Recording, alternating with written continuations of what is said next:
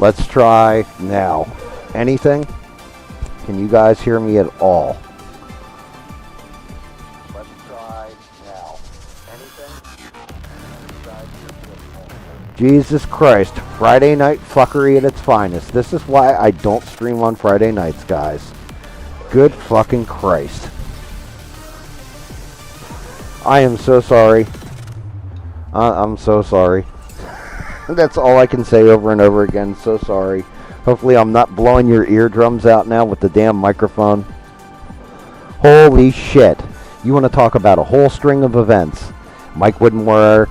Then all of a sudden the Xbox disappears out of like the list of shit I can fuck with. Just everything that can go wrong is wrong.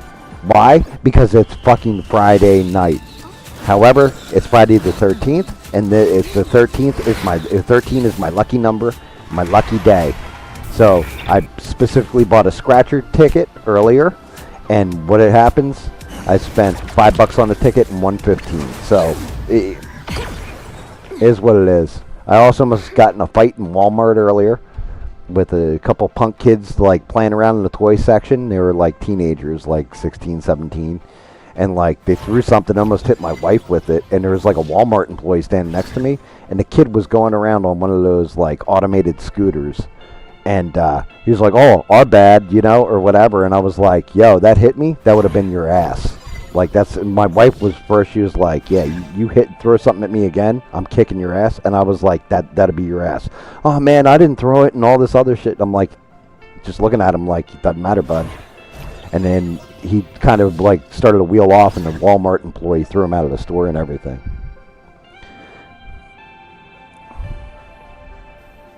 Now it sounds like I'm trying to deep throat the mic. God damn it. I have thrown on so many different settings that now I'm going to have to go look and see what I've turned up and what I haven't. So give me 1 second, guys. And I'm not buying this Future Foundation shit. They can kiss my rebellious ass with that. Let's see. Settings were good. But I almost had to go to the backup of the backup. Let's see. Audio mixer. Mic audio 2. Oh, God. Okay, is it better now? I've got like 6 different audios running, guys. How about, let's see, audio input capture 2 is up. So which one, like, is this fine now?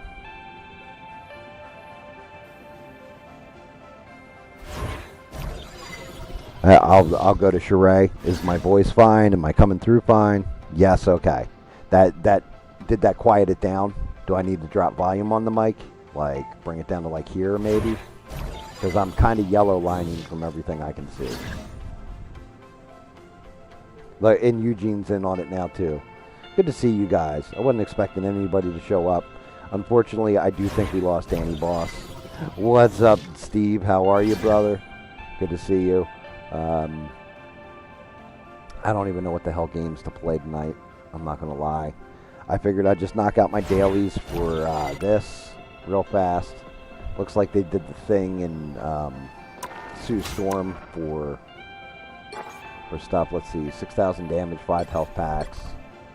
Oh God, I got the 7 days to do. Oh my God. Inflict 60k damage, inflict 60k damage, take 60k damage, heal 50k health, land 30 final hits, secure 30 assists. I can knock out 4 of those probably in the first 20 minutes. Let's refresh this. I'll do the land 4. Okay, and I got to do the 6,000 out of 60,000 damage anyway, so let's go. Let's just go into easy mode here and knock this shit out real fast while I talk my shit and play my games. Hey, Danny Boss is back. We didn't lose him. Good, good. Because I've been angrier than a son of a bitch. I didn't go to bed till 10 o'clock this morning. You'll need a top-notch team to win this one. Why the hell do I have an echo? But yeah, I've just been angrier than a son of a bitch today watching some of this news coverage going on. Could not sleep. Help Herbie scan. I need assist and shit, right? We got 1 healer, 2 tanks.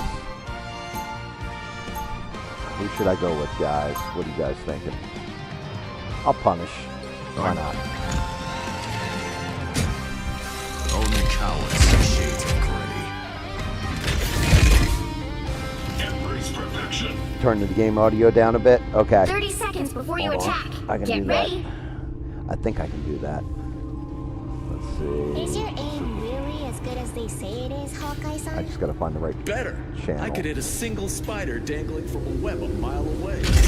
Okay. Cool, but... There you go. How's that? Is that better for game audio balance of life mix, Sheree? The battle starts in 5, 4, 3, 2, 1. Like, I don't know. We'll find out when I start shooting bullets if we got a major echo or what. Heads up, back guy. No, it's good. I think we got it. I don't know. I'm listening to the headset, so you guys gotta tell me.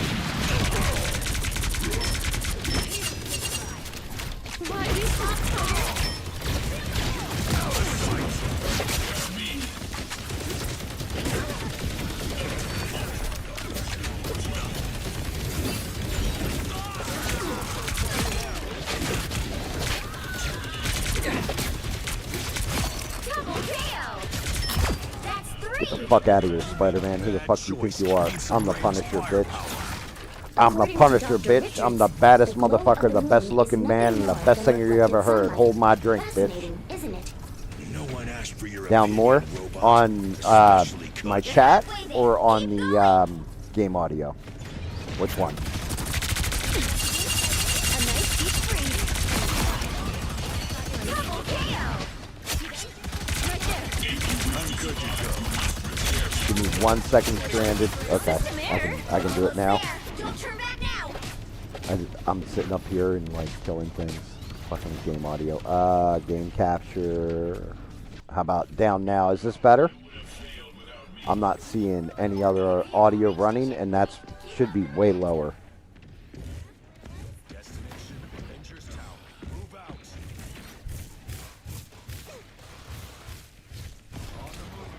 Okay, that's good. Damn it, they broke my turret. Bastards. Eat a shotgun, motherfucker.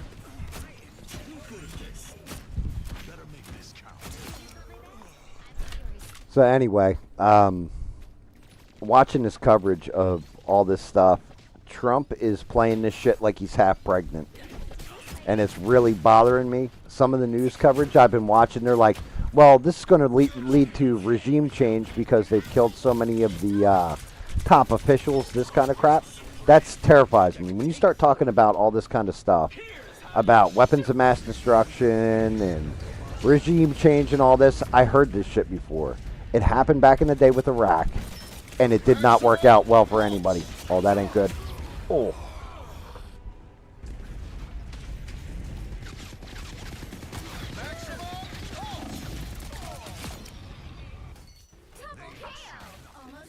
But I'm definitely, I understand if they were close to enrichment. The whole thing is, I want to see the proof. I want the evidence. I want the whole thing. And then more worrying is Tulsi Gabbard, Director of National Intelligence, had put out a video, I guess a day or two prior to the strike, and was talking about this shit. And the way she was talking about it was like, we don't want to go to nuclear war, all this kind of stuff. Next thing you know, the attack happens. So it's almost like she knew what was coming, guys. And I don't know how I feel about that. Like, did Trump listen to Netanyahu and not his own Director of National Intelligence, or what? Like, what happened?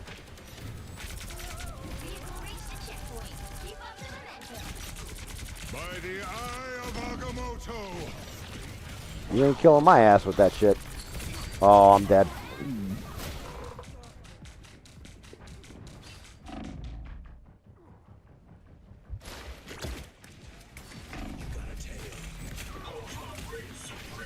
Yeah, you're not wrong. Oh, Iraq definitely ended, you know, a little bit different than Afghanistan. But this is going to get ugly. And then hearing people like Ben Shapiro fucking put out his thing, and he was like, oh, they targeted the scientists, they targeted, like, only military stuff and all this. He completely neglected the fact that they used Mossad to go in and assassinate people. That according to him, no civilians were damaged, and Israel didn't target civilians. The only thing is, some of those nuclear scientists were in their apartment complex when they got hit, and it wrecked people inside. So it turns Iran's shit, like, it turns the Iranian people like, yo, you're killing innocent people here. And they feel some kind of way about it. It could get ugly. It's going to get ugly. God damn it. She went to go heal. So, yeah, Ian Carroll, he's definitely... what's going on with Candace? Is she pregnant and having a kid again? Because this will be like her 23rd or some shit. But, like, why is Ian Carroll covering for Candace? I didn't see why. Some of the guys I've watched, they'll have people cover for him, but I haven't heard why Candace has Ian Carroll covering.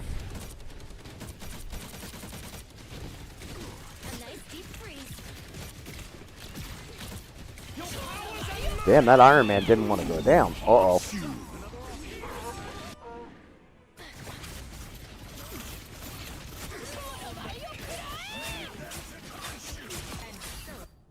I re-upped. Yeah, Ian Carroll. Yeah, so what's going on now? There's a debate between Christians over who's got the teachings of Christ right. Is that what's going on now? Leave them to Khonshu. See them? Right there. Like, I honestly don't know. I mean, not gonna lie, this is kind of what I always tell you, Danny, about the nuances about people with religion. You know, nobody probably has it completely right or completely wrong either, but you can believe in the same generalized things and get along. Now, Danny is not a Catholic. As a matter of fact, Danny has said something in the past about Catholics, and Devin, who comes in the chat, somebody, you know, make sure you leave some popcorn out, see if we can't trick her in here. But Devin has definitely been like, Danny, what the fuck? I'm a Catholic. Do you feel that way about me too? That's definitely happened. And everybody's trying to give me their my flowers. I don't know how bad this Hawkeye is, but I'll hook everybody up real quick and go to the next round.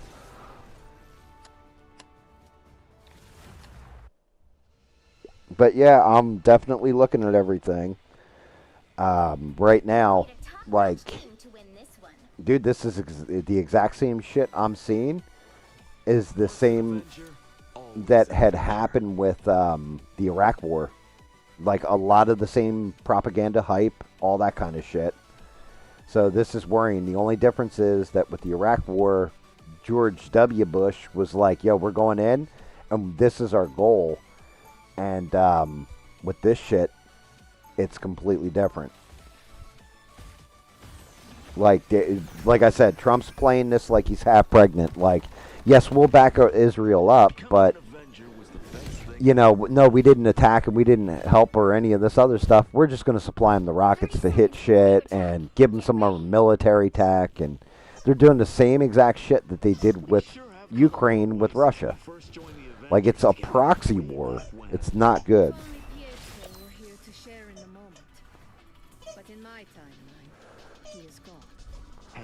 No, that's okay, Steve. Danny will probably watch that debate anyway to see what's being said. Because the whole thing is he's always trying to learn things. Like, he's always trying to adapt and come up with new stuff. But yeah, it's been a long time since I've talked to you guys. What's going on? Anything good? Come here, you bastards. Alright, I gotta come off this Hawkeye shit. I am not hitting well with him tonight. Nah, even though I killed Iron Man there, no problem. Really should have had a lot of these guys dead.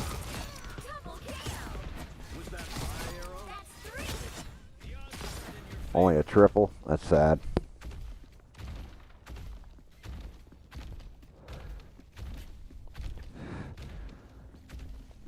Oh. What you got there, Stranded? Any, like, please share with the class. Anything interesting going on?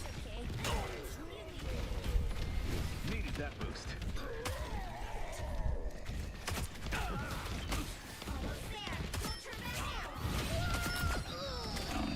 Squirrel that, squirrel girl. We got company. That little fucking shark. Fuck you, shark. It's too easy when you never miss. Directly behind you. Uh-oh. Ain't good. Scarlet Witch.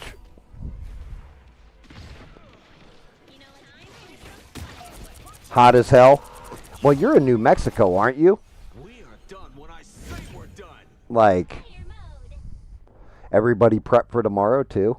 Because it may be hot as hell out there. Well, Steve, you're not near a major city, are you?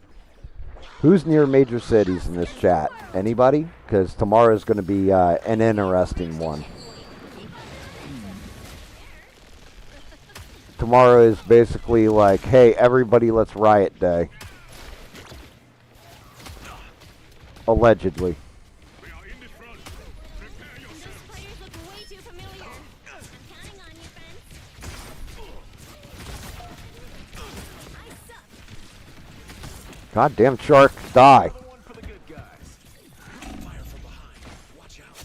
Penny Parker. Just Kill that dude. Goy. You're up, little ones. You're smack in the middle of a major city? Stranded? Are you working tomorrow? Nice mission, Spider. Try not to go, like, I don't know what's going to happen, but I'm sure none of it's going to be any good. Stay away from the nest. I never miss. You're halfway there. Keep going. God damn, that was a waste of an ult, huh? It's spider time! God damn you, Captain America. Fuck off. Oh, okay. Yeah, I gotta come off him. I'm not gonna get 30 kills fast. Virginia, right? Okay. We are done when I say we're done. Alright, let me come off fucking Hawkeye. I'm playing like shit with him. Get that vehicle moving again. You know what? I haven't iron fisted in a while. Let's put a fist in somebody. Perfect. Hex. Ah! I suck. Almost there. Don't turn back now. I can't play because you're always playing solo. I love Captain America. He was one of the first guys I got to, like, Lord rank on this game.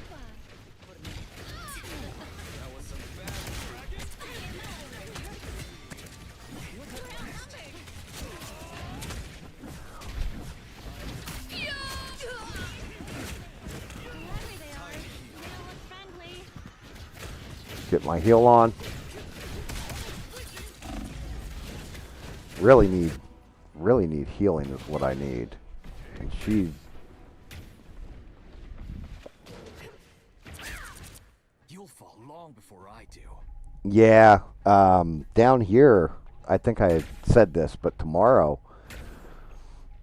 when it comes down to it, they got permits so that they can do their protests. Newspapers have run stories on it, everything else. I didn't want my wife out in that shit, and I didn't want to be out in that shit because all it would take is just the wrong asshole to hit the right button, and I'm going ham on somebody. Feel the wrath of the goddess. Dude, can I get fucking healed? This is just sloppy. I'll go to Ultron. We need a second healer. I was on the brink.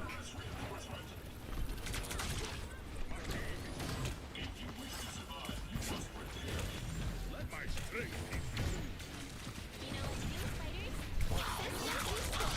Your powers are I need to get up in the air. That's some bullshit. A nice deep freeze.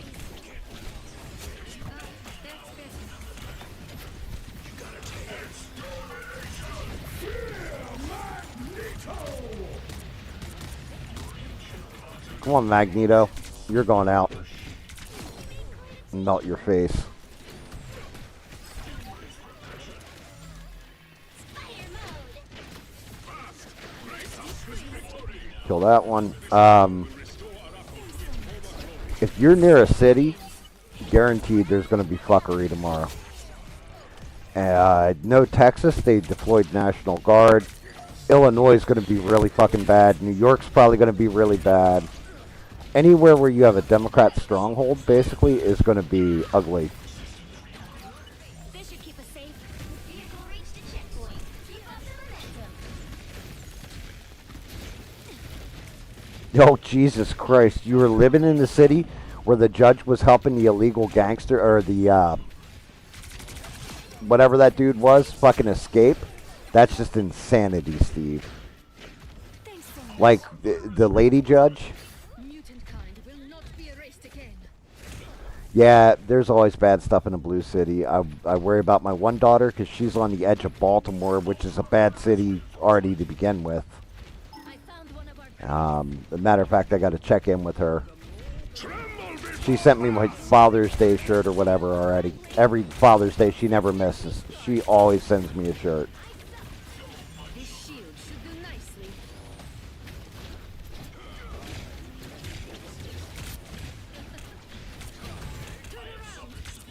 Your powers. Oh, god damn it, I got killed before my ult went off. Your powers. I don't have to be center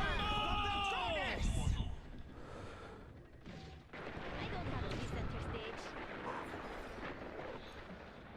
Oh, okay, I know what you're talking about, where he actually had the illegal alien in his house with him. That one, Steve? Don't let anything stand in your That one was a crazy story. It was like, what the fuck? Like, you're supposed to be deporting this guy, not letting him cut your lawn. What the fuck are we doing here? Your powers. a nice deep freeze. I mean, I do give that judge credit, though, Steve, because at least he put his money where his mouth was and moved the guy into his house. So it wasn't just lip service, you know?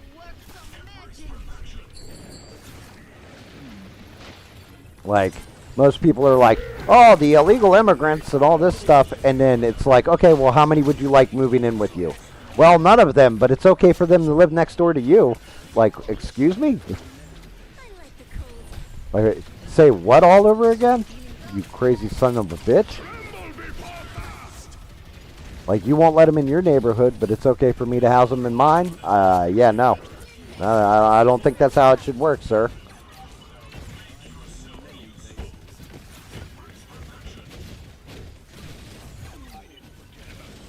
Come on, guys. Focus this Loki. Get him out. Damn it. It's going to get away.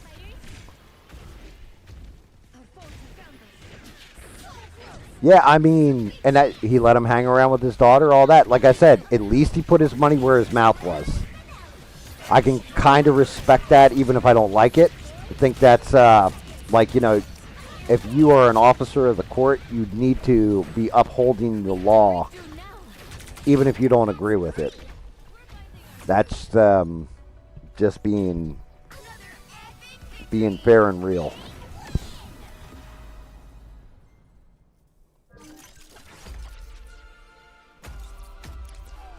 Alright, I got a little warm up with Marvel Rivals. I think I'm going to flip it to old school here. Let me see, that I've got time. I always swing back and forth through games, so this isn't going to be any different. I'll end up coming back to this game and playing more of it. Let's see, got my dailies done. I still just got to hammer through these things here. I need 4 out of 6, and that's complete. So I think I'm going to switch games up, guys. Let's switch up to... Boom. Let's try this. because my fighter on this game is an old school fighter. Do maybe 1 or 2 rounds of this. But yeah, I had to do it, and I love playing this one. EA Sports. It's in the game. God damn, look how old this is. Like all old school, like Xbox 360 kicking off. Yes, I heard about the riot in, yeah, so Steve's not wrong. Robian reporter Steve is on the scene in Newark, New Jersey, where there was a riot in the migrant detention facility, and basically 4 of them escaped. There was 4 people that were locked up that ran away. Yes. You know what? I have Street Fighter V for Xbox, but I might have actually a Capcom fighting collection, and I could play that. That is definitely a thing. But we will go into, let's see, I think is it champion mode? And like every time, I use the same damn name, same damn champion. But this one is the one that I just recently set up. As you can see, my old saves are from 2020 and 2025, 6/10/2025. I set this guy up, already went through the basics, and now he's ready to fight basically Amateur League. And that would be the baddest motherfucker on the planet. Oh, nope. I don't want this. I went into the wrong mode like an ass. Good evening, everybody. I'm Joe Tessitore alongside. Let's throw in the towel. Let's get out of this one. Yes, throw in the towel, just lose. Game modes. Where is legacy mode? Here it is. Got to go to my custom boxer. Let's load my legacy. Yeah, 2025. C Lane, right? Because they don't have the name Lang that you can use. So I will use this one. But Clubber Lang, ladies and gentlemen. That's how this goes. We gotta set up the schedule the fight. Let's see, 15, 20. What am I ranked? Doesn't even tell me what I'm ranked. Well, I'm gonna beat the white off this guy. That's what I'm gonna do. Let's book that fight. All right, home gym.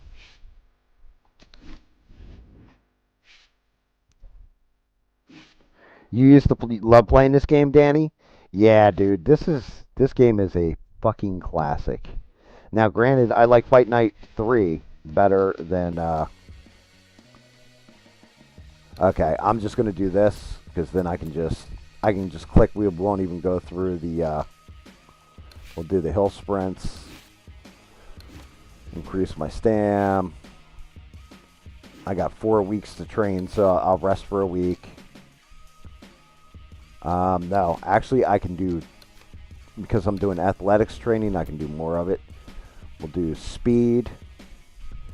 Yeah, we'll do that. Train. And then this week we will rest, get our stamina back.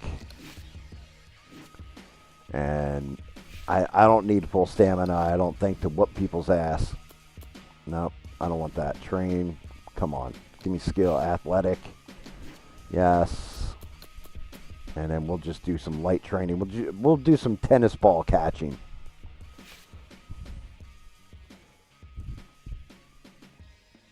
Well, it's not going to rain everywhere. Yeah, Eugene, exactly. Do like Little Mac. And then we should be at fight night. I just wanted to get into a fight.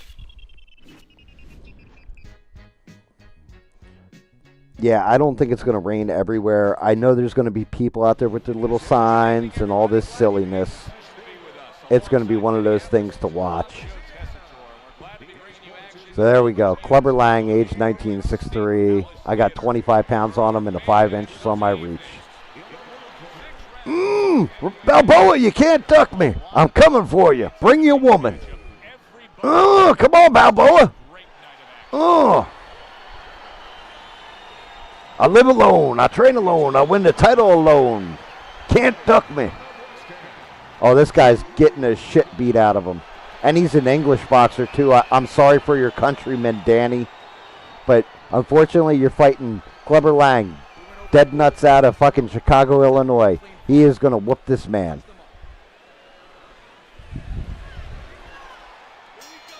Well, they've been waiting for this moment, and now they get it. Round one. You want to fight? Come on.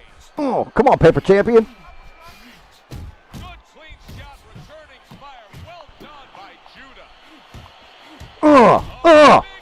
Good night, son. Good night. Mess with Clubber Lang, you mess with the bull, you get the horns. I just crushed that man's face, and I'm gonna hit him on the way down too, just for that extra little punch. Judah's showing you what he is made of, getting up off the canvas after being knocked down. This is exactly what happens in Rocky too.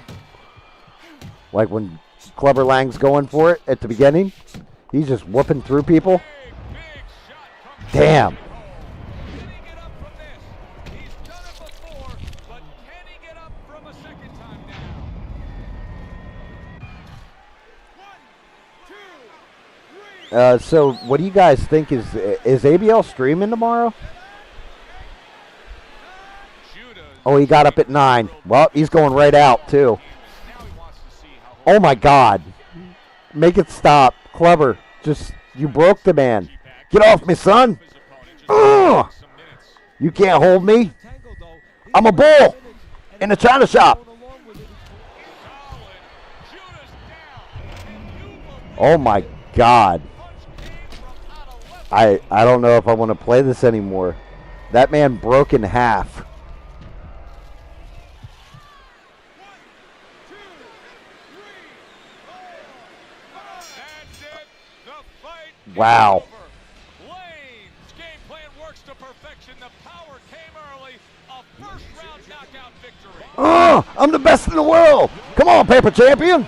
Come on, we're Rocky Balboa. I want my belt. I'm going to have to fight a higher ranked fighter, I guess, because I just whooped that man's ass. And, like, it wasn't even pretty. I never saw that coming. An early knockout victory. Like, there wasn't even a scorecard for it. They just, Jesus Christ. There was only 25 shots thrown in that whole thing, and I broke him in half. I'm up to rank 44. Good Lord. I honestly wasn't expecting that. I'm gonna go up to rank 41, I guess. No. Cancel. Like, can I go up higher than this? No, the highest I can go is rank 41. All right, I'll fight this dude. Maybe this guy will put up a fight, huh, guys?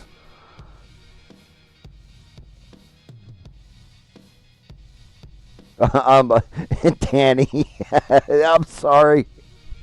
The Englishman. Oh my God. Dear Lord. They give me weeks to heal up and everything, and now I get to train. All right, we'll go to the fast training again, because honestly, after that ass beating, we'll go to powerlifting too. Oh, just dear Lord. Maybe I just need to go to the. No, I don't want to do the actual skills training. It takes too long. Let's see, what else did he do? We'll do the sprints, take off 20, so that's 20. I get 80 back, right? So if I rest in the last week, I'm at 50%. And what does a rest give me? A rest gives me like 80% back. So that means I can use like another 30%. We'll go to endurance. So I can use a 30%er and then rest on the last week right before fight night. Get in that ring and just see if I can't maul this dude too. And we're at fight night.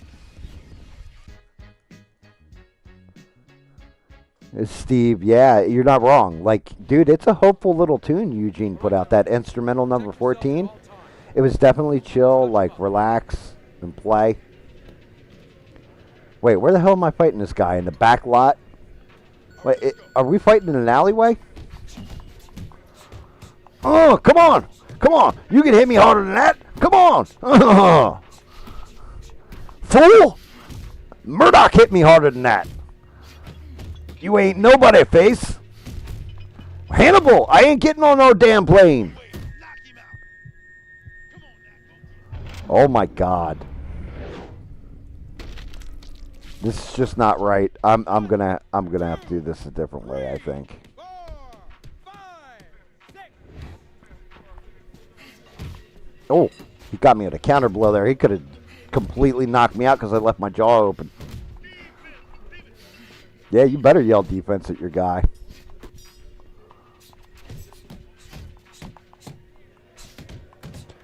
Better. Oh, God. He dropped them hands, and that jaw just saw fist. Busted him. He knocked his teeth out of his face, I swear. 2, 3, 4, 5. Yep, he's out. Oh, my God. This is... Oh. Somebody make it stop. Make the bad man stop. This is why you should not duplicate Rocky characters in a real-world boxing sim. Like, just no mercy at all. Like, Mick just had a heart attack watching that. You're a tomato, Rock. You can't beat this guy. Good Lord. All right. I'm just going to try and do one-off matches. Let me fight guys that I know can whoop my ass. So this way it's at least a little exciting because there's not even a scorecard. Oh. It's just not right.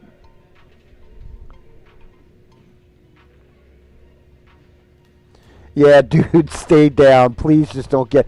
He's already dead. Just please stop. How come this won't advance? Advance. Get past it.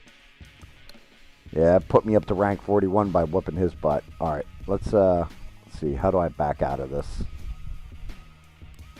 Records. Save legacy. And that's this one. We just save it. Okay. Dear Lord. And then exit legacy mode. Yes, I'm sure. And then I'm just going to go to fight now. And yeah, we've got 26-3. Oh. I got it. He doesn't have the same reach and stuff, but yeah, that'll work. Actually, it's a different version of Clubber Lang, but it's actually one of the guys I must have played with back in the day. All right, let's see. We got Big George. Damn, that's bullshit. They're going to make me buy a pack to unlock him.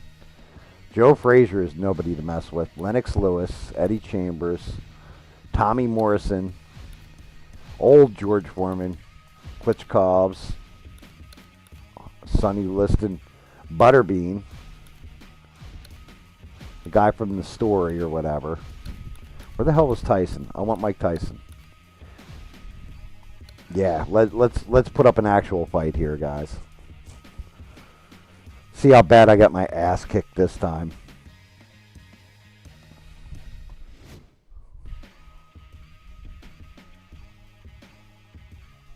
Low blow. Oh, I forgot. I can punch him in the dick if I need to.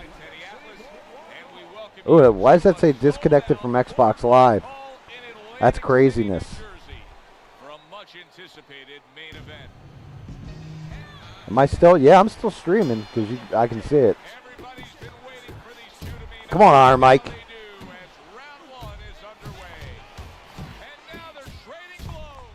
Oh, I hurt Tyson. Down goes Tyson. Oh, Clubber Lang can't be beat. I don't care if you made of iron. I'm made of a blowtorch. I'm going to melt right through you, son.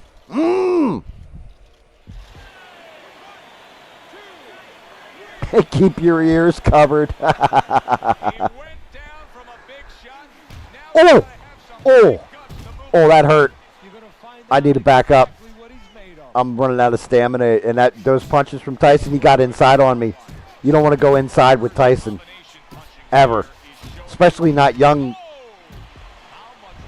not young Mike Tyson. You got to work from the outside and get in on him and just clip his ass out. And I'm going to hit you with one more to make sure you fall, sir.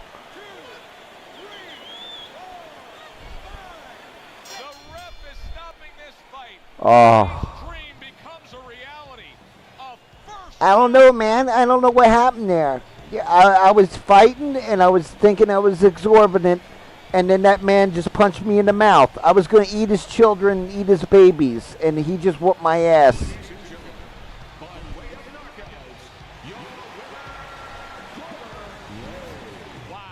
Wow, dude. I actually didn't expect that. Okay, One single lightning bolt of a punch and okay, fight now. Goddamn, guys. I really thought Tyson was going to hurt me there. All right.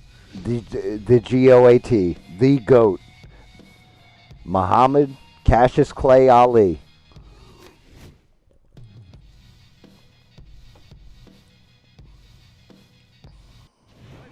Hi, everybody. So glad you're with us. Joe Tessitore alongside Teddy Atlas, and we welcome you to the famed Boardwalk Hall in Atlantic That's City. Mushroom Earring Tyson. So many great fights have That's gone on. just out of jail Tyson. That's what happened. 10 rounds of I mean, Tyson's like one of the highest rated in this game.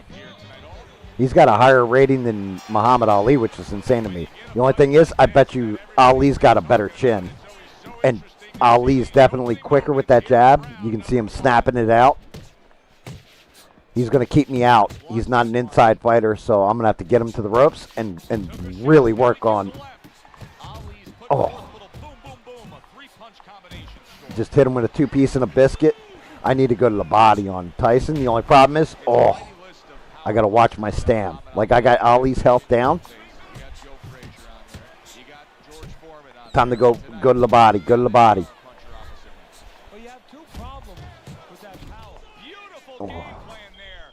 Out from range and into the power. Just the way he and his trainer. Just like regular, real-life Clubber Lang in the movies. He got that nasty hook.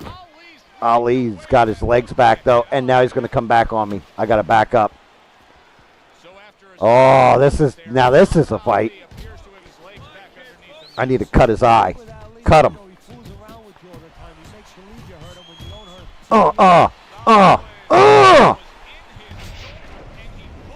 Get in with those jabs, work a straight, work off the jab, and then just start getting them hooks, landing flush on the right on that sweet spot on that chin. Finish off with a straight or a jab. Body work is rocky though. You want me to see if I can work his nuts? Let me see. There it is. Here's the low blow. Oh, I'm gonna get a point deduction for low blowing. I'm punching him right in his testicles, dude. That was for you, Danny Boss. Oh, how your legs feel now, sucker? Damn, Ali, like the way the PC is playing this, it's like he's just trying to survive. Oh, that's not good. Back up. All right, let's go back in.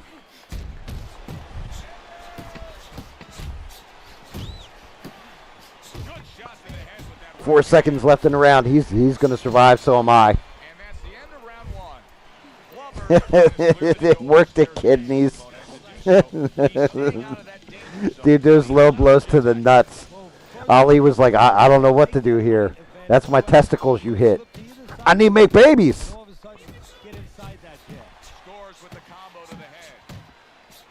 I had one buddy, I used to headbutt him, split his eye open, low blow him, and then hook him out and just like drop him. He would get so mad. He'd spike the controller and everything when we used to play this. They know that the opponent only had 60 seconds to recover, and they're figuring it wasn't enough time. How about that left hand? Oh! He was able to get up and continue on last time. Now he goes down again.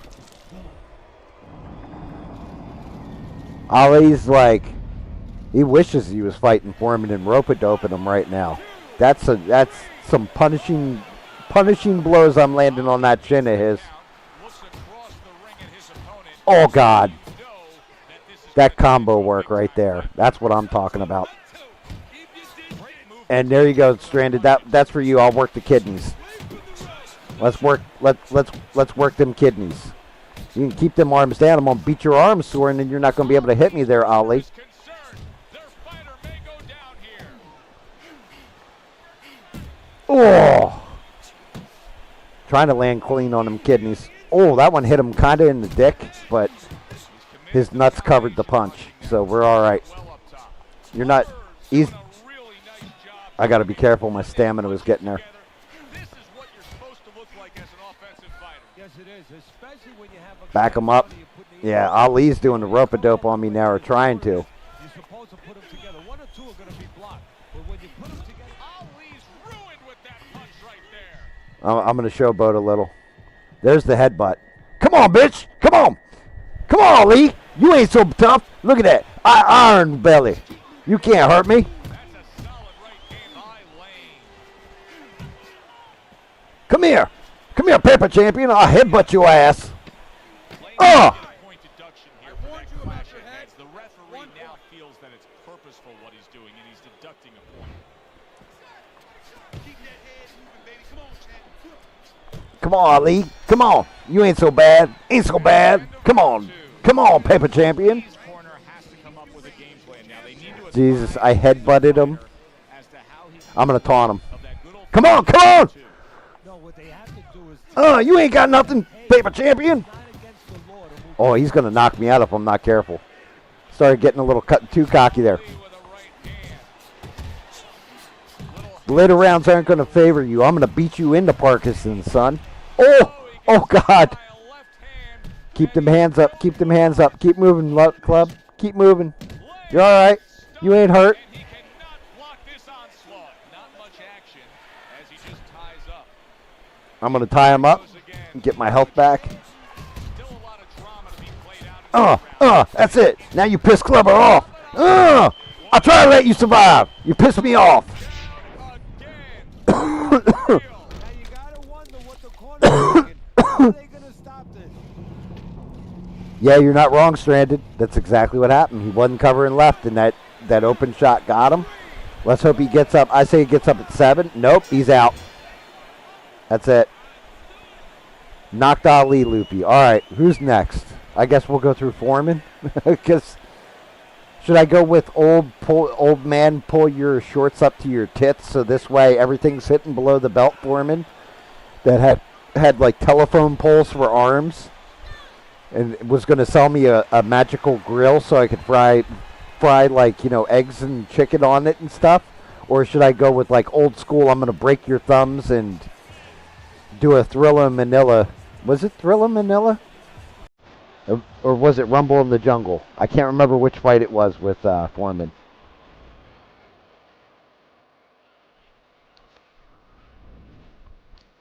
Yeah, you gotta love it though.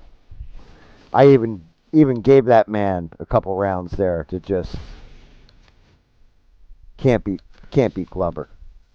David Hay. What the hell? How come he's not pre-order to find out how to... Dude, I can't unlock old school Foreman. You guys are dog shit with this. See, Reggie Stewart. Like, a lot of these guys are just bums. Oh, Butterbean. I bet you I can knock... Sonny Liston's a hell of a fighter. Evander Holyfield is technically should have been higher rated than Tyson, because all three of their fights. Yeah, we'll go. We'll beat up old George Foreman. Rest in peace, George Foreman. But yeah, I'm afraid I'm gonna have to whoop that ass. He needs to change his name back to Cassius Clay after that. Oh, with damn, he's using that Philly shell.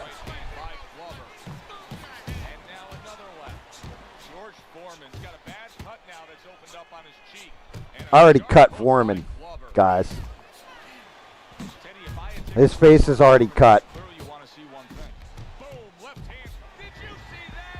Oh my God. If George Foreman wasn't dead, he is now. Look at that. He's got a cut on his cheek and everything. Let's look at that from a different angle. Boom. Left uppercut. Square on that jaw. Oh, he's hurt. Oh, he's going to get to his feet. I'm going to bust that cheek open for you, Georgie.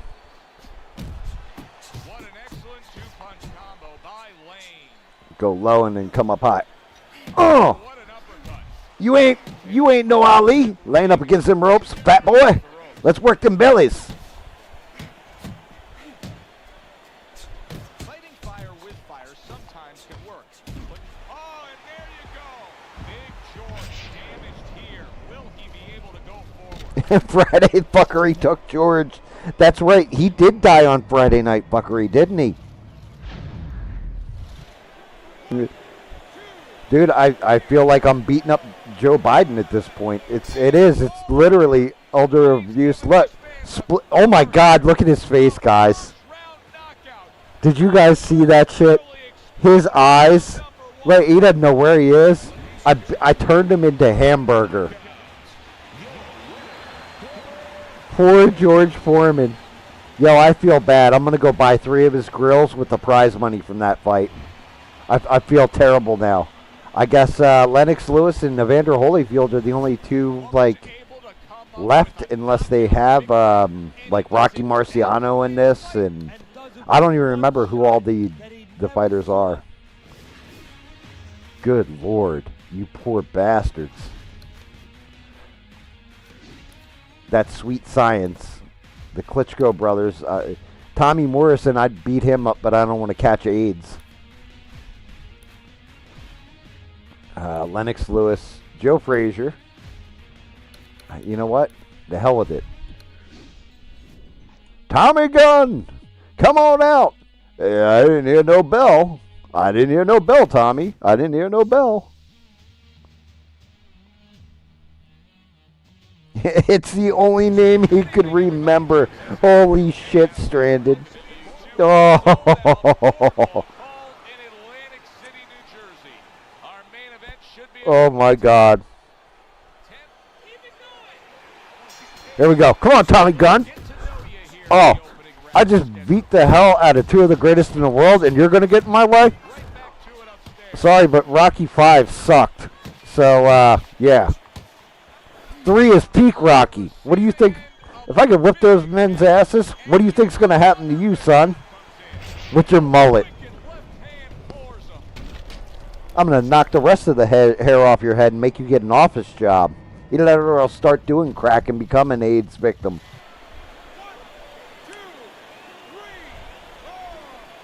So now the question becomes, after that knockdown, He was an all right boxer, but yeah, it is. He had a very sad ending. His life was a sad ending. Like seeing pictures of him towards the end of his life, and he wasn't all that old. It was fucking pretty ugly. You know, George Foreman, like I said, seems like a big teddy bear, but when he was a kid, he used to break people's thumbs for money and shit. Dude, Tommy Gunn didn't even put up a fight there, guys. A shocker. That was just a fucking, what do you expect? I've gone through Ali. I've gone through Tyson. I've gone through some of the greatest of all time. And put that bum in there and just whooped him. All right. The Klitschko brothers, they were both champions too. Sonny Liston, man. He's a classic. But let's go with the real deal Holyfield. Medic! Stranded's having fun with this one. I think we all are. Oh! Evander almost knocked me out right there. He isn't playing around. I'm going to work my jab right into my hook. Right into the uppercut. Pop out. Go low. Come up high. God damn. He's got that lean to get out of the way of it. You want to stay on the outside where you can use that Come on. Punch your way out, dude. Into close places. Oh. Oh, well, it was fun while it lasted. That clever Lang left hook. Oh, oh, shit. Oh, that second punch. Evander, you are a beast, dude, because that square up just landed on your jaw. I don't know how the hell you're even standing.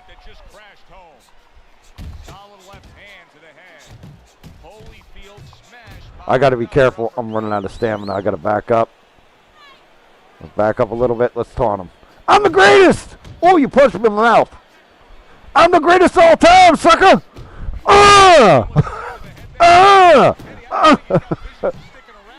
I'm just throwing them fucking boulders from the shoulder. I gotta be careful. My stamina started to burn there.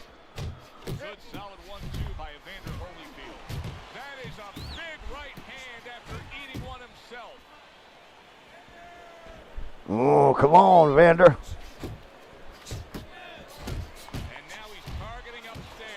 Whoa, Vander landed a nice cut.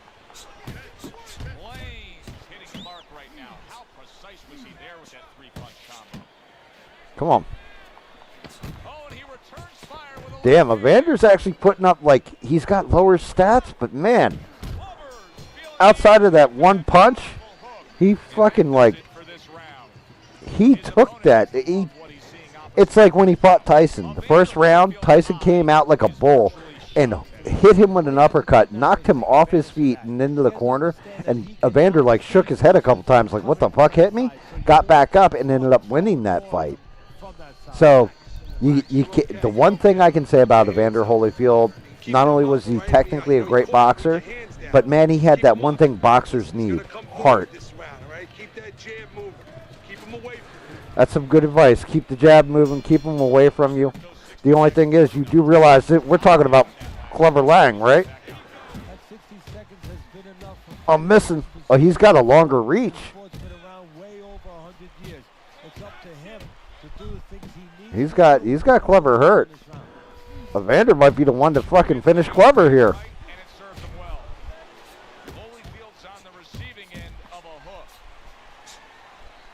Oh, I'm gonna punch you in the dick.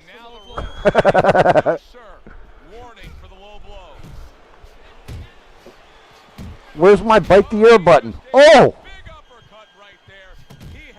That one was punishing. Come on, back up, Clever. Come on, you got it. Dance, dance, dance. Dance back. Rang my bell.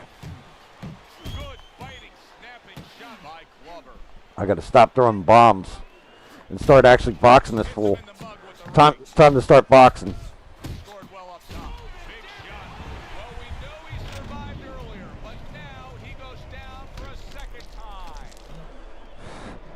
I'm not going to lie at all.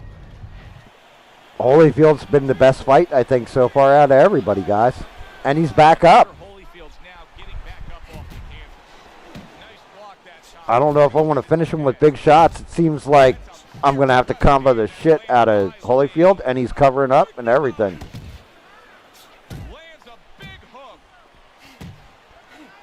Damn, my hook is like my finishing blow, too.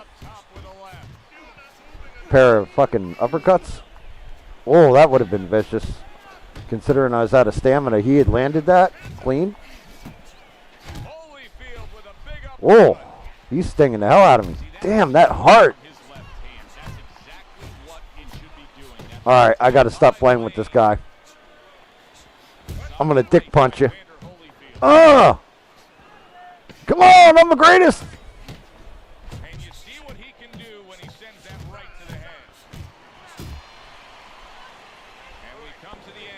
Damn, we're in round 3, guys. Evander Holyfield, it looks like the man to beat.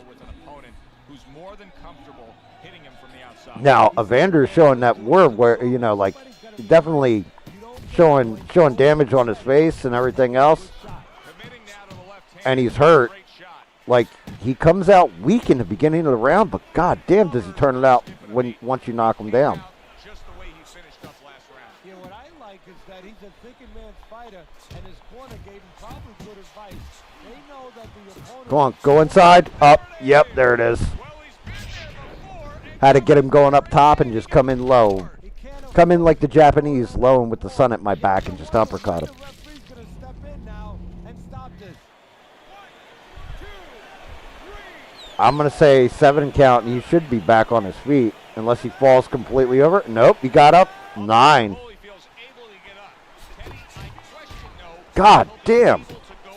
You almost knocked me the hell out again. Know what to do, but what not to do. I'm going to let you survive this round. Come on. That's the inclination. Come on, punk. Right here on my chin. Come on. What, you seeing stars? Come on, champion. What you got to do is grab on the inside, clear your head. Yeah, Evander is definitely that dude. Nice block by Evander Holyfield. Damn. He's actually making Clever Lang sweat this round. Dude, how is he staying up? Good 1-2 by Glover. Blaze. Damn straight, it's a good one, too. Combination punching. Well, right there's a good example of the benefit of combination punching. You miss the first or the second, the third and the fourth, they land. One of the fastest punches in the game. You see how he just turns over that hook. Come on. Go right to the gut. Work offensively, landing that combination by Lane. I need to go to an uppercut right now. If I can just... Oh, no. I'm going down. What a turn of events. Just moments. Oh, he caught me. Overhand left. Down now. Oh, no, Clever. You ain't done, son. It ain't over yet. We ain't won the title yet. Get up on a 2 count of all things. Lane's back up. Okay. Now I'm mad. Find out in a second whether or not he moves his head now. Wow. Great goings here of this round, and he goes down. Can he survive it? Trading off. Do not fuck with Clever Lang. The bell rang too, so if he stands up, we're going to the next round. Nope, he can't make it to his feet. But yeah, the most dangerous boxer right now has been Evander.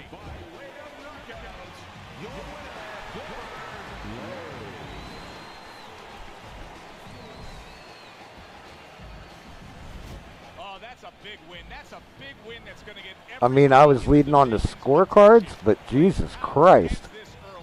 You see results like this sometimes from combination. Whew. Evander, they gave him a chin, and, like, he could fight. All right, we'll do one last one on this, guys. We'll go Lang versus... Sonny Liston's pretty good. Butterbean, I'm pretty sure I can whoop the ever-loving God out of. Because Butterbean was a nasty puncher, but he couldn't take damage if somebody started whooping on him. Ali is actually higher rated. George Foreman we beat. Joe Frazier, Lennox Lewis maybe? Lennox Lewis is an outside fighter that he was a decent champion. Evander Holyfield, I still swear, is better than him, though. Good evening, everybody. Glad Yeah, that was definitely a good round of boxing right there. Well, they're scheduled to spend a half an hour swapping Oh. leather this 10 rounds. Lewis is Actually, feeling the sting of that big actually, it's looking like Lewis. Lane's three-punch Lewis is combination there pretty impressed good, judges. but I need to go to the body more with Lewis, it looks like. Blaze, straight right He doesn't seem to be protected. Oh, now he's covering. Well, when things have gone south Come on, for come on. Lennox Lewis, it's been because his opponent possesses one Work on you with that jab. Well, Lewis is gonna Time to have dance show back that and when he talk goes some to smack. After those times that have gone south, that he's gone north. Yeah, like I think it was He's come up with an answer. Whereas Fight these Night guys round are 3. You had a signature punch that you could assign. And like Roy Jones Jr., I remember in particular. Like they don't have as many boxers on this champion because they put in more of a single player mode. Like I'm definitely landing on them and hurting them. He has found his There we go. with his right hand. Get him to cover up top, go down low, and come back up. Lane's left now getting into the mix. Just buzzsaw his ass.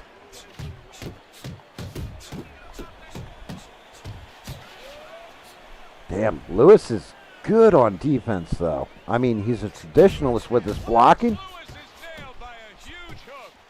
As soon as he gives me that opening, though. He comes with a straight right hand. Took a shot, now he gives a left. He gets hit, but he gets... Lewis is thumped by a left hand. Come on! Hit me in the gut! I dare you! Come on! Razzle dazzle, motherfucker!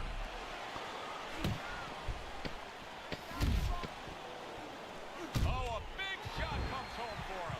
That's right, suck my dick, son. Oh, he may be close here. Can Knock he you do right the it? fuck out. Yeah, Lennox Lewis, dude, he was a gentleman fighter, you know? And we come to the end. Back in the day, it's such a shame because Holyfield and Tyson, everybody was always gave everything to Tyson. Like, Tyson's just explosive, he's exciting and all that. And I don't think Holyfield back in the day got his due up until the two of them fought, and then Holyfield took him. But I think even going in, it was over. Come on, Lewis. Oh! Oh, my God. So this is the knockdown punch here. I had already had his brain racked. I'm going to land two more. One jab, and then bam, that hook. Just put him to sleep. I don't know if Lewis is getting off the mat after that.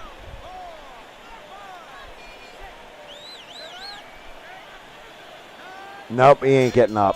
This fight is over. Lewis's night has ended early here.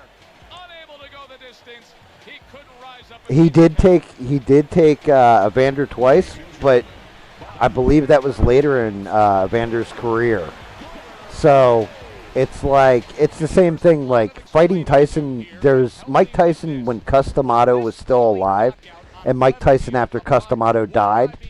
Matter of fact, one of the guys doing the commentary was one of his trainers. All right, let's back out of this. Let me see. Where should we go?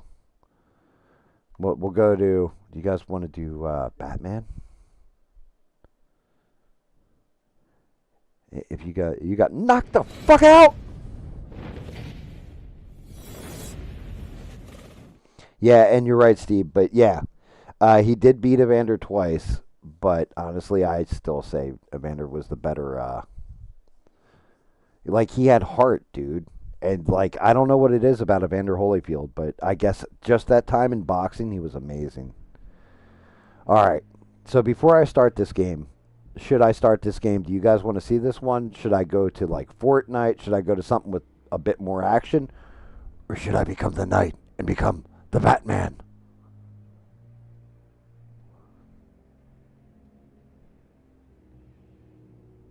What do you guys think? Kid Icarus? Dude, I'm going to be honest with you. I'm going to have to look into what Nintendo's rules are about streaming their games. Because I know sometimes they'll bang out creators for you know, if the music's playing, if you're showing their gameplay, stuff like this. They are not very friendly, which is why you don't see a lot of people streaming like Nintendo games. I mean, legitimately, this one's more like story-driven and stuff like that. Like, there's fun parts to it, but I'll be in Arkham Asylum. I guess we can play, like, I don't know, a chunk of this game, and if you guys like it, I'll keep going. If everybody's kind of like, yeah, I'm not feeling it, we can go to something more action-paced or faster-paced. Because, like, Valheim, right? Like, I know Smurf wants to play that or whatever, and that's a fun one, but it's a grindy game. So it can kind of get boring if you're watching it. It's one thing when you're playing it, but games like that, when you're watching them, they're not as fun. Just my opinion on it. WWE Raw, I'd have to download. I think I own WWE 2K23. Or 22 or 23 is the latest one I have. But yeah, I mean, I could see what I can do with it. We'll go to a brand new game. Let's see what our brightness looks like. Subtitles on. I'll turn on the subtitles so you guys can read. case my mouth is running when he's talking. The other game I could put on, I would have to back out of and go to the pure Xbox app, and I don't know if it's going to stream, but Doom. I know that dude Leo really wanted to see me play Doom. Doom is a fun one to watch, though, because it's fucking brutal. Like, some of the shit you do in Doom is crazy.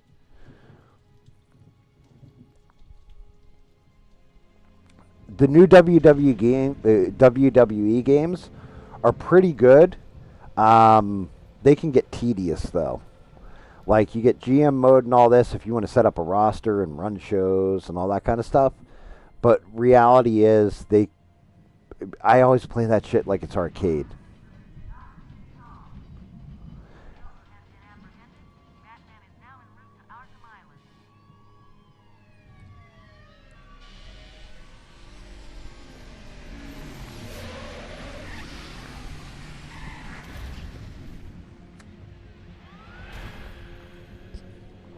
Premise here is Batman gets trapped in Arkham Asylum with all the villains set free, basically.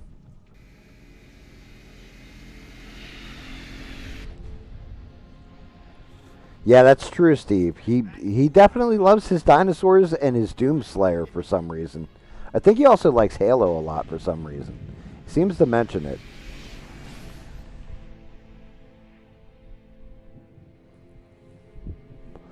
The Arkham Asylum game series, because they have this, they have Arkham City, and then I can't remember, Beyond Arkham or Return to Arkham or something like that. They're really good games. The way they do the villains is probably my favorite version of the Penguin. Not my favorite version of the Joker, even though it's Mark Hamill doing the voice. My favorite version of kind of the Riddler. The Scarecrow is amazing the way they did him in this. That's Walden Shop to you. Bowles! Yo, Frankie, how's the wife and kids? You miss me? Shut it, clown! A lot of people you really want to talk to you. Really? Somebody's playing Minecraft, trying to invite me, I think. Not so tight, boy. She'll crease the suit. Something's not right. I'm going with him.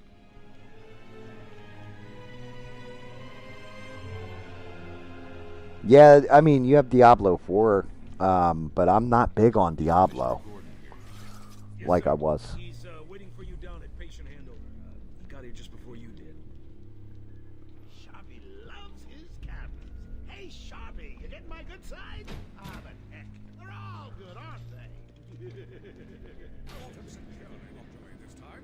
Look at all this new security. How's a guy supposed to break out of here? New patient in the intensive treatment lobby. All non-essential staff to vacate the area. Oh, it's always nice to return to my sweet little hacienda.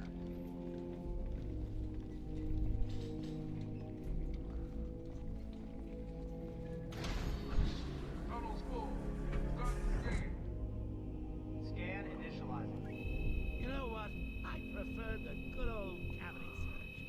Much more personal. I prefer. I mean, you gotta love that zoom. He's not the patient. Ooh, would you sneak in with your bats? Come on, tell me. Batarangs, bat claws.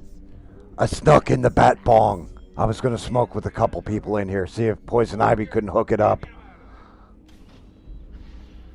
I want weapons on him at all times. Not let him out of your sight. There'll be time enough for you. An Appalachian have to solve. I'm not sure. That sounds familiar. I'm not sure. It wasn't maybe Alan Wake. Was it like a horror game? No, that was the writer. Hello, new patient. This is Quincy Shaw, Warden of Arkham Asylum. Ooh, it's my favorite show. I'm Warden Idiot. You'll never escape. You gotta love the Joker. You shut up over there, you. I'm Batman. I will whoop that ass. I'm telling you, the state of the wiring in these federal facilities is, well, it's shocking. My boys over there could have been hurt in that unfortunate fire. Just gotta check your prisoner, Officer Bowles. Whatever, just be quick. Only following procedure. Well, patient seems to be in satisfactory condition. Yeah, I'm not sure, Minor Steve. lacerations, probably in the last 2 hours. There seems to be. Need to take my temperature? I'd be happy to drop my pad. Get him out The of here. fucking Joker. Good. Get the door open. Alert in intensive treatment. Category 9 patient in transit. Pacification system active. Shoot to kill permissions granted. They're not screwing around, are they? We got another psycho on the way. Can you smell the excitement in the air? No? Must have been one of the guards then. Croc Oh, yeah, look at that. Killer Croc.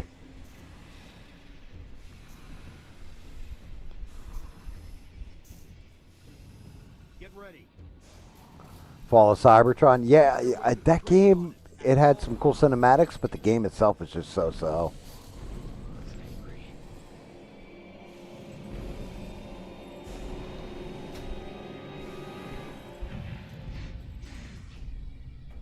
Yeah, they did Killer Croc scary, too. I've got your scent, Batman. I will hunt you down. Don't you know, though, I'm Batman. You can't scare me. Shock his ass. My collar won't stop me from killing you, Batman. I'll rip you apart, eat your bones. That reminds me, I really need to get me some meat. Okay, move up. Yeah, this is the intro, and I know it's kind of drawn out, guys, and a little boring. We'll get to actual Batman, bat action. How come they let Batman pass security? Whee! Great night for a party. Not where you're going. The night is young, lads. I still have a trick or two up my sleeve. I mean, don't you think it's a little bit funny how a fire at Blackgate caused hundreds of my crew to be moved here? Oh, that ain't good. Never a good I thing. told you to stay quiet. Oh, Frankie, you really should learn to keep that fat mouth of yours shut. It'll get you into trouble. Tell me something. You've never let me catch you this easily. What are you really after? Oh, nothing much. Hundreds dying in pain and fear. All their meaningless lives brought to a horrifying conclusion. It's Twin Mirror. I'll have to check it All out. Thanks to you and a book of matches. Was that the answer The you Bat Metal. wanted? I'll have to check them out, Eugene. I'll look them up.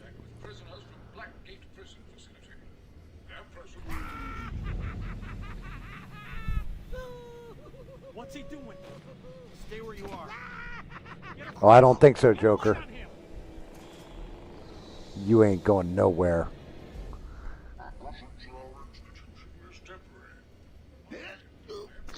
What?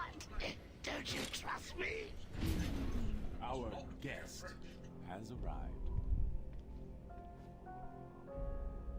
Intensive treatment. Lower floors are now at level red outlook. So, you're back. You killed 3 of my crew when you busted out of here. Only 3? I'll be sure to try harder next time. What say we aim for 100? Alright, so Commissioner Gordon's going to greet me here. We should be actually be getting into the gameplay in a second. Joker invades City Hall and holds the mayor hostage, leaving it to me to juggle SWAT teams, the media, and you. Yeah, it's been a hell of a night. Hopefully the last one we'll ever have with him. Oh, I wonder who that could be. Hold it there. Sorry, Batman. Arkham staff only. I assure you, if anyone's qualified, it's... listen, and I appreciate the assistance, but he'll unsettle the more violent inmates. I think he's talking about you, Babs. Don't be a stranger. You're always welcome here. Gotta say, it's good to be back. You okay? He surrendered almost without a fight. I don't like it. At least he's back where he belongs. Oh, Injustice. Yeah, I own that game. I'm thinking that Mortal Kombat might be doing that soon. Alert the warden.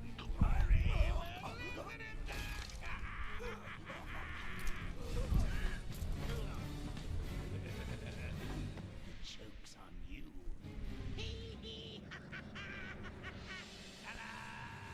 Honey, I'm home. Come on in.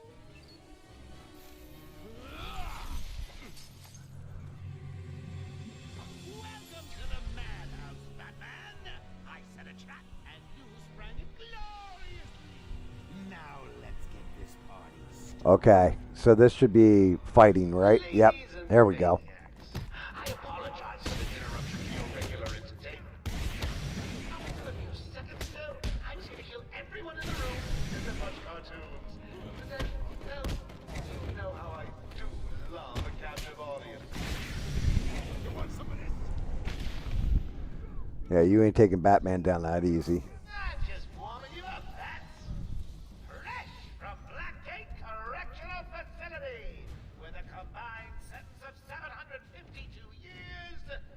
Ding, ding, ding, ding, ding. It's round 2. Sorry, Bats. Turn around.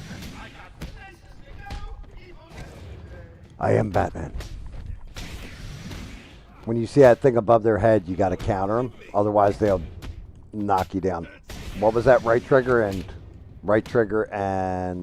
Y.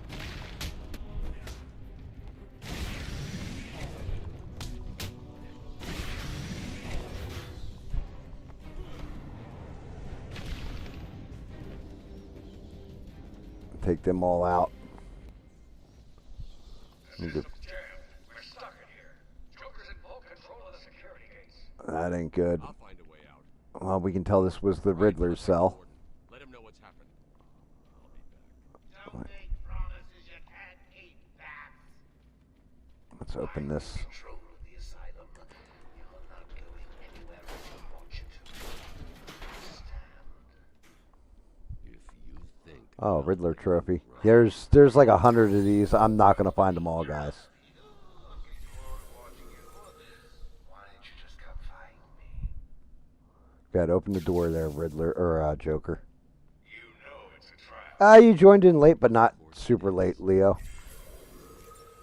We already played through a boxing game. We played a little bit of Marvel Rivals, and I just started this, and we're still debating how far we want to go with this one, and see if people are liking the storyline, all that kind of stuff, or not. But yeah, you got to like break Joker teeth, I think. There's all kinds of different stuff. There's Riddler trophies, all this. I'm just going to try and run through the... guards never stood a chance. All patients should take their medication at the prescribed times each and every day. Yeah, hold to run. Warning. Security breach in level B. Let's just get to running. Warning. Security breach in level B2. Warning. Security breach in level B8. Warning. Security breach in level B1. Punch him in the face. Too easy. Security breach in level B6. Oracle, can you hear me? Loud and clear. What's up? Joker's Oracle escaped is Barbara Gordon. The Joker shot her, paralyzed her, and put her in a wheelchair in the comics. Joker's not far ahead. I'll stay in contact. Yeah, I was even talking about that. Maybe firing up Doom if you came in, Eugene. Because you've been asking me to play that to see, see it played or whatever. Oh, sorry there, Eddie Burlow. I almost punched you in the jaw. What happened? Joker happened. You're lucky to be alive. We must have gone this way. Door's jammed. I'll try and get it open. We need help in pacification. I repeat, we need backup in pacification. you hear me? I'm with Batman. Hello? Where are they? Back down there. Do you need help? No. I work better alone. You're damn right. Because I'm Batman. Check it out. Yeah, Batman. Hear me? If you can, help's on the way. Have a good night, Danny. Thanks for dropping in, man. Like, you know, not a major stream. This is just my goof around, screw around, kind of relaxed stream. And then I go to, you know, I'll be back on Sunday. I don't know what we're painting yet, but I'm starting to get back in the swing of things. I definitely got to print some stuff out. Let me see. Can I get through this door? Yep. Okay. You'll only end up in more trouble if you continue. Thank God. It's Zaz. He's got Mike. He's strapped in the chair. Zaz has totally lost it. Wait here. You can't. He'll kill Mike if he sees anyone trying to get close. He won't see me. Uh-oh. Batman all of a sudden is like, burr, burr, burr, burr. John Cena sucks. Like, you can't see me. Do you hear me?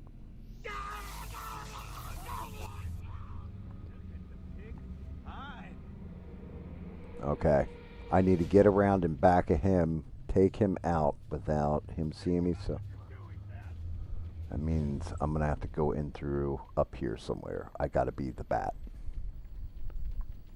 Wait a minute. Did I get a talk thing? Talk to Gretchen. This is disgraceful. How did a patient like Victor get free? We'll worry about that later, Doctor. He wants to kill the guard, you know. He needs to kill the guard.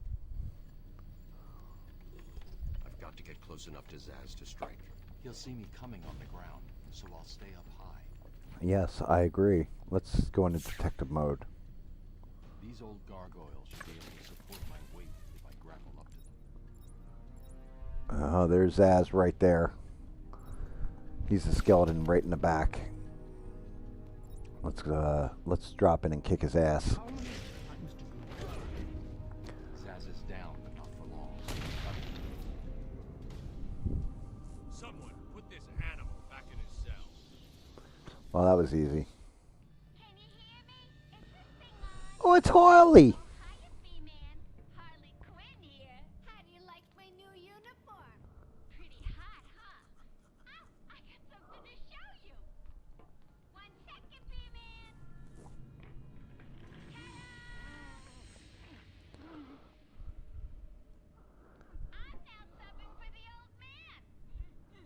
Old Sharpie-Snip has been happier.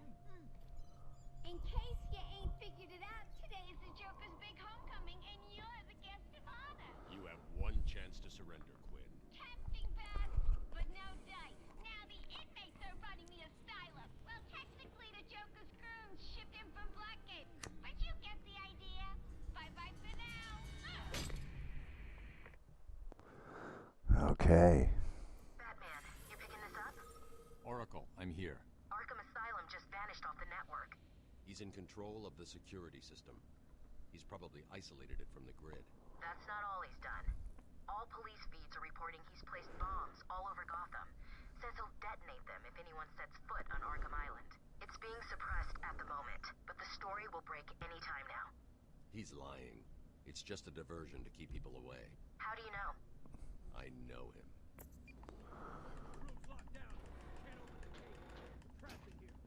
Try the radio. Control should be able to shut down the gate. Harley thinks she has me trapped in this chamber. She never was very bright. Actually, Harley was a genius. She was a psychiatrist, so that's not entirely true. God, it's Joker. He's free. How'd he break out? Sorry, feed's down. Comms are up and down like crazy. It's not good. Pick that up. Keep trying.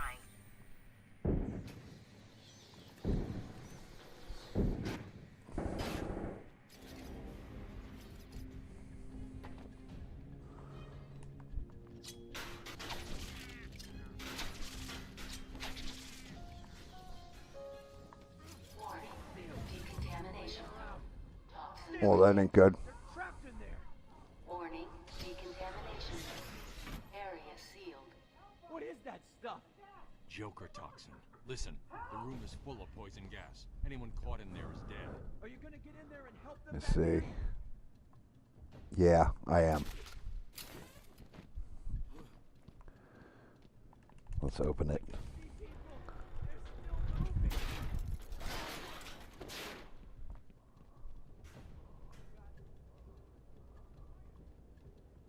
This isn't a simple escape attempt.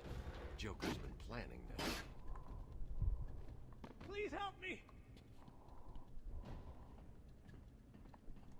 You're gonna be fine. Stay here.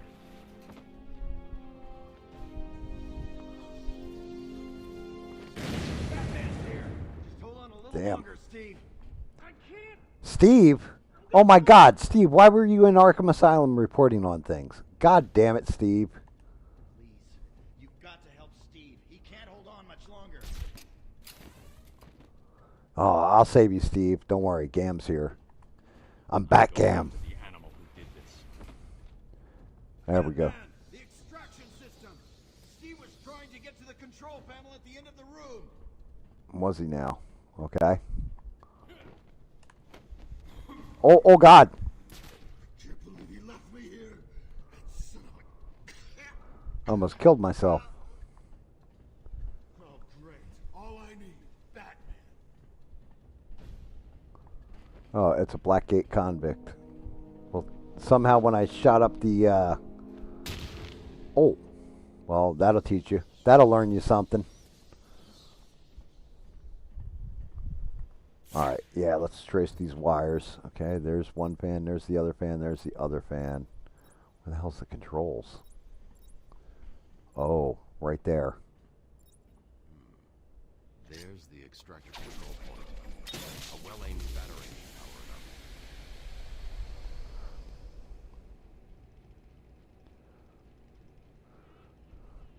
Poor Steve. They try to kill Steve. He was just trying to protect everybody at Arkham.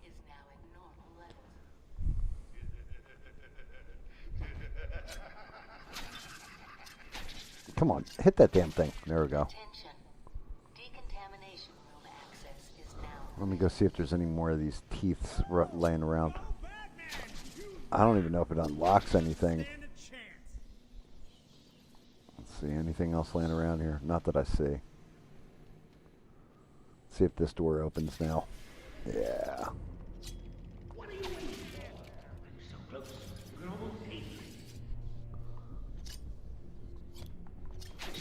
Hold my batarang, bitch.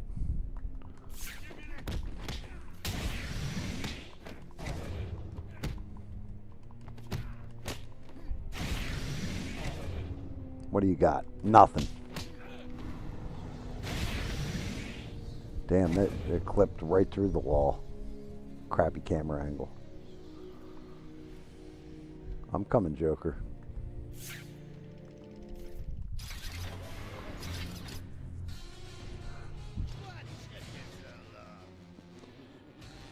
Swear to me! I swear to God! Swear to me!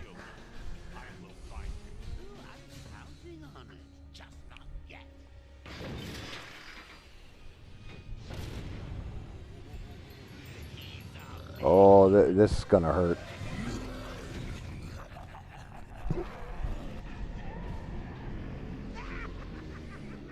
Look what they've done to Danny Boss, guys. Danny Boss is big as hell in here.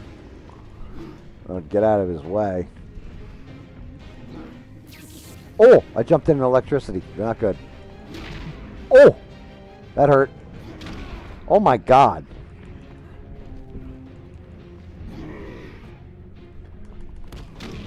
Oh, I can't hurt him.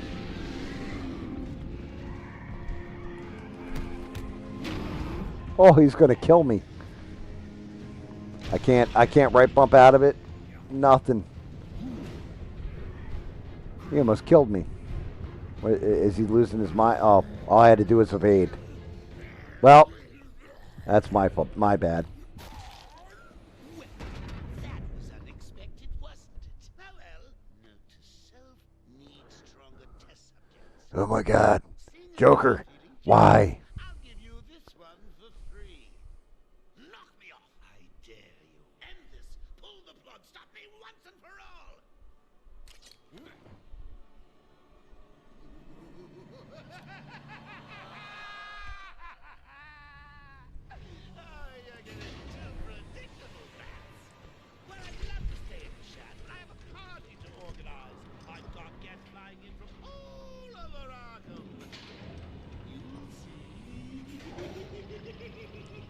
But yeah, call Superman right now. Have him on speed dial.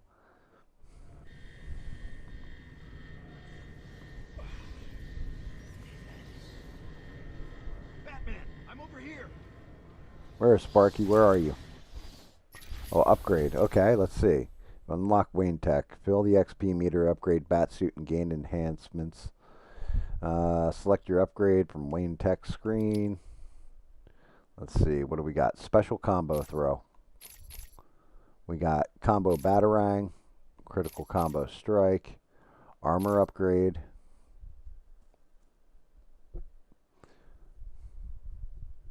All right, we'll just start basic, I guess.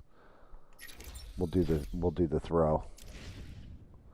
X and A. Choose a direction to throw. Okay, cool. Sweet. Sweet.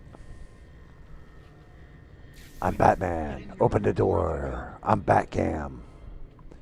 Hey, guard. What's going on? Dude, why are you wearing a hockey mask? Are you fitting to play there rugby there, Mr. Guard? What's going on? Through that door. What's on the other side? We call it extreme isolation. Only way in is via the transport system. That's where we place the chronic masturbators. We lock them in extreme isolation so none of the guards get hit with it, and they have their own mop buckets. The main security loop is locked. Having a little trouble up there? Joker. You were expecting maybe Two-Face? There's no escape, Joker. Silly bat. I don't want to escape. I'm having way too much fun. I even have you here. I'm sorry, Charlie Murphy. I was having too much fun. Ha ha ha! Come do some cocaine with the old boy. Cocaine's hell of a drug.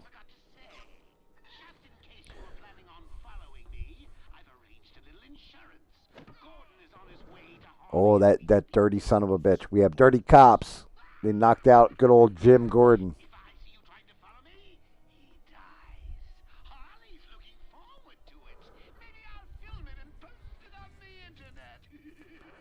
Damn you, Joker, and your social media accounts. The transport system is down.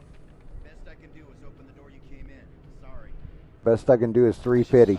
350. Bowles wasn't too smart. He'll have left a trail. All right, so where are we? We got to go that away. We got to go back up that hallway, hook a left, and then hook a right. Okay. Wait a minute. Batman, what's happening? Joker's escaped. He sealed himself off. He's got your father. I can't even run. Don't worry, I'm getting him back. Okay, I know, but... Oracle, I'm getting him back. Joker will not win. I won't let him. I'm Why? starting where he was taken. A guard named Frank Bowles attacked him. If I find Frank, I'll find your father. Bruce, hurry, please. Frank Bowles. Asshole Frank? From Bingo Night? Oh, shit. I never expected him to do this kind of thing. Let me take a look. Yep, okay, we're headed the right way. I bet you're wondering how I did it. Was it a clue the great detective missed? Fuck you, Joker. Quick Batarang.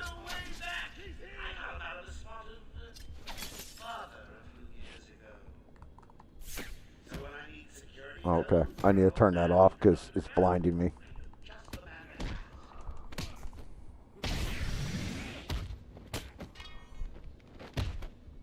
Oh! Kick his friggin' head off. Should have used the throw. Who is this? Why is he all janked up like that? Oh well, just some poor jabroni. I'm going the wrong way. Warning, intensive treatment, lower floors are at level red alpha. Can get really confusing in Arkham, I'm not gonna lie. Oracle, I'm at the holding cells. I'm setting up a crime scene. So what's the plan? Isolate something in that room unique to Bowles? Exactly. Detective mode. This is the cool part because I get to actually play like I'm Batman and look for the evidence. Bowles dropped his flask. Sloppy. Let's see what the forensic scanner picks up. Picked up whiskey. Follow traces of alcohol from Frank's bourbon in the atmosphere. Oracle, I've got a trail. That's great. You follow it. I'm grabbing every reference to Arkham I can find. Maybe useful later.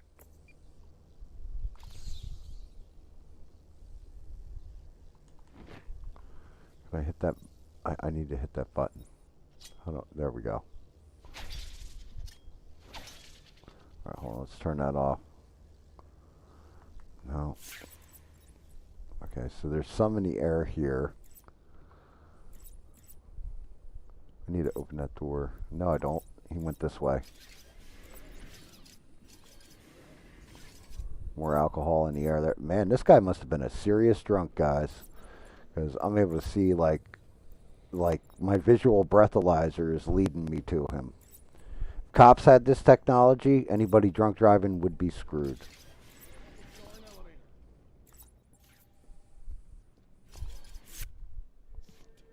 Unreliable. How did Joker get... Be quiet. What's going on? What's up, Beans? How are you? Yeah, that's where all the nerds are. B-Man, Mr. J doesn't want you following us just yet.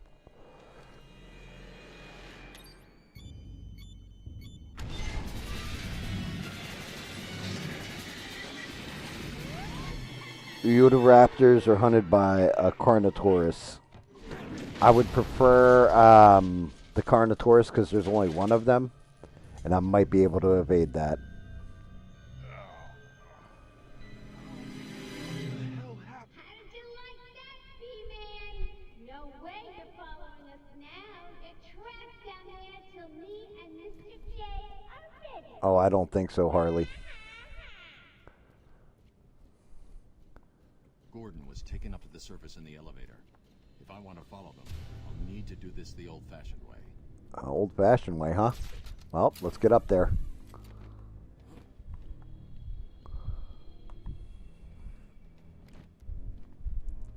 Shimmy across. And let's get in there. I know you can hear me. I got a little something for you to listen to. Harley and Frank are stealing out of the building with the old man. How are they going to get past all those guards? Let's have a listen, shall we? Hey, Frank, where you been? Joker's got more men on the way. They're coming around the front of the asylum. Gotta stop them getting in. Quick, get over there. Come on, everyone, come to me in. There we go. How many are there, Bowles? Hang on, how the hell do you know what... Bowles! Frank, what are you doing? No, put it down! Frank, what the hell? Yeah, that's got to be the way. It's clear. Get your ass in here. It's some piece of work, Frankie. Girls is awesome, someone like you. Oh, Harley's playing at it. Tyrannosaurus, the other one would is much bigger and would catch me. Sounds like Frankie's working out just fine. Another valuable employee for the organization. Nope. Okay, so why? Like you would think there's something in here.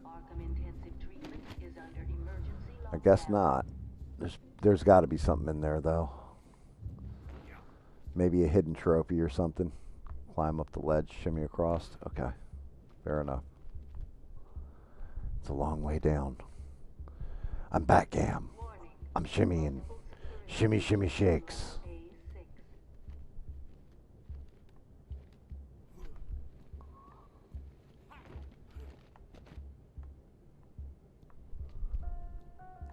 Let's go see if there's something over this way. Multiple security breaches on level B4.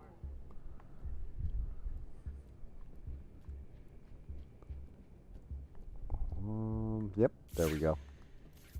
Oh, wait a minute.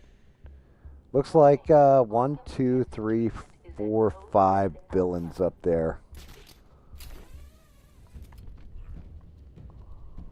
Let's see if I can't be sneaky on these guys and just take them down real quick. We're in the real gutty works right now of this place. LB, hold the scan. Yeah, that's what I thought. Use the tool. Oh, This thing? Oh, Arkham. Yeah, I forgot. There's a whole story of Arkham. And if you find enough of them, it tells you the history of Arkham Asylum. Joker was great. Bring it home. They don't stand a chance. Start a combo flow. Continue the flow by attacking other enemies.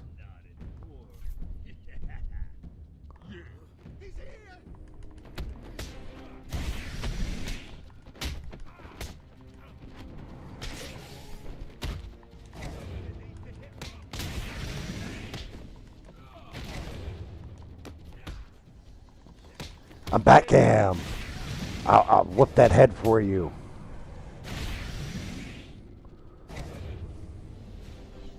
Everybody go sleepy time. How's it going? Any sign of Dad? Not yet, but I'm getting close. Harley Quinn tried to slow me down. Dropped an elevator on me. Did it work? Of course not. I'll get back to you when I reach the end of the trail.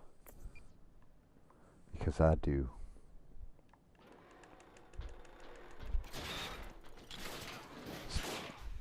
Alright, so you guys bored with this? Or you guys enjoying it? What's the verdict on Batman? Should I keep going? Oh, God. Oh! That gun nose men down. And he even said, I got kids.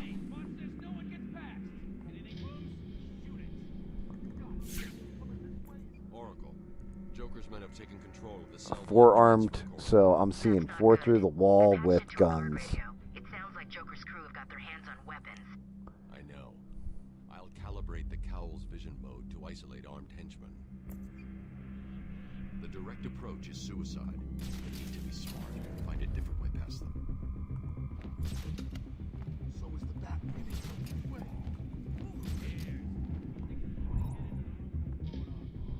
Yeah, he's a dead man walking.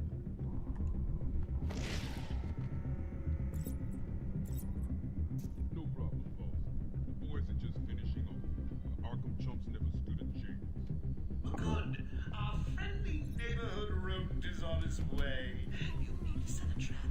He must not leave this building. Oh, look who it is. Are your pointy ears burning? I suppose I better warn my boys you're on the way. Come on, get through the gate fast before they realize it and come in with machine guns. I'm Batman. I'm not bulletproof.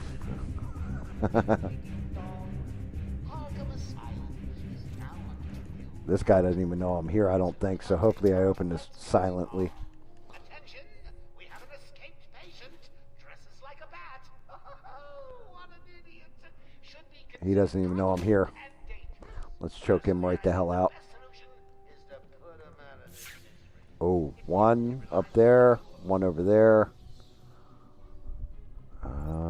Let's move around silently, shall we? I love you, boys. What you lack in brains, you make up in heart. And speaking of heart, Oh no, I fell. Not good. Get back up there and get behind him.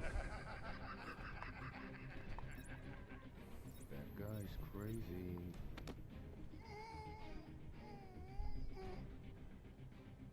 Put him out. So there's one more out there where I can pick up an interview tape. Arlene Quinzel? Call me Harley. Everyone does. I'm surprised you want to intern here at Arkham. I've always had a thing for extreme personalities. You can't deny there's an element of glamour to these super criminals. I'll warn you right now. These are hardcore psychotics. Most would rather kill you than speak to you. I'm sure I'll be fine, Doctor. They'll eat you for breakfast. I mean it. 1 or 2 of them will enjoy it too. Be careful. Cool. Harley's little tape.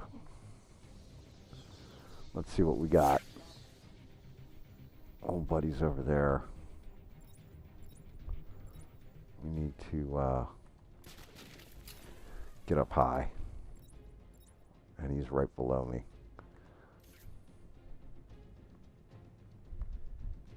Let's see, can I just jump down?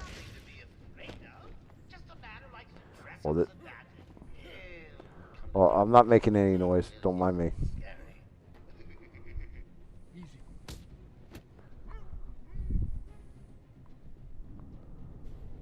asleep. He's sleeping. Did you really think it was gonna be that easy, Bat? I've sent a few more of my boys your way. Let's see how you do with these odds. Okay. There is more of the alcohol. Joker wants him found. Spread out. Oh, shit. He could be anywhere. Then keep your eyes open. Now move. Okay, looks like I'm hunting these bastards down now. Let's take a look. I don't want to glide kick because then I'm setting it all up. What do we got? One over there, 1 and 2 over there. Boys, you can do it. He doesn't stand a chance.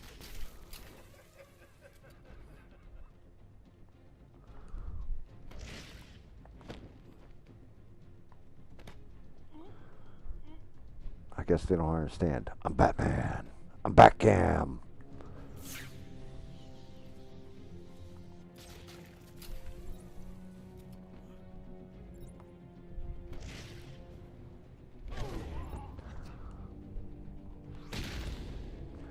Time to get out of here before he realizes where I am.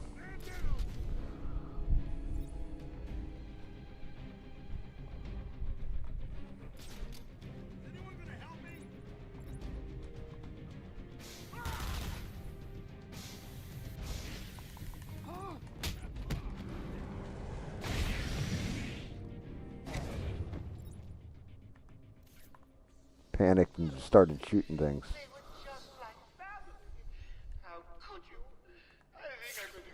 Alright, let's see if we can pick up that alcoholic's trail.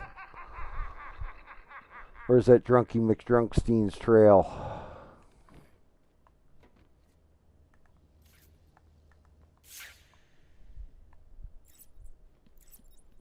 Alcohol, alcohol, alcohol. And up we go.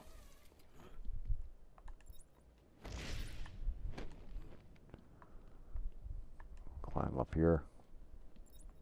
Oh, what the hell is that? Is that a dead guy? Yeah, that guy didn't. Joker must have figured out how I was tracking Gordon. Officer Bull's trail stops here. Well, so much for being loyal to the Joker, huh?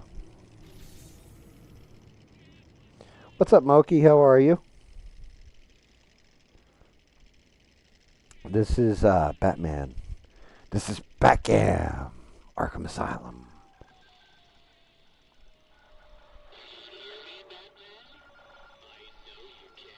Oh, the Riddler, you bastard. Make sure you guys smash that like button. But yeah, let me know if you guys are bored of this and want me to switch up to something different too.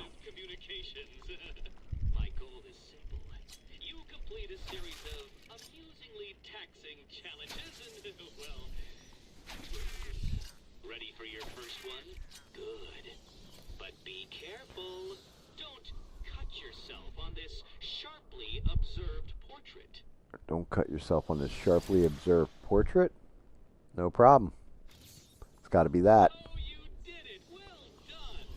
I would have expected a child to work that one out, let alone the world's greatest detective. Because that is Sharp, the guy in charge of Arkham at this point. Okay, yeah, so this is all the Riddler challenges, like all the different stuff and everything. It'll start showing up on the map, if I remember correctly. Let's go to our Wayne Tech. What did I got an upgrade for? Oh, I can upgrade all this crap. I know I saw it before. What's this? Inverted takedown. That is what I want to unlock. Because now I can just drop down from like gargoyles and stuff, literally wrap up them villains and just hang them there. Val Kilmer is not in this game. Neither is Christian Bale. We're dealing with Mark Hamill as the Joker and Kevin Conroy. No, mister, that is Gotham Knights. That game is the one with those two characters in it. Alfred's, he's making, it's tea time for Alfred.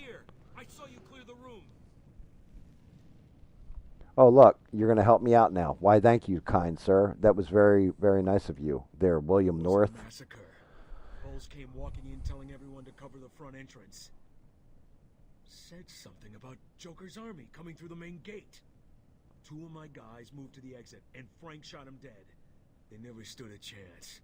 Was Bowles alone? Thought he was. Then I saw Harley Quinn. Bowles Mahoney? Surrounded by Blackgate prisoners. Where is she? Where is she? I had no choice. I got in here, locked the door. I could see it on the security feed. They had someone with them. It looked like the commissioner. Bowles is dead. They carried on without him. Must have outlived his usefulness. Good. He was scum.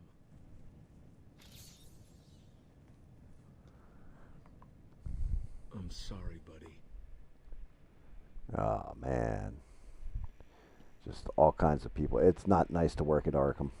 It's just not a good place to work. You don't know jack about Gotham, tune in to find out. So it's got to be a radio somewhere. But that's just, like I said, those are little side riddles. They're kind of fun to do when you're, if you're really willing to explore and everything. Jack Ryder is live from the Gotham Bay area with some breaking news. This is Jack Ryder with breaking news in the Gotham Bay. This is Steve Kerfuffle. We got breaking news. Arkham Asylum's under assault. Israel just got blown up by Iran. Iran is blowing up Israel as we speak. Film at 11.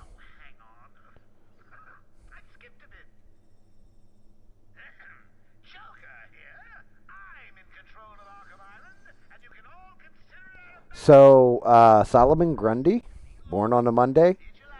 I can't remember if he's in this game or the next game. I think he is in this. It's either this game or maybe it's Killer Croc I'm thinking you fight.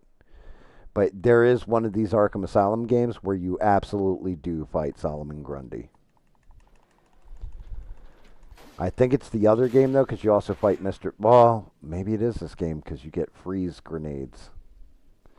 Like, you also get, like, Bat C4, if I remember. Like, you spray it down and, like, remote detonate it. It's one way to kill the thugs, because you'll get into rooms with 20 thugs with machine guns chasing you. Like, they just try and keep it tame in the beginning so you can get used to the controls and such.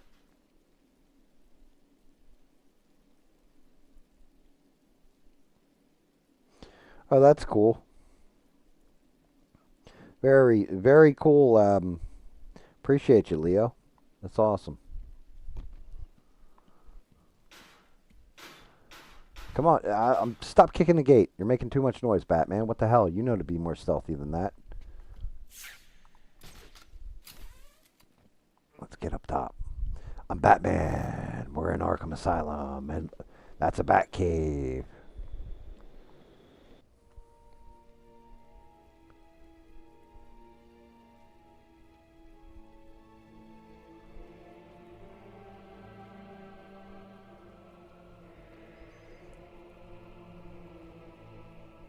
Man, look at that crazy-ass moon in the background, though.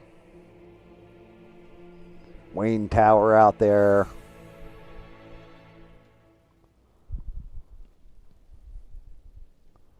There's got to be bad guys everywhere, and there are. 2 hostiles detected. Both of them armed, but I'm not detecting just 2. That's 1, 2, 3, 4, 5, 6. A 7th one in the tower. 8, 9, 10, 11, 12, unless they're all like Arkham guards. That's definitely not 2 people. Let's drop in and say hi.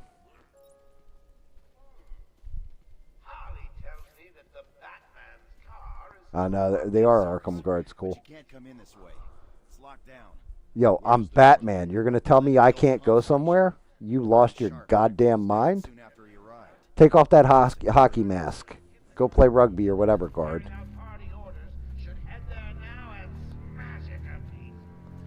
Let's see what else we got out here. I can't get that just yet. I need a different Batarang to shoot, like a remote control Batarang. And Quincy Sharp better let me in.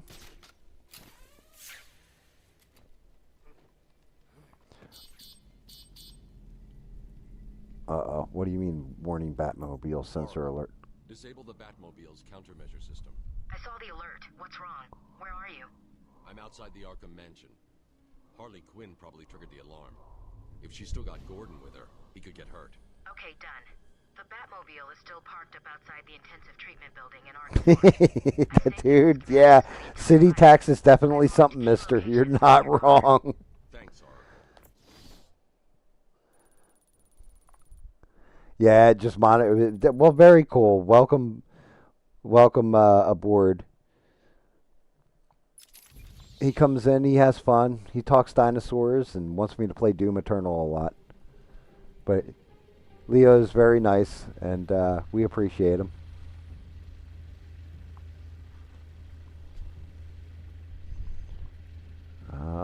Let's take a look. What do we got? Climb, hostiles. So I got to go downstairs. That's what it's looking like, because that's the only place. Those two red dots are bad guys.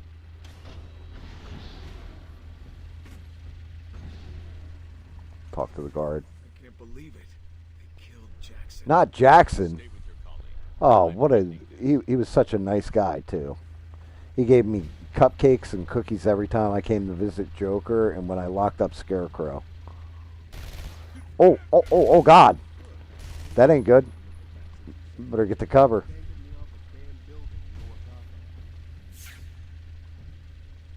Yeah, let's go stealth mode again, because that really caught me completely off guard.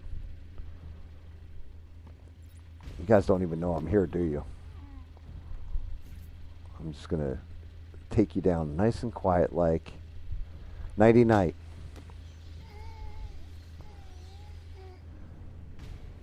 Man, taking people down like this, it reminds me of the time I hung out with Mister. Took me out to the bar. We got back from the bar, and yeah, this happens. That's why I don't mess with Mister anymore.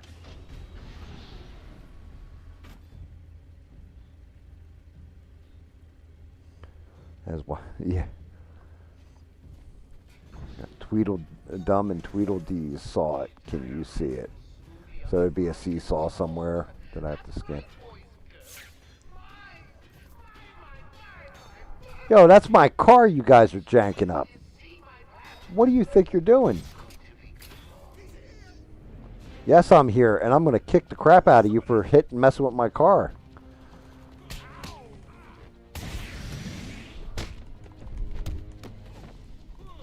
Here, hold my bat, sucker.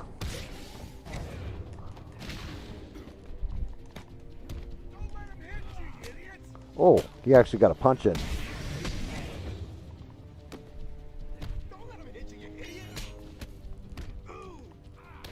Ah, dang. Batman, too slow. You got to get that combo off quicker.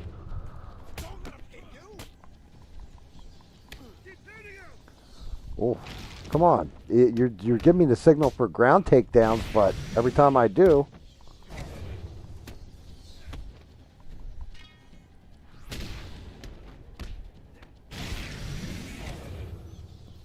Mess with my Batmobile, will you? I just got to beat you up. Throw that whooping. Hey, yo. Okay, so Batmobile secure. Now where?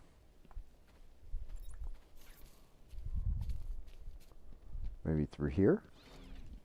Door locked. So we're not there. Alright, let's look at our Bat map. The Bat map. I gotta rescue Commissioner Gordon. Where is he? Got the mansion, the penitentiary medical facility, and the botanical gardens. Show Batman. I am not seeing... Alright, well, let's go look at Arkham East.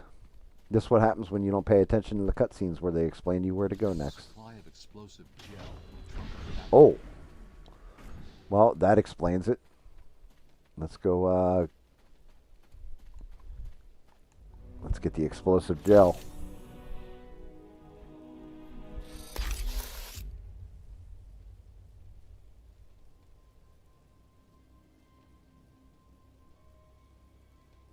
That's actually pretty cool.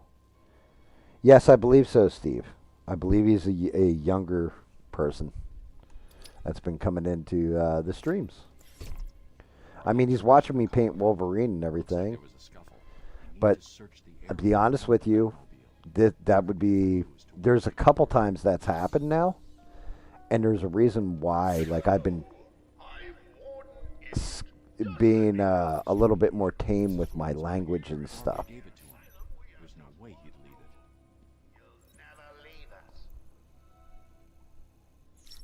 Wild country. Gordon's I favorite. should be able to track his pipe. Left me a trail to follow.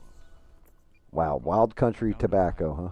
It has your father's initials carved on it. It was a birthday gift I gave him last year. There's no way he'd leave it.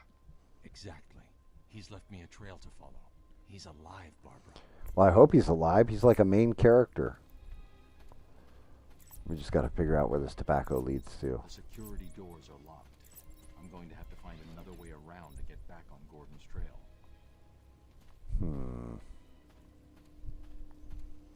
Okay. So if that's locked, let's see what's up here. I don't know about you, but I'm having a great time. You guys just make it look too easy. Like you're not even trying. Which is not what I pay you to do. Find everything. Oh, well, Riddler trophy at least.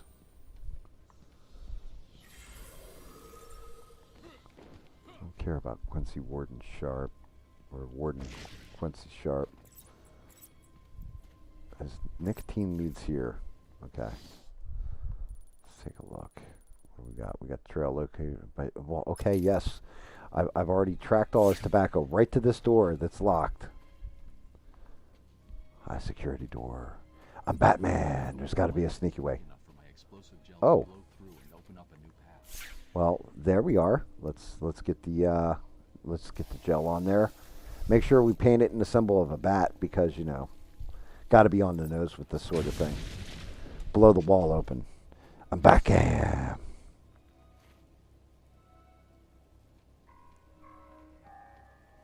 Wait, what do you got?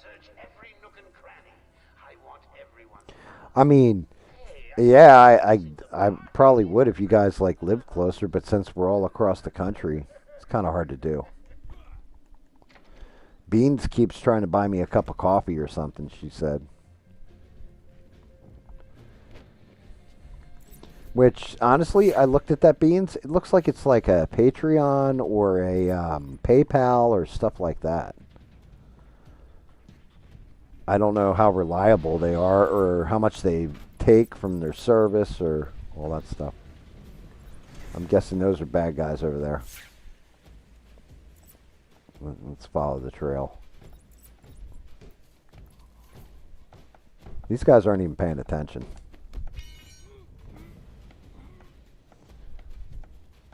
Crazy inmates. Just take them right out quick.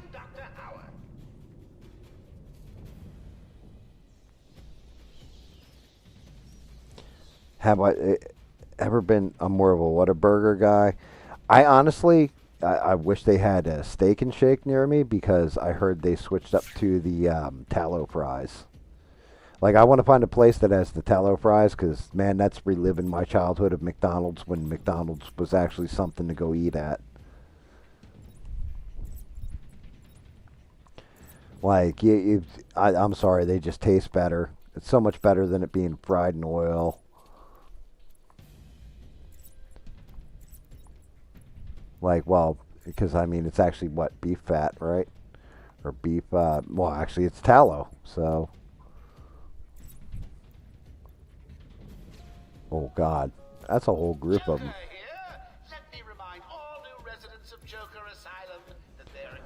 Okay, well, time to whoop people's heads, I guess. I think I'll jump up here.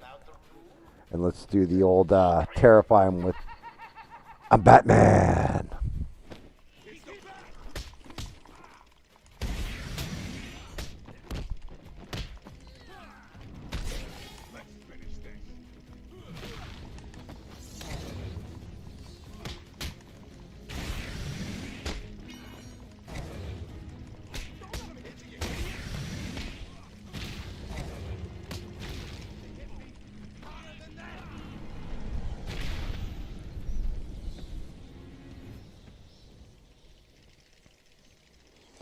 Well, yeah, I kind of figured there would be, mister. Have you gone and tried out the tallow fries since they've come back on menu and all that stuff?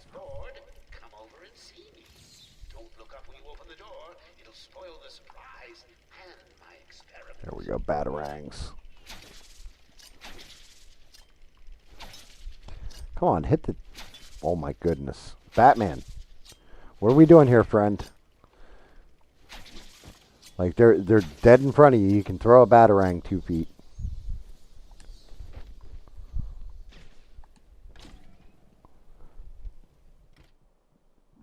Yeah, dude, try them out and let me how they are.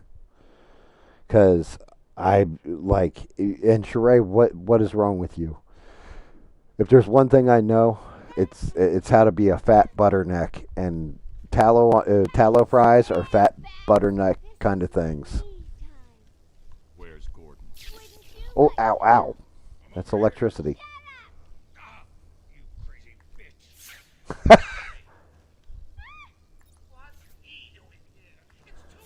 Why's she got a hole through her skull? That's a little disturbing, I'm not going to lie. Oh, he's got one too. Not good.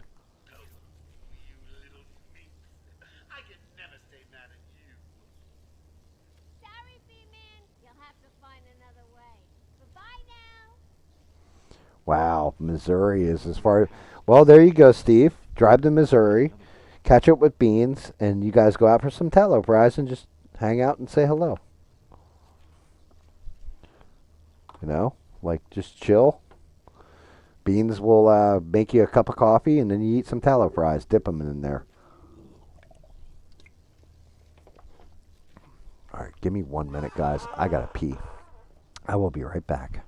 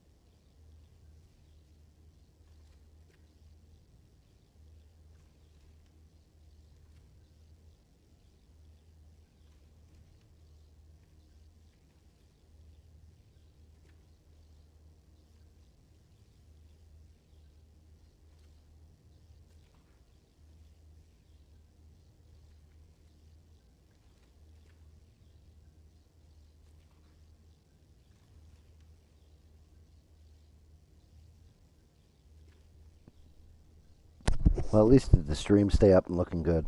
Okay, good. Thought we might be in trouble for a minute there.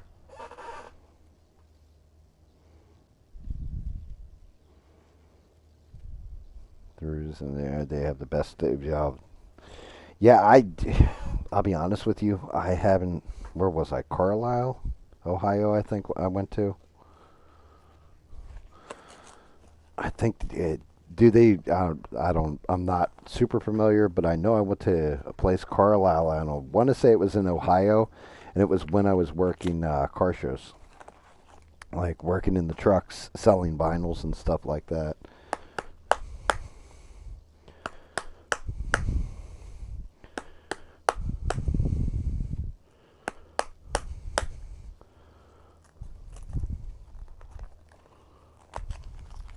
Yeah, well, there you go. They're all that in a pickle. Right. All right. What am I supposed to be doing here? Locate Gordon by tracking his discarded tobacco, huh? And I'm in the medical foyer. Okay.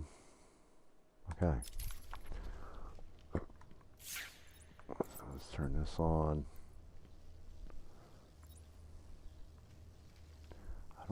How the hell do I get through here? You guys aren't seeing any breakable walls or anything, right? I missed the entire cutscene because I had to pee. Let's see. So it's got to be another way in. I guess we're going up. No, I guess we're going back down. Why isn't this thing giving me another? It should give me another objective for tracking this tobacco down. And this is what happens. This is why you pay attention to things in video games, guys.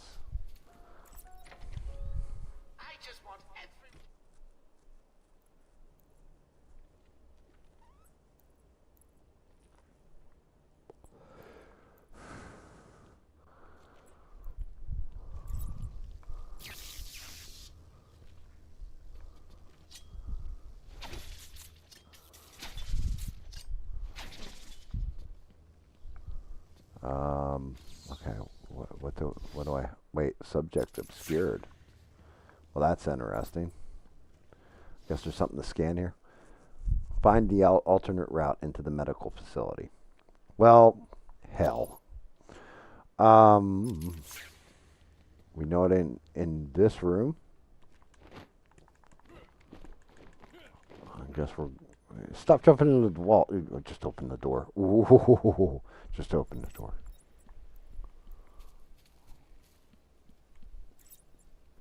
Let's take a look at the map.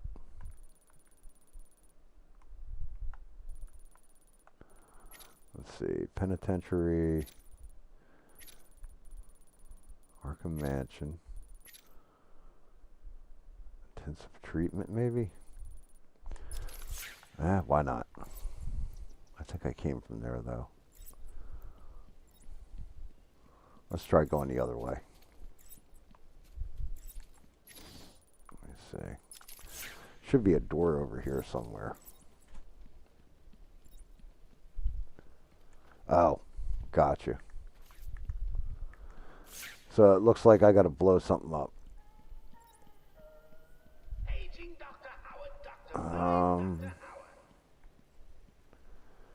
Are considered hack-proof security subsystem designer. Okay, so I can't hack it. That's not even funny. I can't hack it as Batman. What a shame. This is the medical facility. Show me a weakness in the structure, though.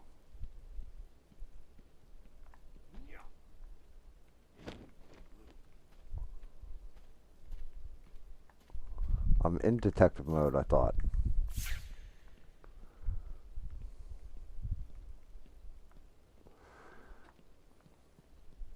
So according to this, there is there's some place I've got to blow up. Like some wall, something that I've got to blow up and get through. But it isn't down there, I'll tell you that much. Let's see if I hold it. Yeah, that's just putting me in there. Use detective mode to search for structural weakness. What the deuce? Okay, that's a Riddler trophy down there. That's all that is. Oh my goodness. Am I mentally deficient? What is going on here? Why am I not seeing, like... Are you guys seeing anything? Good evening, ladies and gentlemen. Ted Kaczynski. Isn't that the Unabomber? Let me remind everyone that it is their civic duty to exterminate this vermin. We can't have it making its way back to the mainland. I can't break that. Yeah, there's got to be some way off on the sides. Something. And I feel like a fool, because when I come across it, I'm going to be like, oh, derp.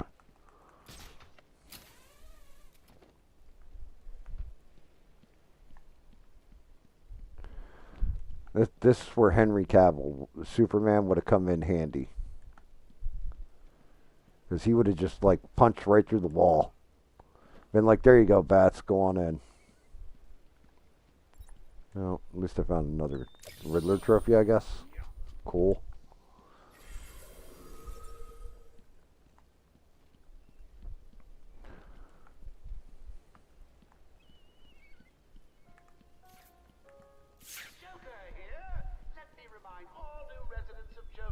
Ah, there it is.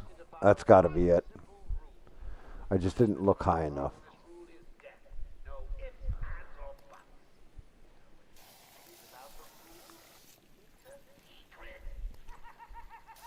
Oh no. I did not want to do that. It's the right bumper.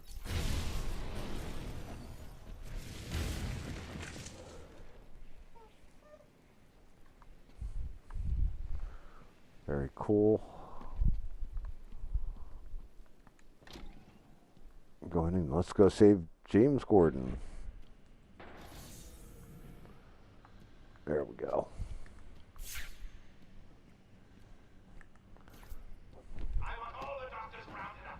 Search every inch of the medical building. I mean it. Search every room, every office, and every trash can. If another doctor tries to run and get out of the building, then you won't. I'll just flood the rooms with happy gas and leave you to die. Sounds fun. Here we go. What's going on? Let's go through here. I'm Batman.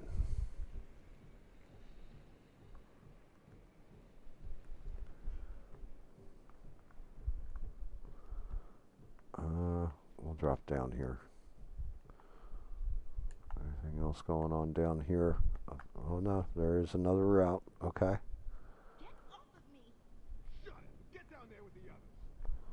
Ooh, bad guys. Why does he need the doctors? I've Oh. got to save them. Uh-oh.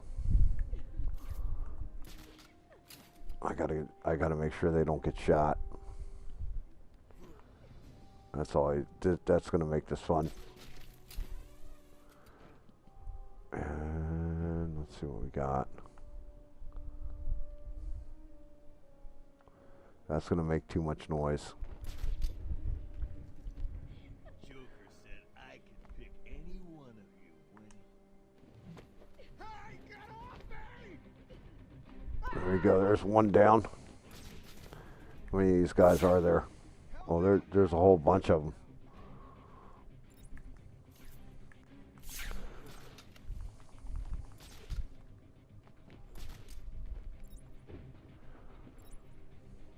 If I go over there, I should be able to jump down. I can put this stuff on the wall. Get back up top. And then I should be able to look at that wall and press the right bumper and boom. Bye. Let me switch to the Batarang. Cut this guy down. Now scare the hell out of those guys.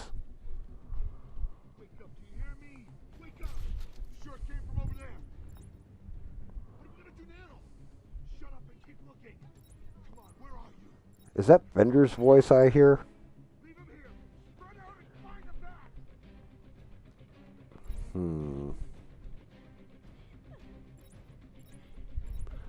I need these guys to spread out a little bit more. They are. Alright. That guy separated off from the other two.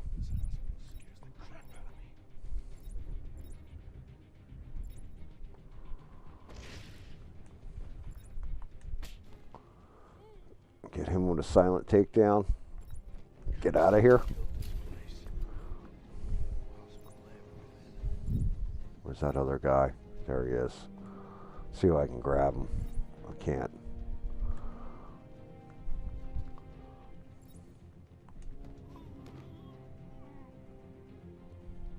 Taking him down like...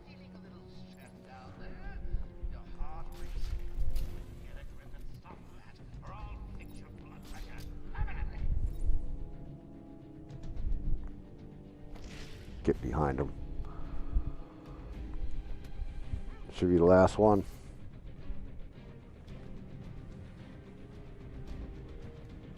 Hello? Is there a doctor in the house? No? I seem to have a pile of wounded henchmen that need medical attention. Okay, cool. They're all saved. Clear. You're safe now. Save these guys. Let's go see what they got to say. I would love to, but unfortunately my cape failed me. No, no, no, no, no, no, no, no, no, Batman. That's who I am. I don't know what happened. 1 minute we were doing our evening rounds, and the next, armed thugs burst into the room and took us hostage. Did they have anyone with them? They took someone into That's the a heck of a name. That woman's name is Dr. Doctor. Can't we see that she's burning? You're going to be okay here. We'll be fine. What about the others? We heard gunfire. They could be dead. We should go and help. Oh no, I forgot. Dr. Kellerman was in the patient observation room, and Dr. Chen went to surgery. And Dr. Young went to X-ray. Okay, stay here. I'll find the other doctors. Batman saved us. I never really believed he existed. I'll get you out of there. We're gonna be okay. Yeah, I don't use social media really, guys. Like, I mean, yeah, YouTube or whatever, but Facebook, I use it to, like, message my grandmother. Alright, I gotta find the other doctors. Where to? Oh, they're all the way over there. And the other one's over there. Oh, you gotta be kidding me.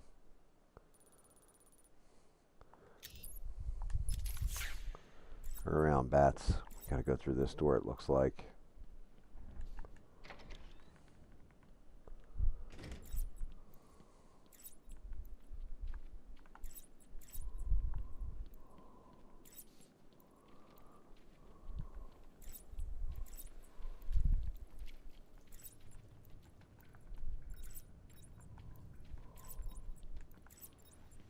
This is the room Harley was in, and Gordon was right here. Dang. Patient interview 21. Patient's name is Edward Nigma, also known as the Riddler. Also known as Mr. Warden Sharp tells me you've been leaving threatening riddles scrawled on the asylum walls. Again. One would have to be severely paranoid to read threats into harmless riddles, Dr. Young. May I test you with one? Very well.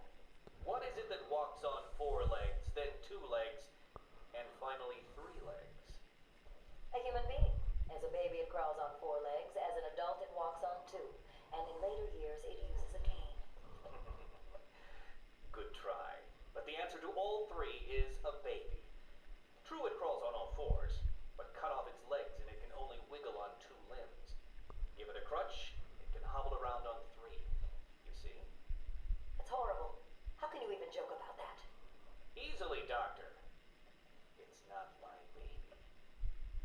Yeah, I'm gonna say they definitely did the villains in this game a lot creepier than than any of the movies. It's a far cry from the Riddler and the Batman. I'm the Batman. Alright, Arkham Island West. Is that where I need to go? It looks like where one of these doctors are. Well, I'm still following the cigarette, nicotine trail, apparently. And we'll just follow it right up. And there's people in there. They're good people. They're doctors. Okay, cool. Hi, how are you? Did you find them? Are they safe? Oh, no, I ran right back to where I was like a fool.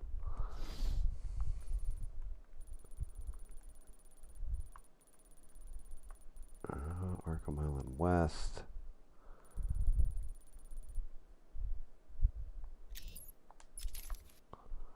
Let me see. We need the door out of here. Let's go this way. Let's see. The way I'm facing now, the door is down into my right.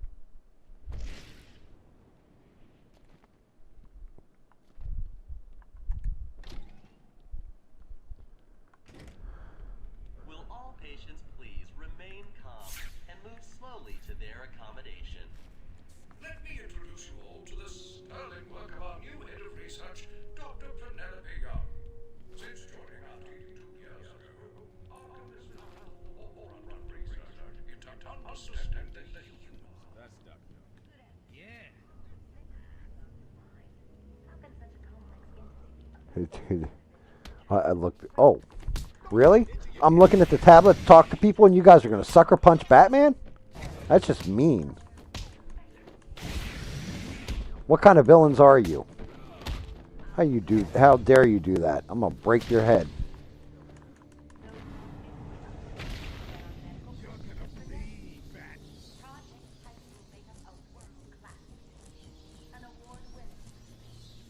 Oh, Jesus Christ, mister, that's dark. Oh my God, what a dark joke. And where you can be reassured that they are safe and undergoing the finest care available. An extensive breakdown of our I think if I had to choose between those two, Steve, I would take none of the above. Dear Lord.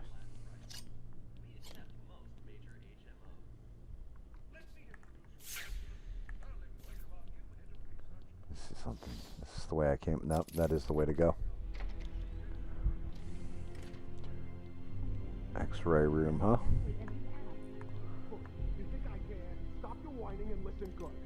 If anyone goes near you without Joker's express permission, then I've been ordered to make sure you are taken out. Oh, these guys are getting jacked up right about now.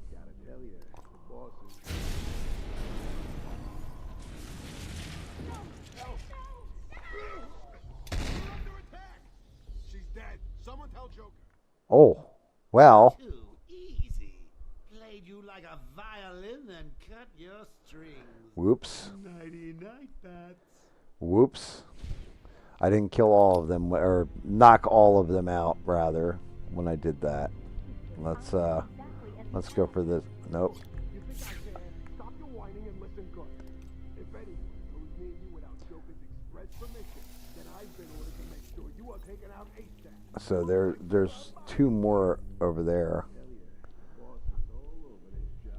Planned like a military operation. Friends on the inside. Oh. I am quite aware that this job, as you call it, Actually, no. I got it. what I want to We're going to have to do it this way. Did Joker specify me? Why don't you let me talk to him? I'm sure we can settle it. And then if I line both of them up, should blow both those things at the same time and knock everybody out.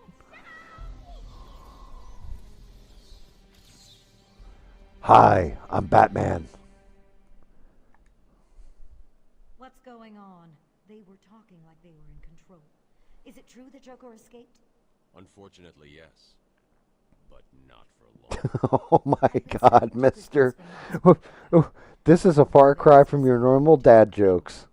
Bad publicity will affect his campaign for mayor. Oh my God. That's just insanity. They said they were moving through the facility, hunting down the other doctors. Don't worry, Doctor.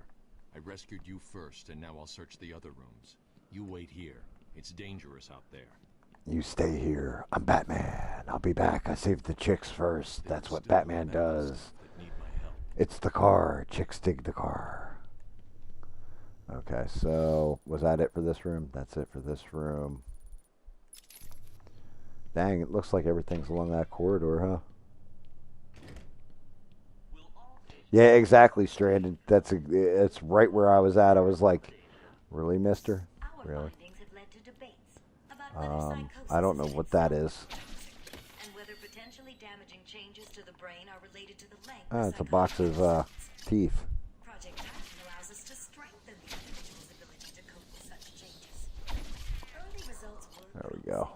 but it was only after the arrival of Patient X that our expectations were raised. Patient X was the catalyst that led to a full-scale. Okay, I got upgrades. Let's see what we got. What do we got for Batman? Special combo down after achieving a score +8 or ×8. Okay. Okay, I can definitely mess with that. What's this? Twin batarangs, 2 targets. Batarang knocks somebody out. Remote control batarang. Oh no! Why can't I buy that? Oh, I should have saved those points. We must all thank our benefactors for. All right, so I got to go to the right. We represent all medical specialties and offer a wide range of medical, surgical, diagnostic, and I'll follow the red line first. coupled with Arkham Asylum's convenient location, have ensured we are Let's see what's in here. Oh, this isn't good. Tom Elliott, huh? From Hush. Batman! Don't speak. You're safe now. But it's a trap. I know. Just not for me. Oh. You really are the world's greatest detective. How did you do that, Bats? Oh, what the hell? Get down there, boys. See if you Oh my God, mister. Dear Lord. I see somebody lent you their book of truly tasteless jokes, huh?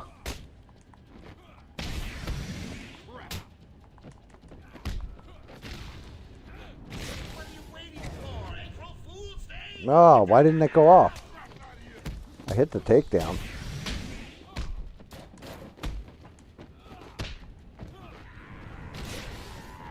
There we go. There's a takedown.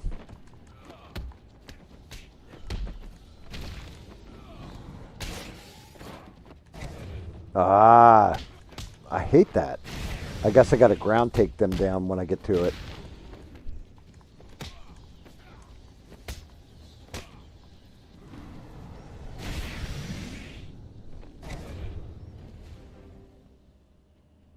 Don't get too full of yourself, Bats. I'm just Well, for me, it's no longer Friday the 13th. It's midnight, so it's ended. Don't leave me. All right, let's rescue this guy. There you go, sir. Ah, tell me now. Tell me, Doctor, what are the secrets to Oriental Pearl Queen? I want my Pearl Queen. Yeah, that's 2 down. What's up here? Anything? This is just normal stuff. Oh, okay. Riddler trophy to get. Cool. Bet.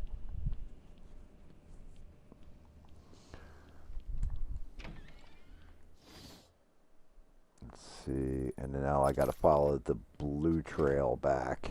Will all patients please remain calm and move slowly to their accommodation? Oh, I'm not sure I can keep it a secret any longer. I've got 2 old friends coming to the party. One of them is just terrified you'll leave without saying hello. The other, well, let's just say he's going to be as surprised to see you as you will be to see him. That mean son of a bitch's cash. It's the bat! Hi, it's me, Batman. Can I help you fellows? What's your boggle, citizen?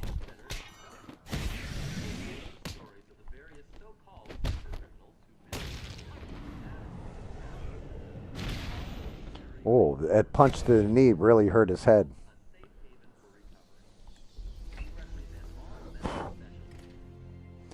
Yes, we know. I know they're just jokes, mister.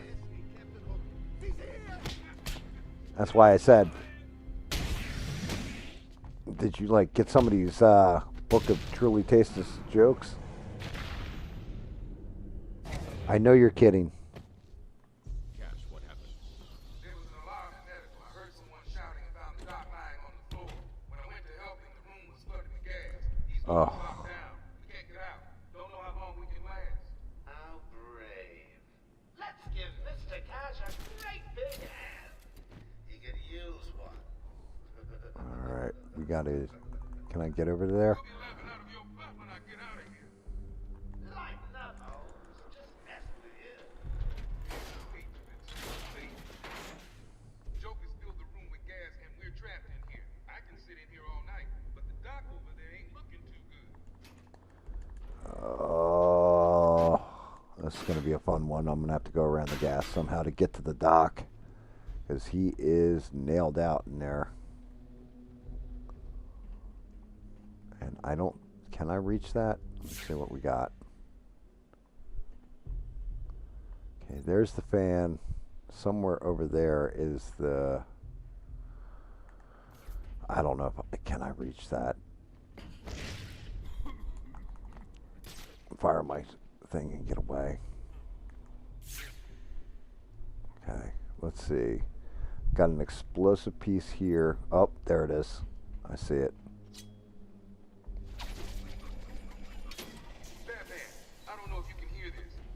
showing power to Fan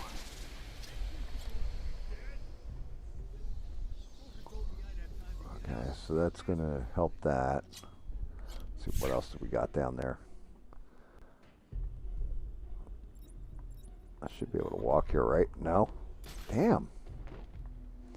You would think. Let's see.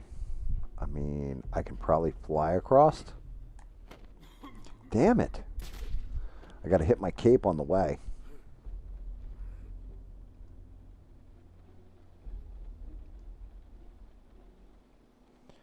So, yeah, that's the other thing. Apparently, it's not going to be a serious mass deportation operation. He's just getting rid of the criminals. Like, they're all criminals technically, but like the super, like, evil people. Oh, that's a Joker goon hanging on that line, guys. Catch.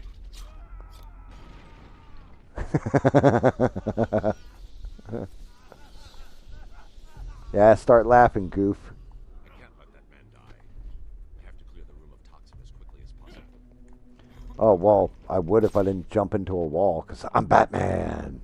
I've got no sense of direction when it comes to walls. I can't bounce around them. I can leap over large buildings and such, but not across that little gap.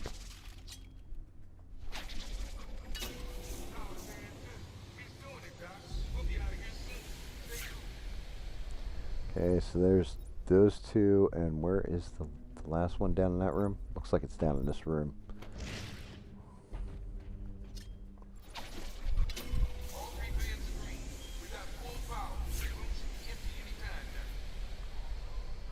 Cool. So there's our 3 doctors saved. Not just the. I don't think it's so much he wimped out as he knows he's going to get tied up in court forever if he tries to do anything more than he's already doing. Like, there's too many activist judges and stuff. Same problem that always happens. We live in a country where the government has grown too large, and it's its own entity, so it's not going to let you take its power away.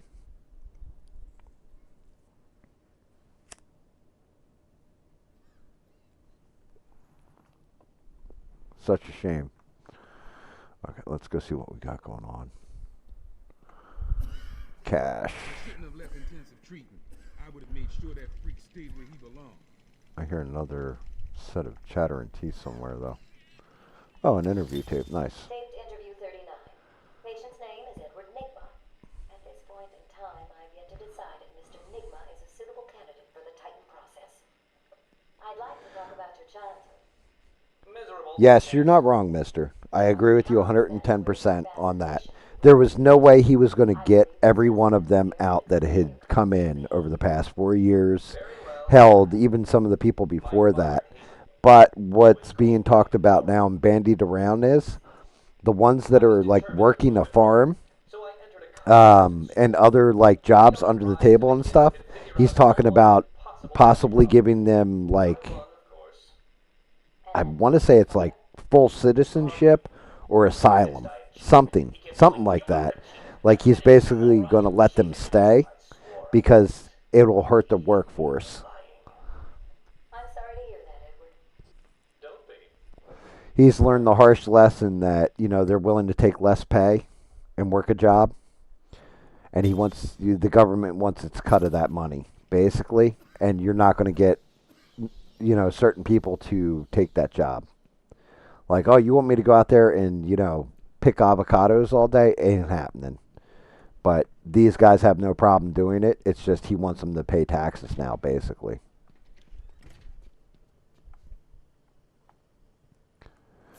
And yeah, like I said, I don't think you're wrong at all. Like, I think realistically, when you look at that many people, it would have to be all day, all night with a train that runs from like wherever to Mexico, running 24/7 to get rid of everybody that's in this place illegally. And it's just not realistic and not going to happen.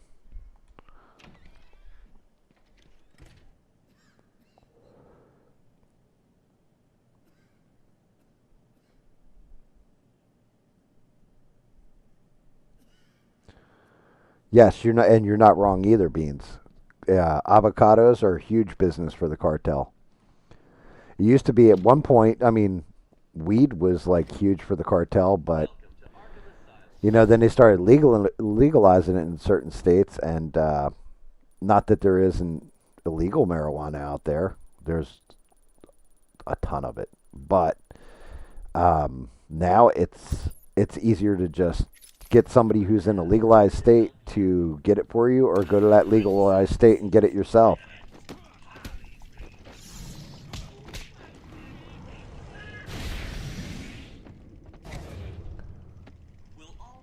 Well, that screwed me up. Not gonna lie.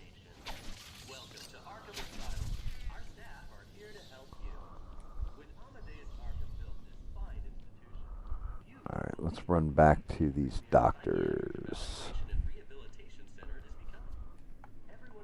Excuse me, all you guys who are sleeping. They're not dead, they're just sleeping. If I could stop doing that, that would be nice. Did you find them? Are they okay? Yes, they're safe now. Batman, we've got another problem. I can live without avocado. All my research notes are there. We can't risk Joker getting his hands on them. It's not safe, Doctor. The island's a war zone. You won't stand a chance. It's my life's work. You really don't have the authority. Well, that's just it, Stranded. Like, so, I say this all the time. We talk about stuff like how crazy the left is, and a lot of the stuff they see as crazy. But there's also such a thing as being crazy on the right, too, and being, like, hyper fanatic, and everything Trump says he's going to do, he's definitely going to do, and everything else. And like Mr. says, a lot of people have set themselves up for disappointment and heartache, and the fact that people are shouting you down when you're pointing out something that's obvious, that makes complete common sense. Like, that should tell you.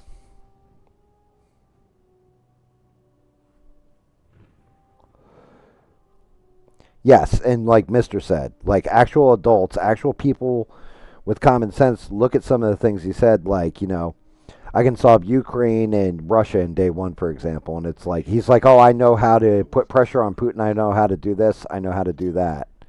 That's cool and everything else, but I was definitely in the camp of, I hope he can, I'll believe it when I see it. Just because I don't have realistic, like, my expectations of people, there, especially when it comes to politicians, there are very few that I have where it's like they're definitely going to do everything they say.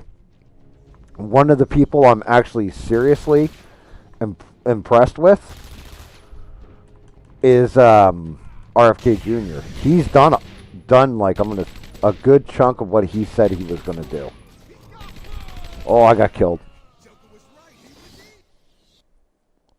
Oh, isn't that cute?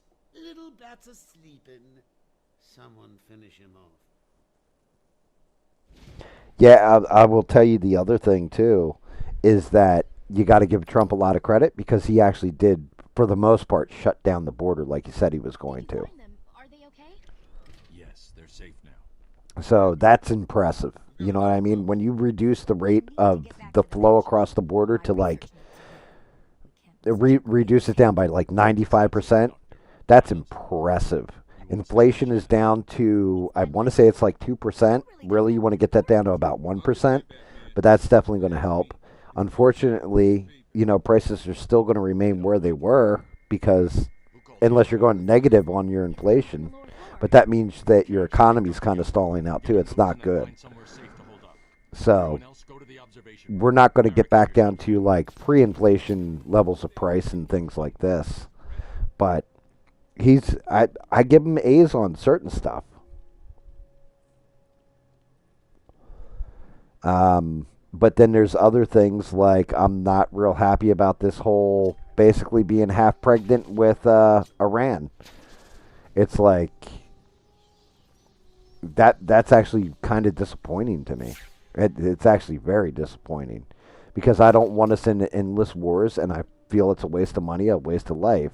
But at the same point in time, it's a sticky wicket because I don't want Iran is that country that if they do develop a nuclear weapon, they're the ones that will use it. You know what I mean? And if they don't use it, they'll give it something like Hamas to smuggle into Gaza and then nuke people, and it's just going to be a bad day. Even though Iran is to the east of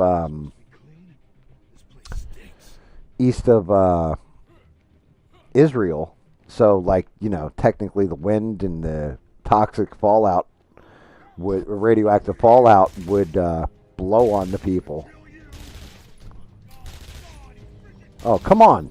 Get off that thing. Get up on the gargoyle, you Riri. What the hell's Batsy doing here? Just look down and kick him. Damn, I had him with the kick, too. Just take him out. Come on, Batsy. Damn it. This guy's like running too fast. I need to just drop in and knock the crap out of him.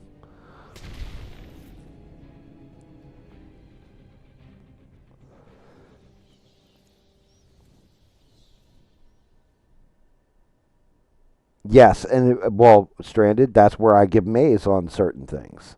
You know what I mean? Yes, has he done more than a lot of other people would have? Like, okay, would I want Kamala in the Oval Office right now with everything going on with Israel and Iran? We probably already would have been nuked. Or, it would have been so much worse because the people there would have been facilitating it. Like, it would have been so much worse. And that doesn't give Trump a pass. It's still bad, but it's not as bad as it could have been. That's all. I don't think he's the greatest, and I don't think he's the worst. I think he's like right in the middle.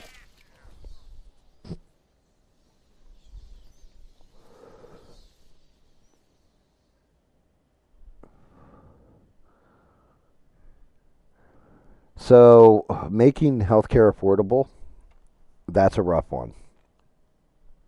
Because actually, the person who nailed this, that actually says it best, is, and I hate to give him credit for it because he's a little neocon bastard, but Ben Shapiro. He said it best. He's like, you have quality, availability, and affordability. You can pick two of the three. And, so if it's available and high quality, it's expensive. If it's affordable and available, then usually it's low quality. Pick two of the three.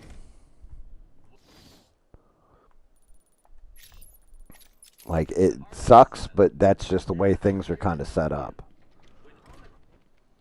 Now, I know in the big, beautiful bill, I want to say there is a whole provision, or there's supposed to be provisions in there for giving us favored nations as far as pharmaceuticals go.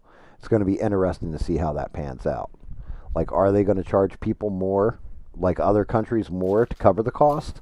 Or is it going to stifle innovation? I'm hoping they just start charging other countries more, but knowing how greedy these bastards are, they're going to turn around and, like, keep the prices all the same across the board, so they reap more profit.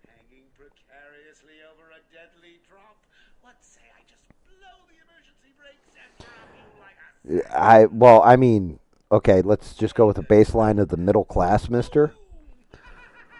If a cancer treatment, let's just go with insulin, right? Why would you pay $1,200 for a shot of insulin if you could pay $35 by just driving across the border to Mexico and getting it?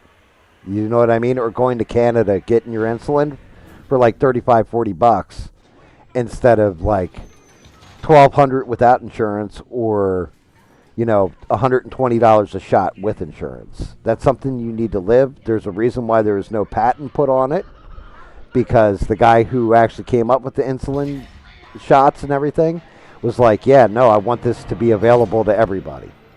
And it's something that's like old patent. Now, something like Viagra, you don't really need Viagra. Is it fun to have, and can you use it if you're an older gentleman? Why, yes. Do you actually need that? Okay, put a high price tag on it. I get it.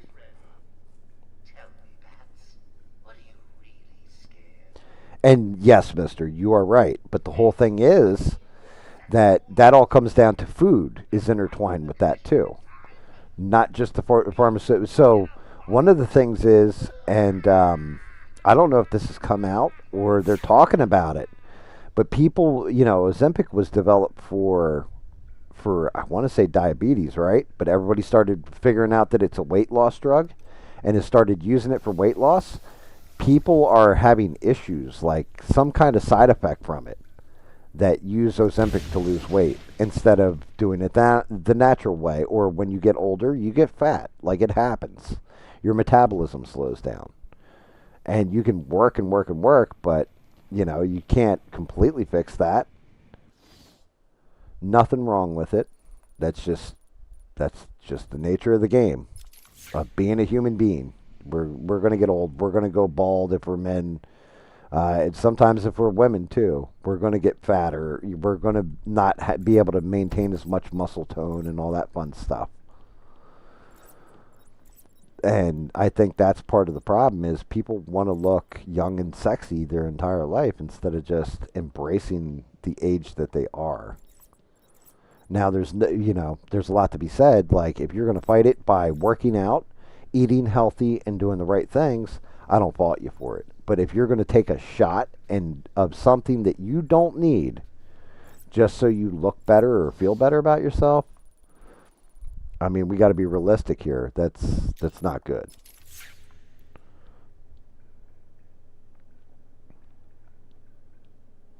And yeah, I'm not going to lie, Steve. Mister's kind of right with that. Like, I'm lazy.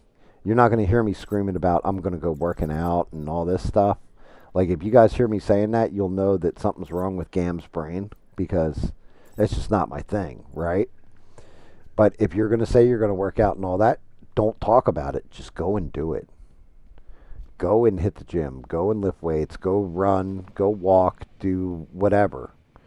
Don't talk about how you're going to do it. Just do it. Like a Nike commercial. Oh, Jimmy. What do they got? Oh, my God, they got Jimmy. I got to save Commissioner Gordon. That's not good. Wait, I just had an open thing. There we go.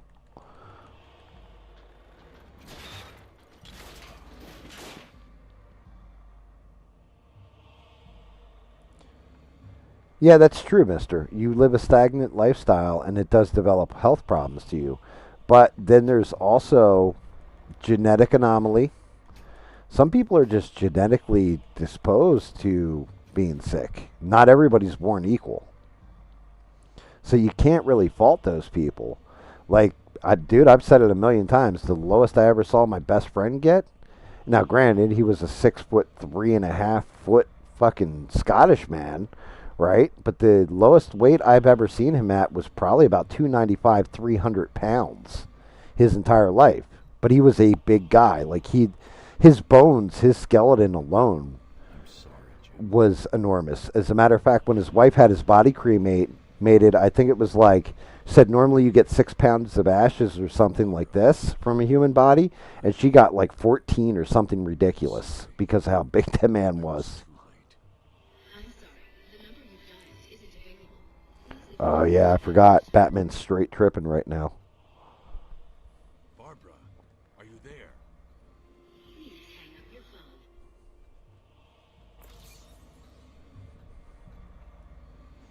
Oh, well, now that's fine. If you're just thinking out loud or whatever and thinking to yourself like, hey, I need to get back to the gym or I want to be in better health, that's good. Not me. I smoke at least a pack of cigarettes a day, and I'm lazy as all get out. What the hell? Like, why am I gonna work my life away? I'm past my prime. My kids are grown and own their own businesses and shit. Like, my life's already, for the most part, over, and I'm enjoying it. And I'm enjoying it the way I want. Like, I don't know. The only thing that'd probably get me back into shape, really, is chasing the puppy dog around and things like this. But I'm honest with myself about it, and I'm all right with myself. I'm also not, obese or any of that stuff. Like, I'm just average middle-aged dude. And I'm okay with it. Oh, this ain't good.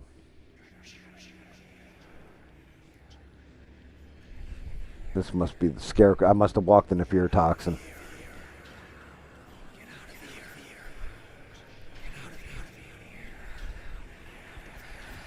Man, this has twisted my headset the way this is sounding.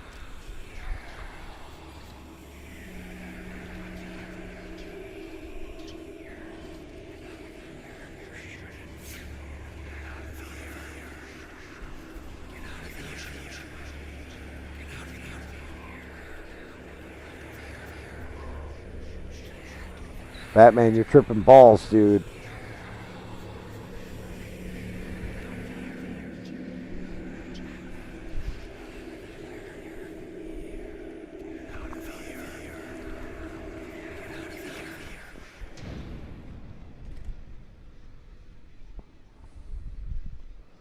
Dude, I see these body bags moving.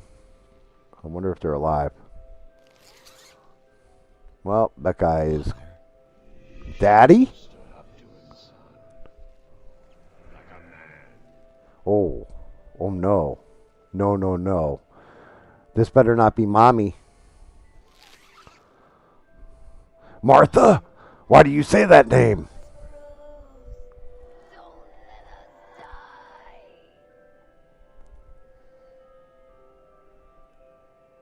And you're not wrong, mister. If I truly wanted to do it, you're not wrong. I could go work out tomorrow, the next day, the day, like, just not skip leg day. If I really wanted to. I don't want to. Yes, the best iteration of the Scarecrow shown in any form of Batman, in my opinion. With the gas mask and his lips sewed up and everything.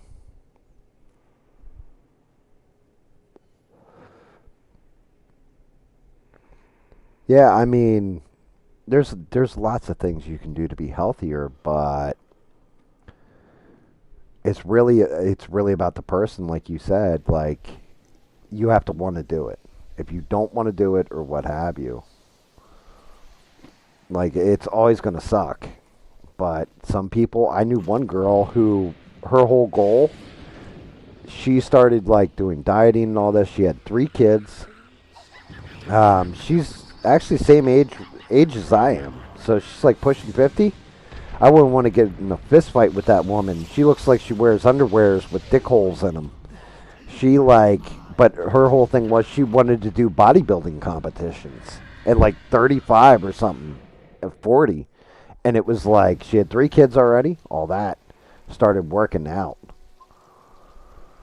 And like, she got ripped, but she really worked her guts out for it, and I don't fault her for it. Like, that was actually really cool in my opinion. Because I didn't have the want or the desire to ever want to do shit like that. I like being wiry. Are you scared, little rat? Do you need your mommy?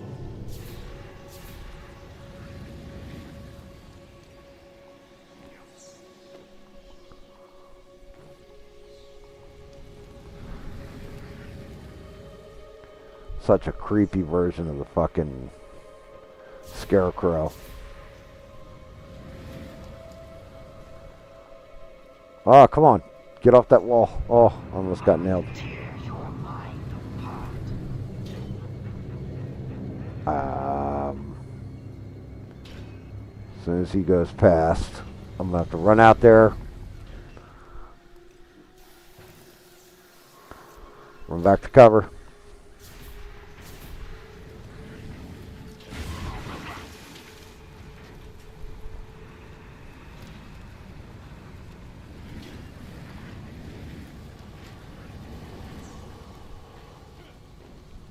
Come on, get up there, Batsy. Run. Or he figures out where you are. Oh, yeah. Hell yeah. Eat bat signal, sucker.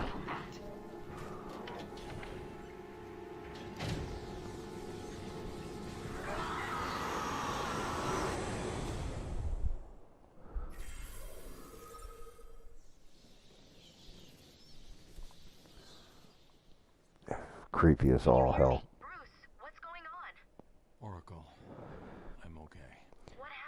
Being all, what Eugene's saying is being all muscled like that, like a bodybuilder, it looks unnatural in a woman. He's kind of not wrong. Like my opinion too, women should be curvy, soft, and supple, even if they have good muscle tone and definition. But there's an extent to it where you go beyond a point and they look too manly. You know what I mean?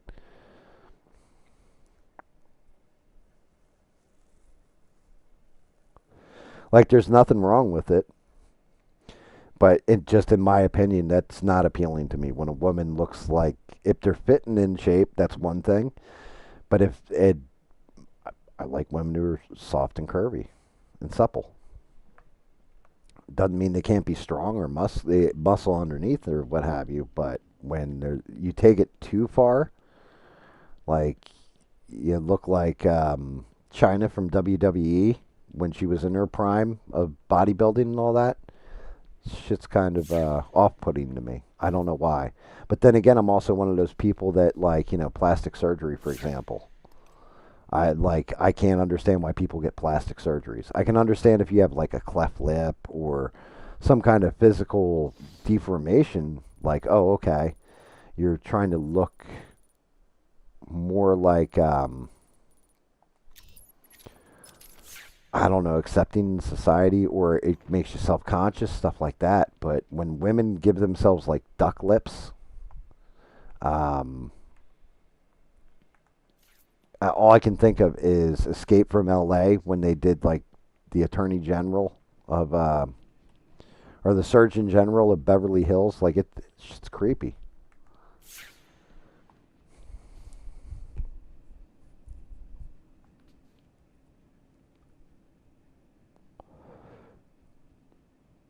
Yo, PEDs, performance enhancing drugs, yeah.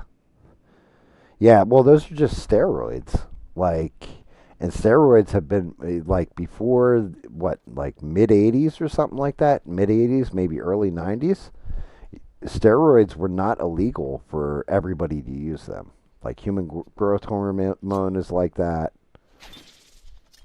What am I looking for?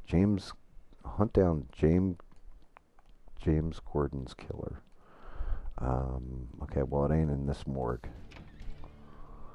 So it's got to be back out in the hallway.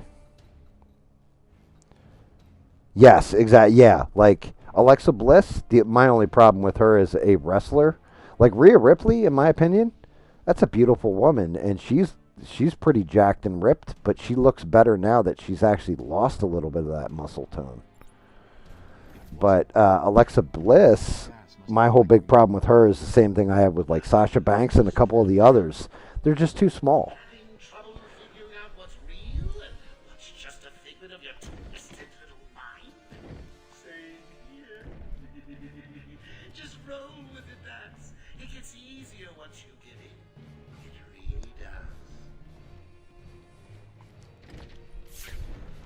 But again, like I said, that's just me.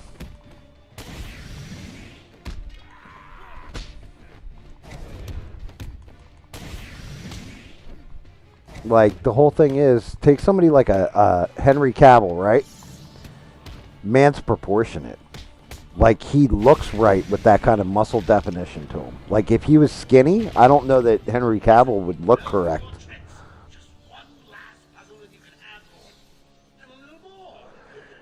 Yeah, well, that's just it, Steve. She had her jaw. There's actually a movie. It's called Beyond the Mat.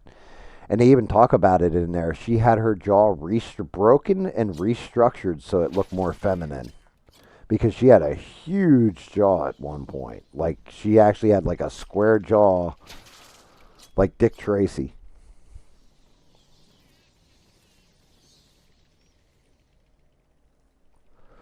I don't think Henry Cavill's juiced out of his mind. The Rock's juiced out of his mind. Henry Cavill, I don't know. Like, he's younger, and he can pull off that bulk just by doing a diet and doing, like, the 300 workout. I mean, look at, like, Gerard Butler is the same way. He got, like, ripped for that stuff. I don't know about Henry Cavill, though.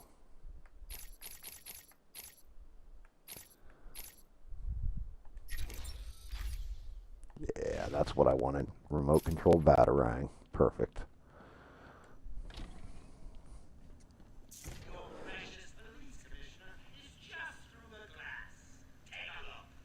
Yes, and you're right, mister. There are a lot of things that you can do legally that will give you that kind of bulk, that dirty bulk, I think they call it, and then you can shred it down that aren't legal, but you can, or that aren't illegal, but you can do them. Like, one of the biggest wasters, really, is creatine.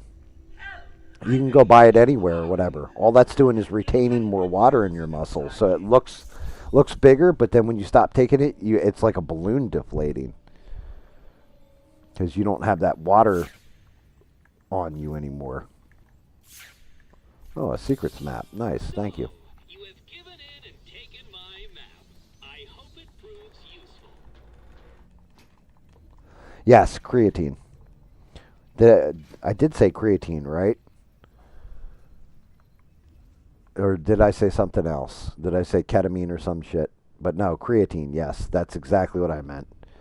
As a matter of fact, they consider that a performance-enhancing drug, I think, in certain sports, right? He wants the old man kept safe from Batman. If anyone gets near him, it won't be me carrying the can. A Night in China. Oh, with X-Pac.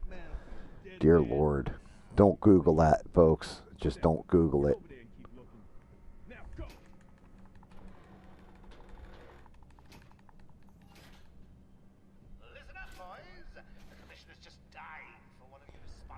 Mister, then you're going to be friggin'... If you ever stop taking it, you are going to shrink, and it's going to be funny. Like, I've always had a swimmer's skinny kind of build. Like, I think, what's it called? Endomorph? Is it an ectomorph or an endomorph build to me? And, like, I've always just packed on lean muscle mass. Always. I never wanted to get bulky. Like, ever. It just wasn't my thing. It took away my speed, and my speed is pretty much where my power comes from. Oh, son of a bitch. That's the end of James Gordon. I fucked up. That's screwed up, too.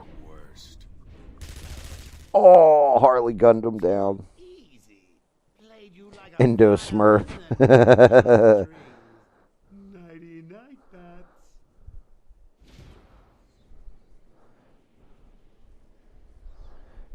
Yes, it is, but not as a direct derivative.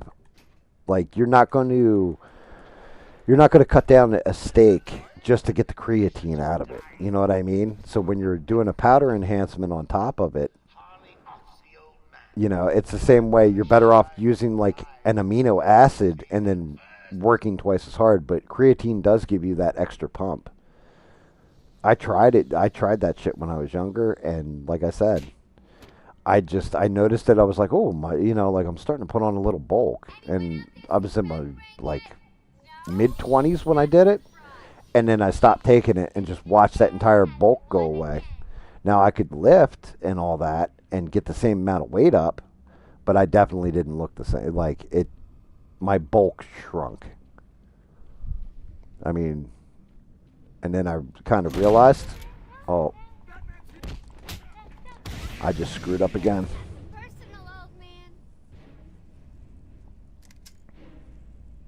Do your worst. Too easy. Played you like a Yeah, I mean, the other thing is because you got HGH too that you can always take, and that's not. If you want to argue natural things, it's natural in the human body. It just goes away as you get older, right? But that's like Sylvester Stallone. That's the shit that he uses to keep his bulk on is HGH, and you can tell. You can just look at him, and he doesn't look quite right. It's almost like his body outgrew his head, and it's messed up. But yeah, stuff like that happens.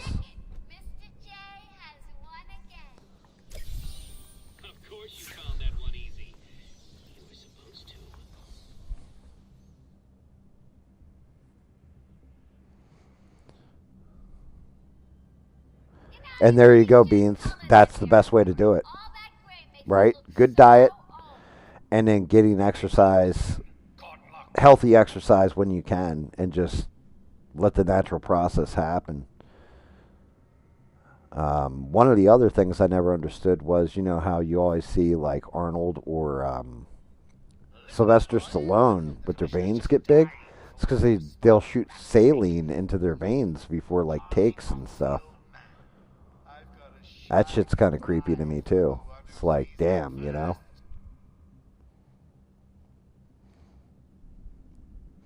Yeah, I don't know what SARMs are.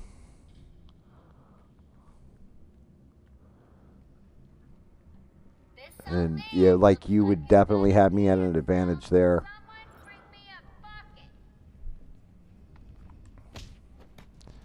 But then again,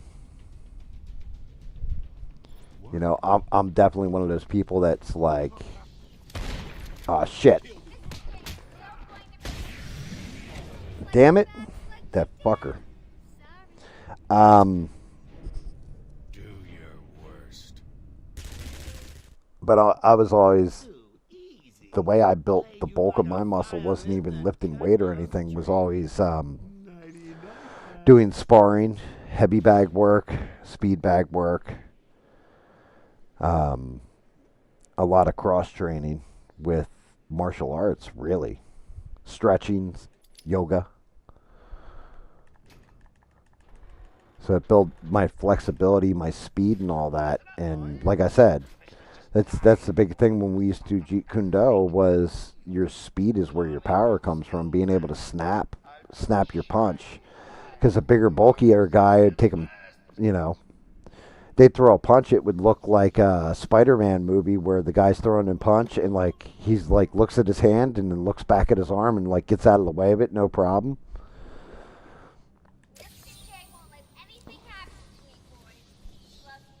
But I don't think anything's wrong as long as it's actually healthy for you and you're happy with yourself.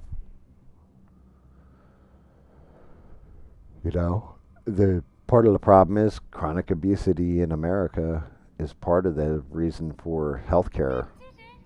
Some of the additives we have in our food, that kind of stuff.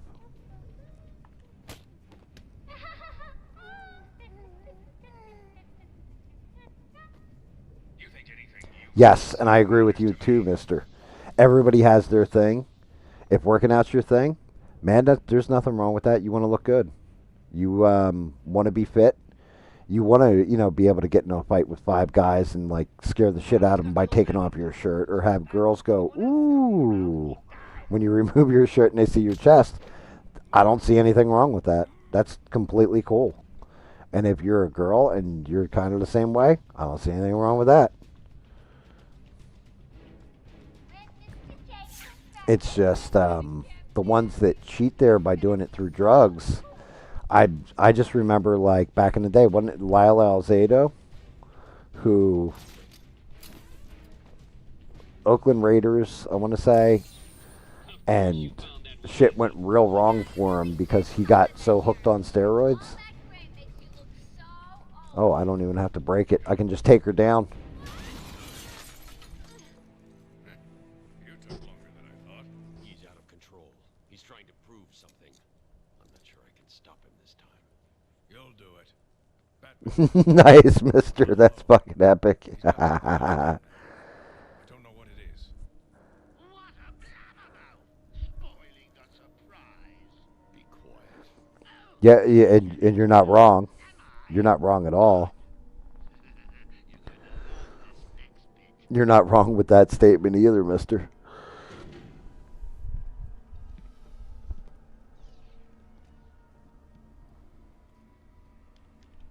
It wants Dr. Young's log. Oh. Get behind me now. Bane.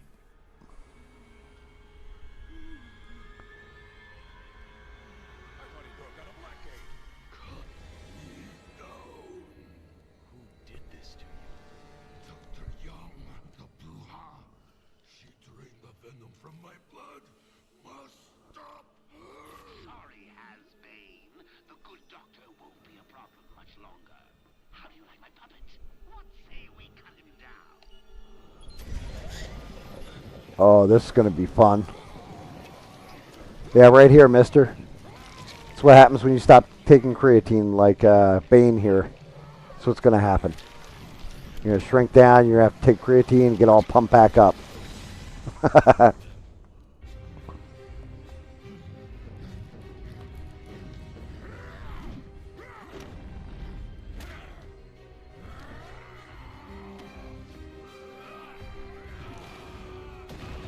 Oh. Man, hitting bricks that hard would be the end of it for me. I just lay there and cry. That's why I'm Bat-GAM and not Batman.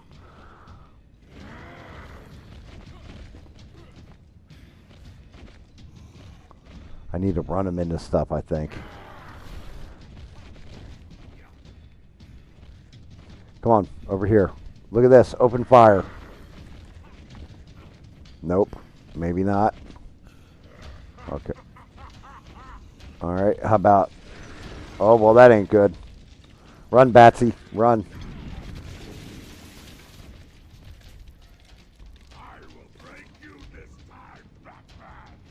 Well, he gets a hold of me, he's going to break me for sure. I got to remember how to beat him. Nope. It ain't with explosive gel, I'll tell you that much.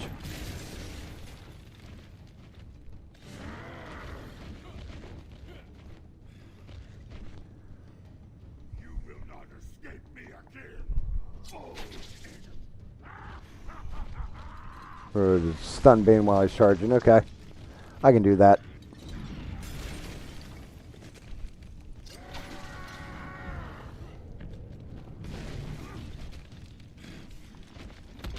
Oh! Well, maybe not jump into him, Batsy. That's not a good call. Damn, this dude's just like ripping chunks out of the wall. Bane didn't skip leg day, I'll tell you that much.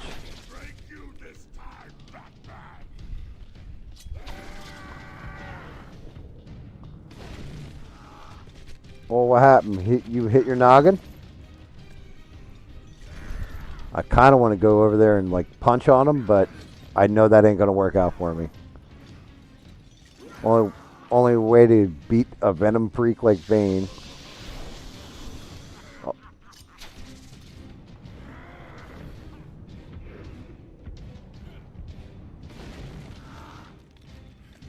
I mean, close to strike Bane and tear out his Venom pump when he's disoriented. Yeah, there we go.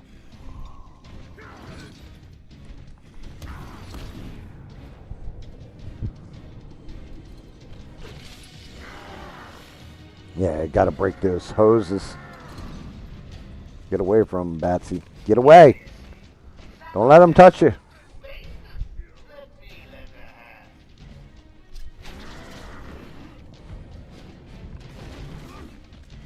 Oh, shit. The fuck out of here, jerk-offs.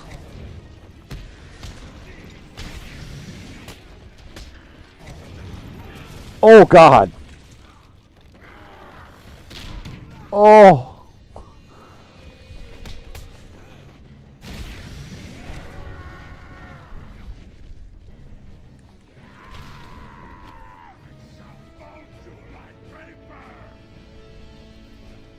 Come on, let's go, Bane.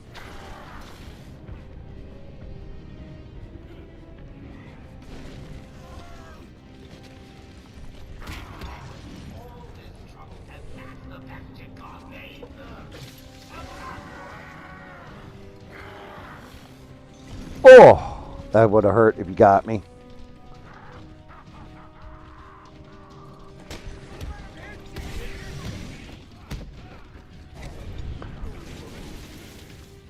That hit them? It did.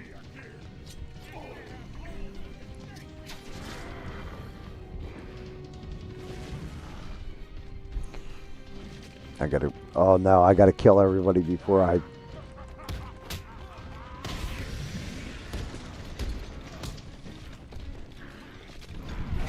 Oh, I didn't jump out of the way.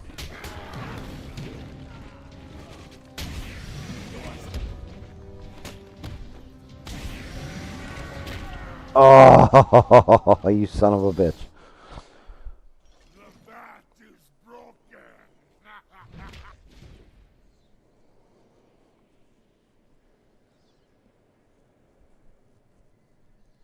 Yep, and there you go, Stranded. Stranded has it in one. It's the way you beat Bane. You just rip out his venom. I just got to do a better job of getting out of the way when he does that. Let him turn around and blind swing. Oh, that wasn't a blind swing. He must not have hit the wall hard enough.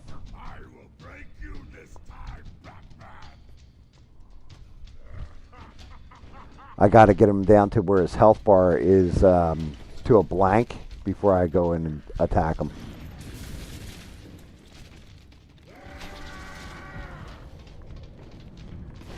Haha. Which everybody always gets it screwed up, like Bane is just a like dumb musclehead. He's actually like an amazing bounty hunter from Rio de Janeiro. He's like can hunt anybody down. He just prefers to beat things with his hands and use the venom to make himself overpowered. He's not some goof.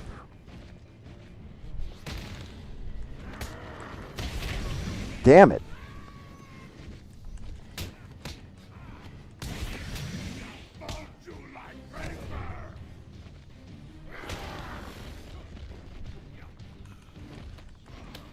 How did I not hit that guy like 16 times? Oh my god. I'm doing worse this time than I did the first time when I didn't know what I was doing.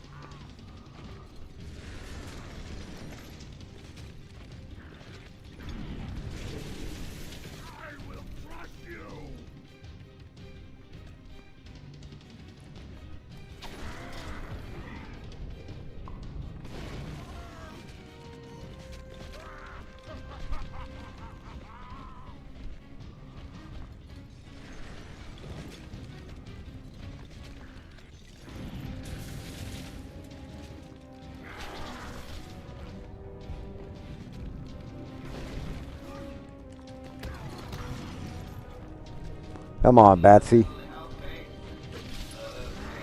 Alright, so if I get hit again, though, this is over.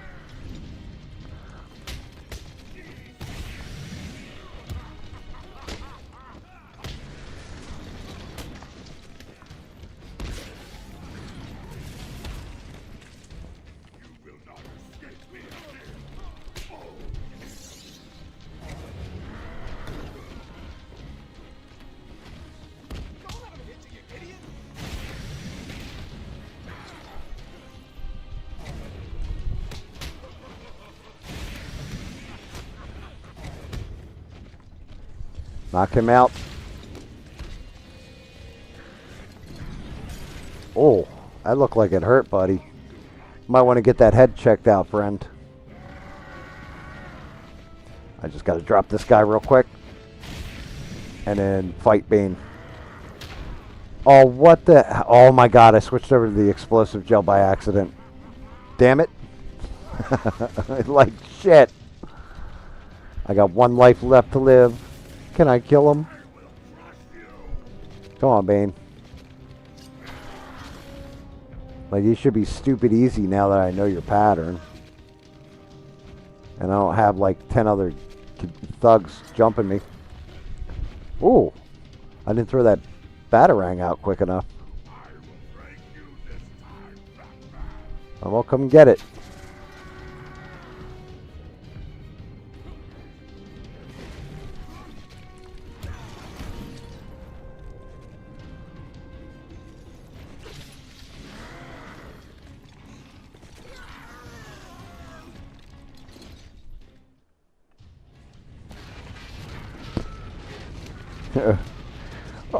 Oh, you think the darkness is your ally. But you merely adopted the dark. I was born and molded by it. The shadows betray you because they belong to me. Batman, you okay? I'm fine, Jim. Where's Quinn? Gone. Must have gotten loose while Bane was throwing you around. We need to get you off the island. Yeah, I mean, I'm not going to lie. I can be lazy, but I do have to keep at least push-ups and sit-ups and stuff as part of my regime just to keep my hands from working. Like if I stop doing it, my hands won't work anymore. Like stretching my neck, everything else. If I stop it, it's bad. Oh shit, dude! I ruined the Batmobile. It's gone. Damn it! All because of you, there, Jimmy Gordon. Jim, get back to the mainland. It's too dangerous here. I don't like leaving you here. Radio claims he's planted bombs all over Gotham. Why does Jim Gordon sound like he should be Richard Nixon?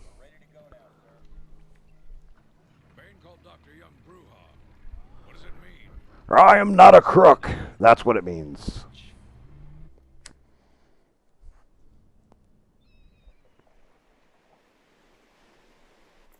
Oracle, go through the city's computers. Pull up all you can find on Dr. Young. I'll go through anything you find once I get to the cave. How did Bane come back? I built it years ago. They never kill Bane in the comics.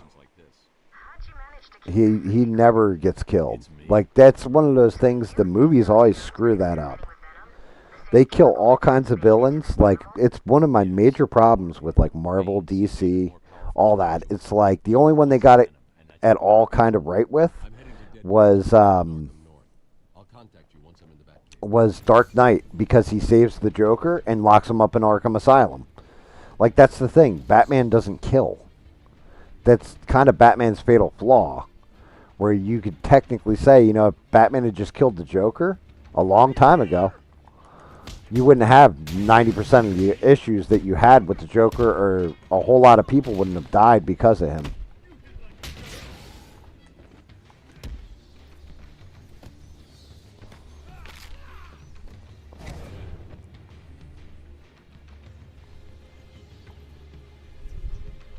Wait, where am I headed anyway?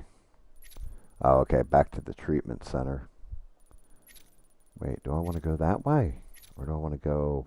No, I want to go off to the left.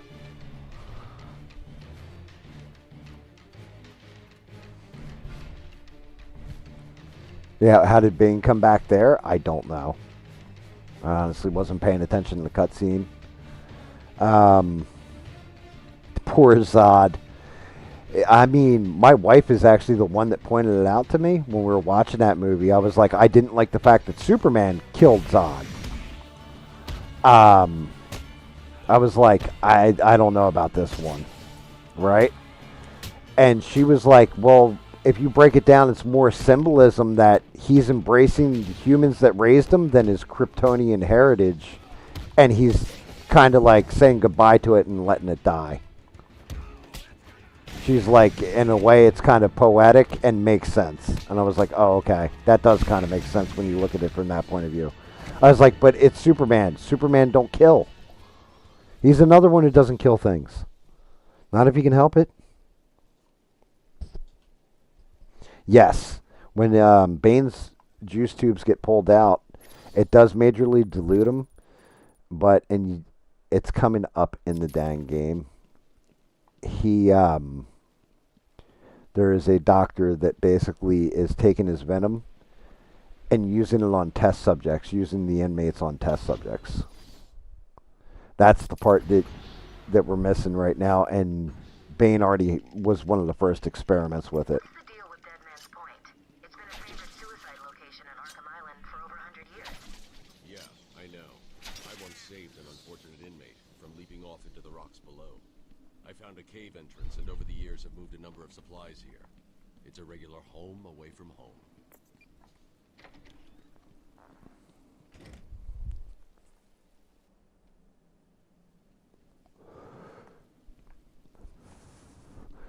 Like, as a matter of fact, your last battle is against the Venomized Joker, and it's about the same exact thing that I just did with Bane, or with Bane, if I remember correctly.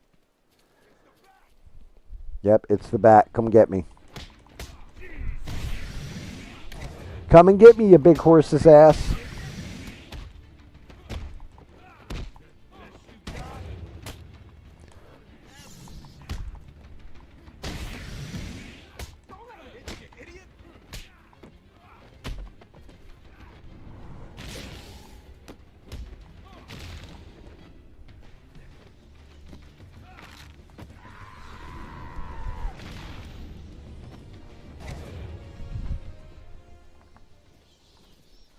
Where to? There? Is that on the outside? Is that on the side of this building?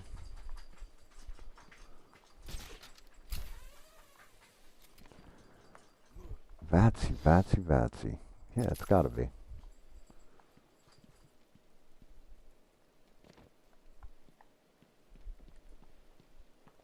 How the hell do I get in? Is this gonna be another one of those blow stuff up things? Entrance to Dead Man's Point. Okay, so it's this way.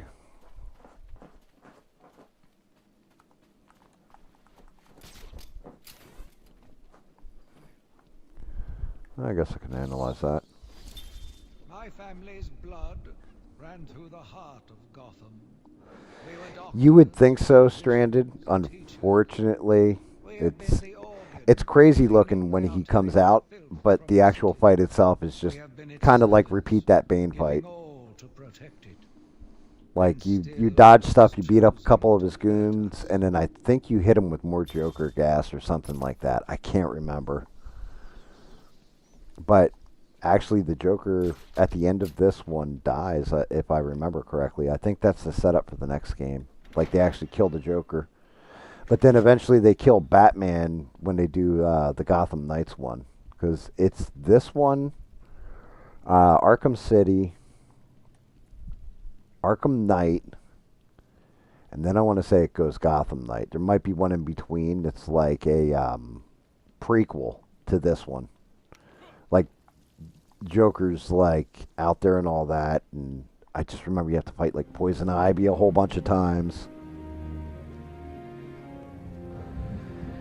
Good night, Stranded. Thank you for dropping in. Yeah, and Sunday, you know, we're going to shout you out on the stream and everything else, because I know you'll watch the replay on it. I still don't know what I'm going to paint. I'm not going to lie. But, you know, you'll be missed on Sunday, but I will definitely catch you next Thursday, and we appreciate that. I appreciate the hell out of you even dropping in for this silliness just to come and hang out. Disabling countermeasures. Security deactivated.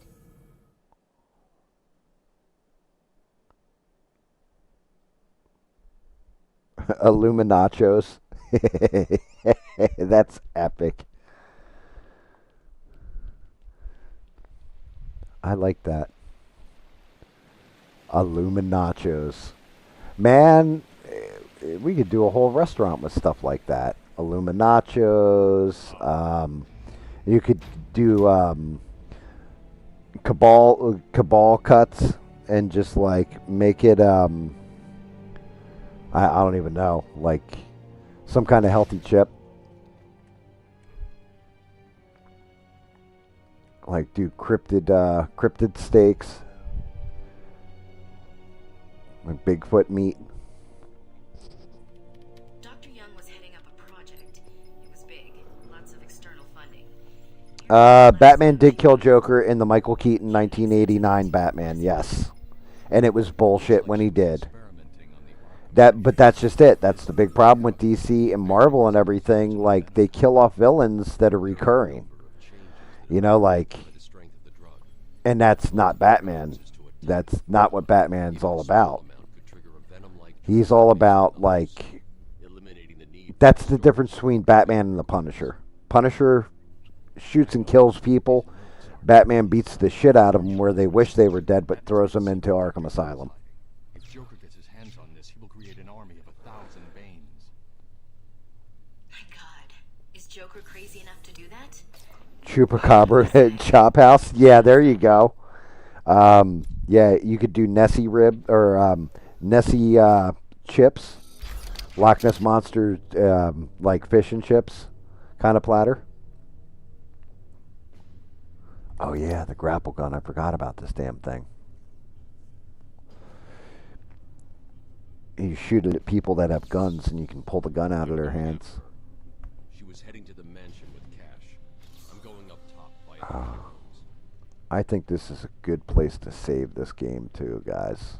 I'm not gonna lie, because we're going into like basically the 4th or 5th chapter of it. I'll save it here. Because that's all unsafe progress. Yes, but that's fine. We got the next gun, so that's a good place to save.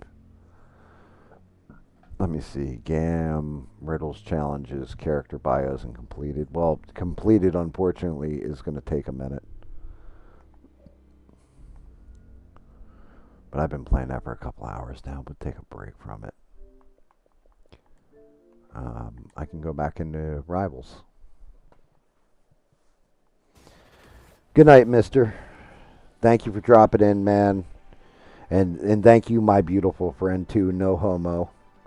Appreciate you dropping in and hanging out and everything else. You always crack me the fuck up, brother. Every time. You make everybody laugh. Definitely bring a unique brand of fast twitch humor. Good night again, Stranded.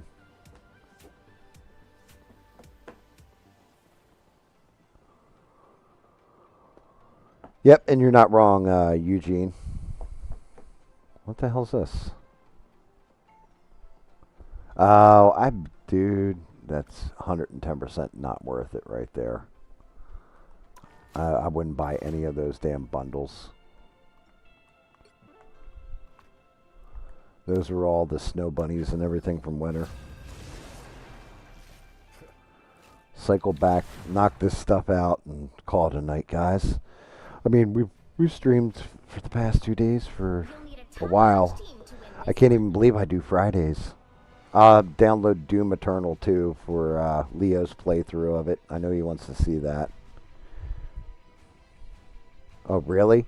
Everybody's going this route, and you're gonna make me play healer? Okay, it's gonna be that way. It be like that sometimes.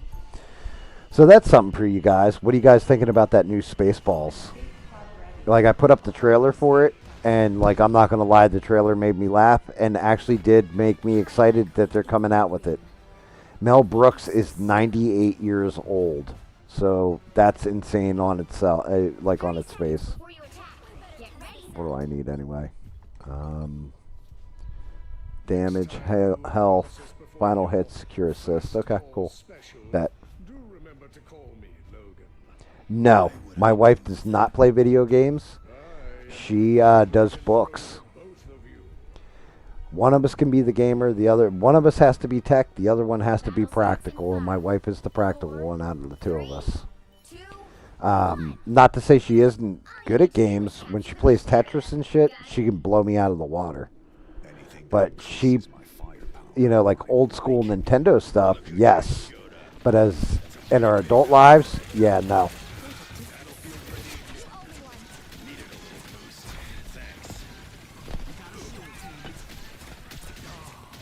Nah, she doesn't game. I'll tell you what, if I can convert the people that follow my Xbox gamer tag into people that watch the stream, it would be like 5,000 instant followers or something stupid like that.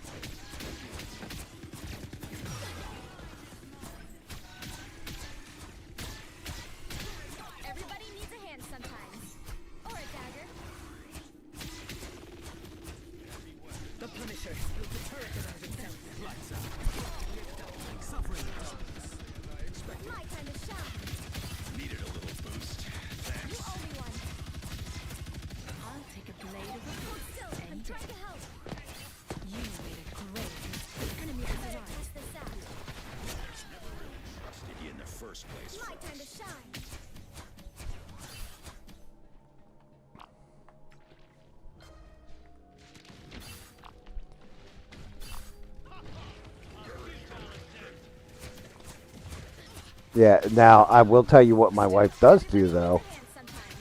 She calls the Xbox my babysitter. And God bless her for it. But, like, if I need a new controller or something, she doesn't. She goes, nope. Babysitter needs a little help. I got you. It's not even discussion when I want to upgrade equipment or any of that kind of thing. She completely gets it. It's my thing to game. As a matter of fact, if anything, games keep me out of trouble. Because there was definitely a point in my life where I could have gotten in a lot of trouble, but playing video games kind of stopped it. I guess it's good to be a nerd. But then again, I think I've told you guys this before. You know, little things like the fact that my wife supported, like when I wanted to do 3D printing at first, my wife completely supports me. When I want to do art stuff or explore that end of myself, she helps me if I want to research something. She'll hand me every book there is to it and ask me what I need, what I want.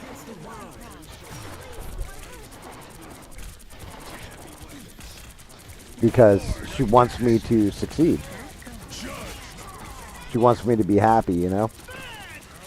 So, God bless that woman, because without her, I would definitely be kind of lost at sea. Oh, castaway, I am lost at sea, oh. Oh, loneliness, no one here but me, oh. So, there, I'm trying to remember, are you talking about the redo of the arcade cabinet, Teenage Mutant Ninja Turtles? Or, no, because they did Turtles in Time. They did another one, like there was an arcade version, but then, yeah, they did a more modern version, right? Like it wasn't one that was in the arcade ever. It was just for home consoles. I did play through that one because you could play, like one of the characters you could unlock that I loved was Casey Jones. Casey Jones was definitely one of those that I was like, oh, that's epic. He was always one of my favorite Teenage Mutant Ninja Turtle characters because dude with a hockey mask. All the sports equipment and everything, but he was human. He was just another vigilante, basically. But I like those kind of vigilantes, like Punisher and shit like that.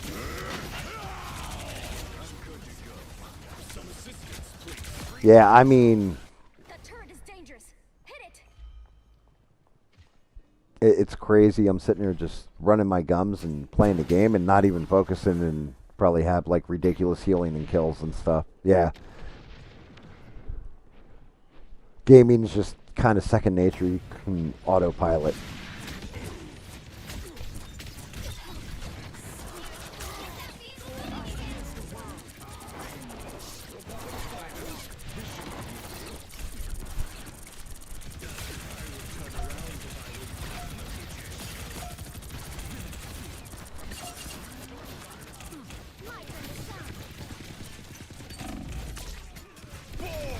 Where the hell's my damn team? Come on, guys, get over here.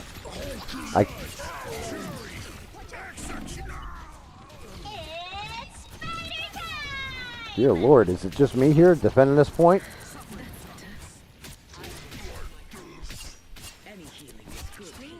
There we go. Everybody just, I guess they had to kill everybody off in the back line or something to get to me.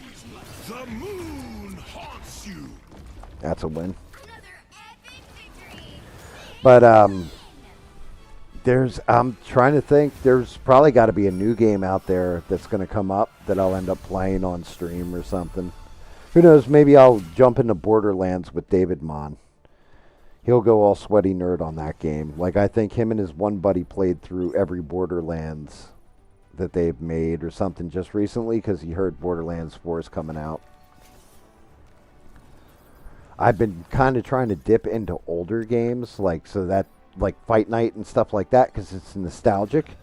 You can have fun with it, and they don't make boxing games like that anymore. Like they came out with the Creed boxing game, and it had all the different characters from Rocky. It has Clubber Lang in there and everything, but it's like an arcadey game. It's not like how boxing should be, in my opinion.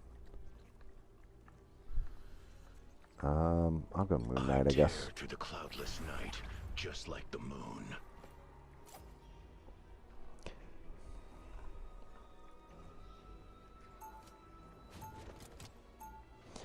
Yeah, I mean, I'm not going to lie.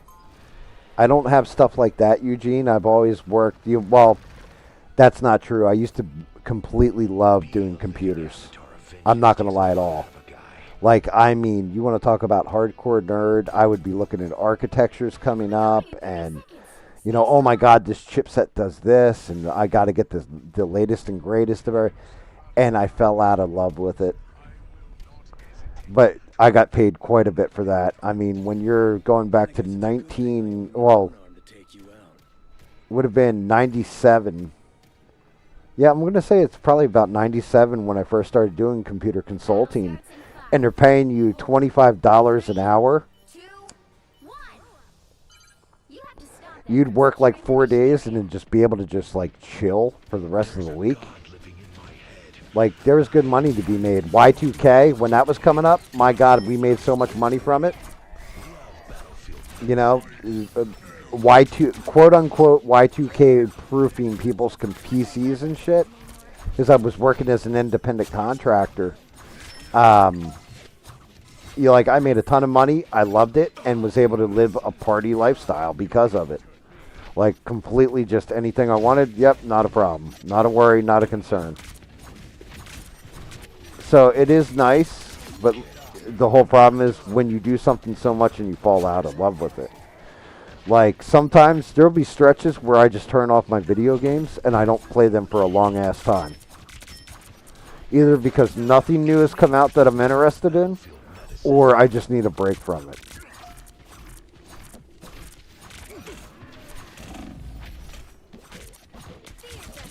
And I'm definitely not good enough to be a, like, hardcore pro gamer, you know what I mean? Like, those guys, you gotta be top of the top of the top. And kids really, nowadays, if you ask any kid, what do you want to be? I want to be an esports gamer that makes a shit ton of money, or I want to be a YouTube streamer that makes a lot of money. I will probably never be either one of those things, and I'm all right with that. Like, just reality is reality. Dude, why would that dickhead spit me off the side?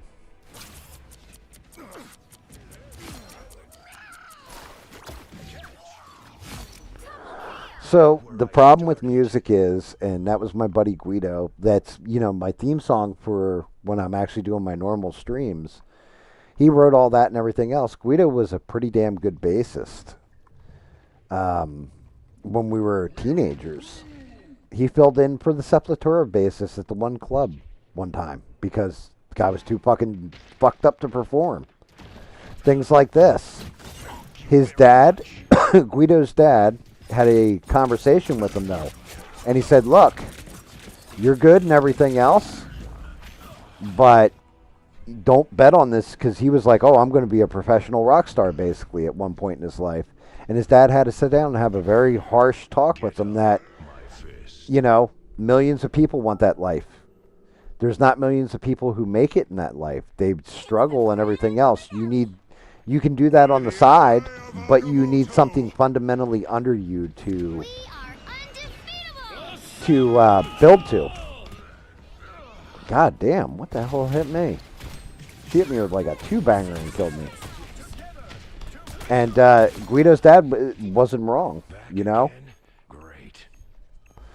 So something like music, that's, you can get paid for gigs and stuff on the side, but actually making a shit ton of money as like a main event rock star or something, that dream is, there's a lot of luck involved in it.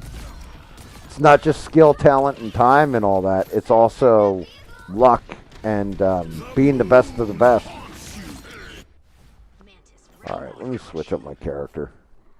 I'm getting bored playing him. I'm going to actually play hockey here. But the whole thing is, enjoy music for what it is, Eugene. You build out your catalog. You get people who really like it and enjoy it. Like, I enjoyed that last piece you did. I've enjoyed a couple of the things you put together, right? You keep growing your following on YouTube, and not going to lie, you get enough people who like it, or people who want to pay you to use, like, you know, let's say they want to use Instrumental 14 as their theme song, right, for their channel. Stuff like this. You can make money off of it. You're not going to get rich, but you can make money at it and while doing something that you love. You know what I mean? I got some unfinished business. Now might be a good time to stop them. Yep, and there you go, Eugene. That's the best way of looking at it. Like, this whole YouTube thing and everything streaming, Beans is on my shit a lot of times because she really does, and like, honestly, she's a great friend because of this. Same thing with Sheree. They believe I can be, you know, like, oh, you can be somebody who has a couple thousand people, you know, subscribe to you and watching you. And you can put out amazing content and get like all these subscribers. They believe in me and the messages I guess I put out of, you know, the betterment of humanity and shit like this. I don't expect to ever make a dime doing this. If I do, it's a blessing. Now, granted, you know, you can say, well, if you tried harder, maybe you would, GAM. Maybe you're right. Maybe if I streamed 8 times, you know, a week, like twice on Sundays or something. Maybe if I did this, like even simple shit that Beans is always telling me about. Do hashtags. Do cup of coffee. You know? But I don't expect to ever make money.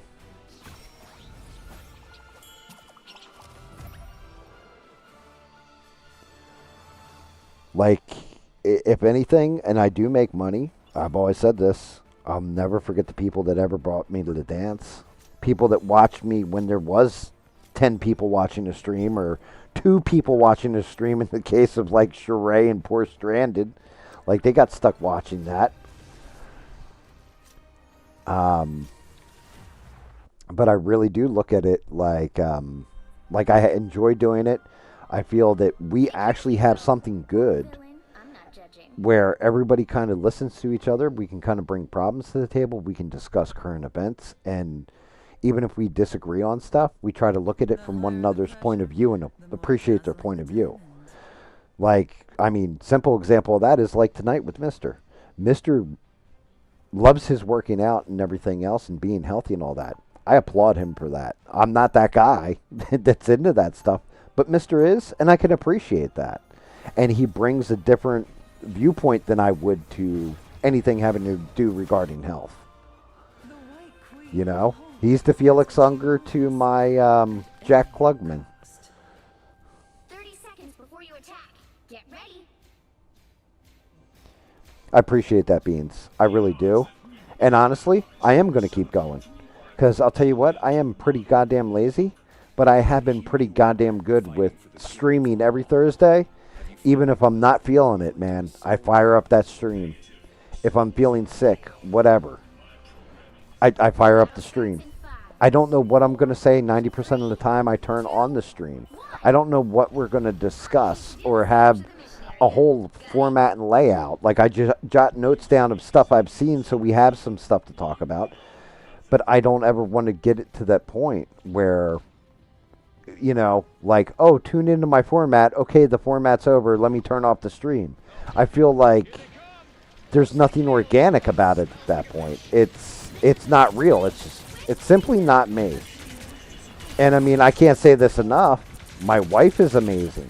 Like, flat out is amazing. Like, she had a conversation with me earlier today because I fucking stayed up, like I said, way late until like 10 o'clock this morning or whatever. I got like maybe 20 minutes of sleep, woke back up, and she said, hey, look, you know, is it your streaming doing this to you? And like, I was like, no, I actually have a foot check on that, because I was honestly going to do this gaming stream during the day while I was up. And she's like, yeah, you know, don't get obsessed with it, and, you know, shiny new toy and all that stuff, but, you know, check yourself and make sure you're checking yourself so I don't have to check you. I can appreciate that. That's amazing support at home. So between the support I get on the stream, the support I get at home, the good people I'm surrounded by, I feel like you're right. Eventually it will happen. It won't happen tomorrow, the next day, or, you know, may take 100 years or whatever if I live that long, but I definitely can believe that eventually I will have like 1,000 subscribers, 2,000 subscribers, whatever the case is, 1,000,000 subscribers. And I can do it with this. My silly little stream about painting and nothing, you know? But I'll never forget the people that actually bring me to the dance, and I hope you guys are still here if I ever do make it to that dance. I appreciate every one of you guys all the time. There's 9 people watching this stream right now, watching some asshole on the internet play video games at 1:30 in the morning on the East Coast, right? Like, that's 9 people. I mean, that's it says something. And like good people too.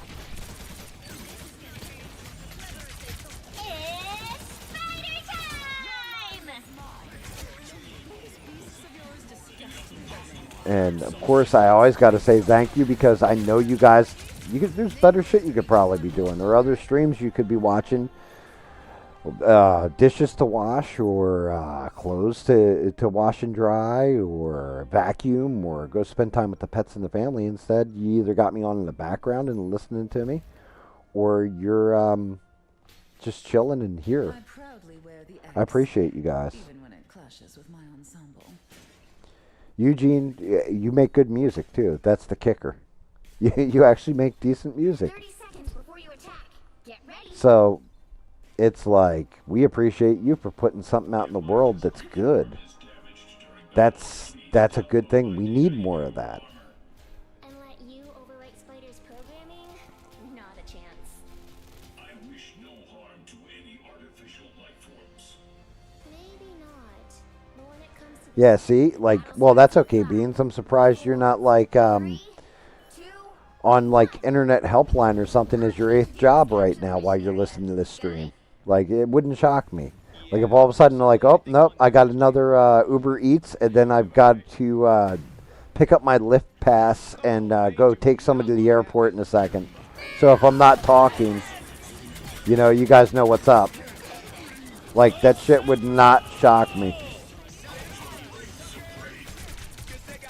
You work very, very, very hard.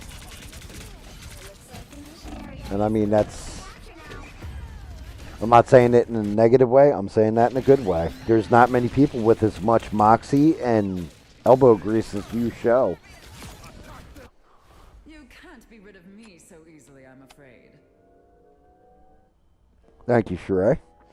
And, of course, we always got to give a shout-out to, you know, the greatest mods on these internet, Sheree, too. Because, like, Sheree's got a whole thing to do and a whole family to take care of and everything, and she puts shit down not just for me, but for ABL too. You know, she doesn't have to do that. She could tell me at any time, like, hey, GAM, you know I like listening to you and I like being on the stream and stuff, but you can go pound sand. I ain't staying up till 1:30 in the fucking morning again listening to your dumb ass and watching you play video games when I could be playing Borderlands 4 right now, like, or Borderlands 3.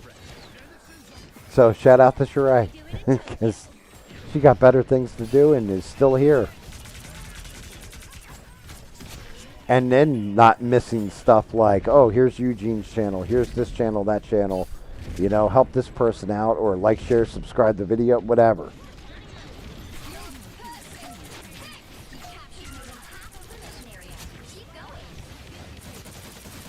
And interestingly enough, we pick up people of all ages, religions, backgrounds, ages. Doesn't matter. It just seems like good people attract other good people for some reason. I mean, I guess positive and negative. Sometimes shit in here can be negative, I'm not going to lie. But we seem to turn it to a positive every time if we can help it. And that's not just a GAM effort, that's a group effort. So it's not just some lip service or some bullshit that, like, when I say stuff to you guys like, oh, I've got some of the greatest people on these internets in my chats and stuff. It's not just because it's my channel, because honestly, all you guys were in the ABL with me, or all you guys were here with me or there with me. I happened to meet really great people and got lucky.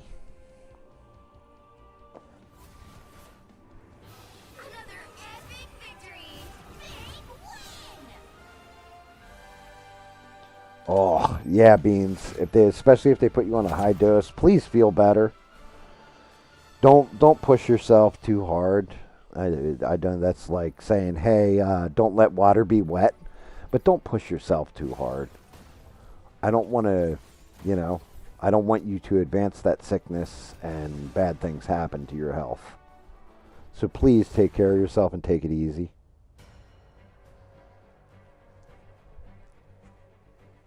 Pick your hero or villain. I'm not judging. I don't even know what the hell I'm doing. Yeah, why not? I need to look at my missions. I need 30k more damage. Oh, I already unlocked you 30 assists and 30 final hits. Heal health. Actually, 4 more matches, and I knock out either damage. Inflicting damage seems to be the fastest, easiest, best way of doing this. And then the 8 matches might be fast, depending on how quick this shit goes. Yes, and I agree with that wholeheartedly. Sheree is the ultimate mod. Like I said, and a better friend. As good of a mod as Sheree is, she's an even better friend. And not gonna lie either, she's got an amazing husband. Like, let's just call it what it is. I'm sorry, Rick James is a great man. Like, he really is. Very chill.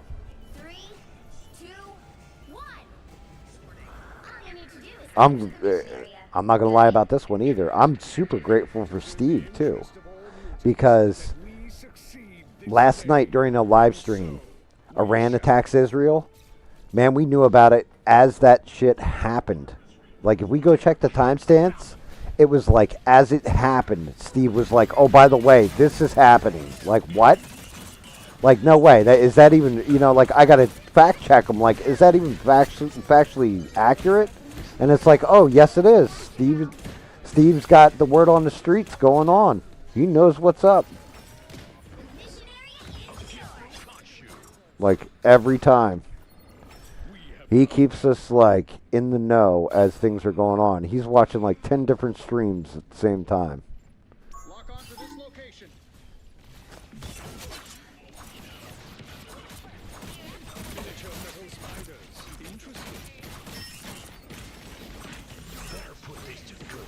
I just got to land damage, so just raw damage on these guys. I don't even care about killing anybody.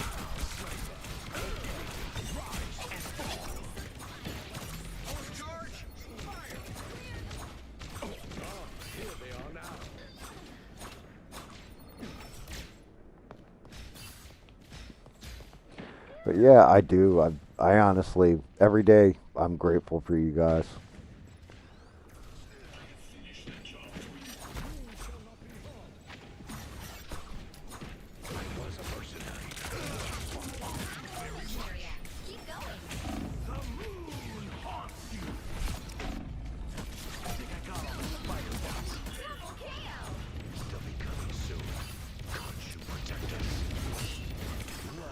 Damn it. How did I not kill her?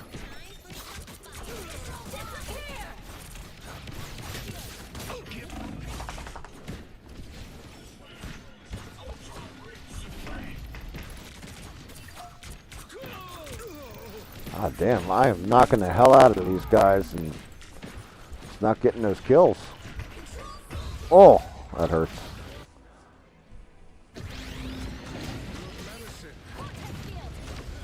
Good night, Beans. Get some rest, and thank you again.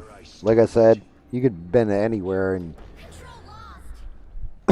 You guys you're right here. Please go get rest. Fight that sickness. Kick its ass.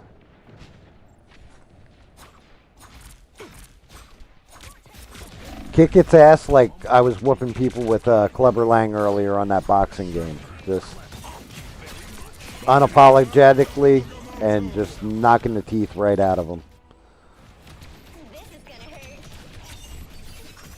And Beans, don't take shit from anybody, okay?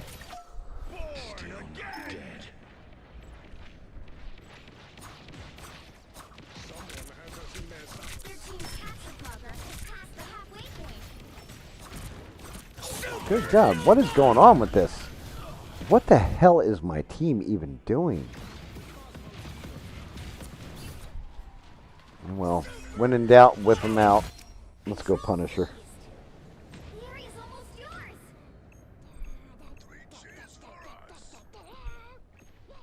Dude, Eugene. I hear you, man. And like I said, that is one of those things. It's a shame. You know, people got to have drama. Like I said, you're never going to hear me say to you, you can't be somewhere or something you enjoy, cut it off. You know, that's got to be a you choice. I'll never tell anybody to do that. But I also understand why you feel the way you feel.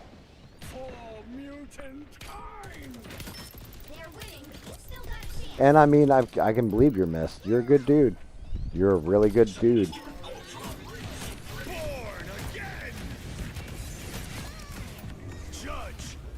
No. I mean, are you actually going out of your way to avoid that person? I'm a blunt instrument. Yeah. That's how I like it. Like I said, somebody shows you who they are to me, then I accept it and just move on with my life. You know what I mean? There's no reason life's too short to be upset about things, stuff like this. It's just a GAM point of view. But not everybody's GAM either. Not everybody's me. And that's probably a good thing, because that's a lot less assholes in this world if everybody was like me.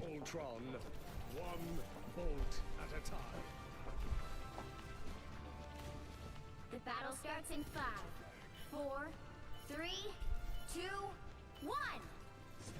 All you need to do is capture the mission area. Got it? Well, we definitely always appreciate you being here, Eugene.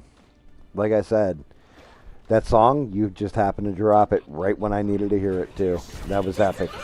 I don't know how the hell you did it, but your timing was impeccable, my friend.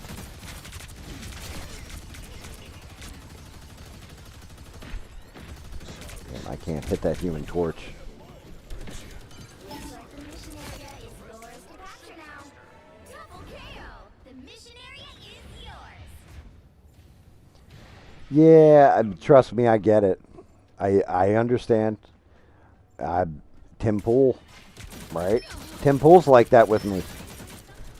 I liked a lot of Tim Pool's content and stuff like that, but then knowing how he actually treats people and some of the other douchey shit he's done outside of his streams, like, you know, his streams or his videos or stuff like that, I feel the same way. Like, I can't support somebody who is doing this and then pretending like he's doing it for the betterment of mankind, but is only doing it really to just enrich himself. It's one thing if you're doing something for the betterment of stuff to help everybody along the way, and you happen to get money from it, but when you turn it to the money is more important than the people watching, it kind of goes some kind of way, you know?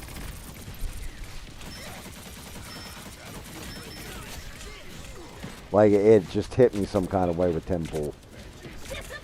And I don't fault him and for making a living. I don't fault him for being smart and building something ginormous. Because, you know, I won't be there to listen to it anymore or support it because I can't. It's more of a moral problem, you know? Sometimes morals are a great thing to have, but they can really suck sometimes.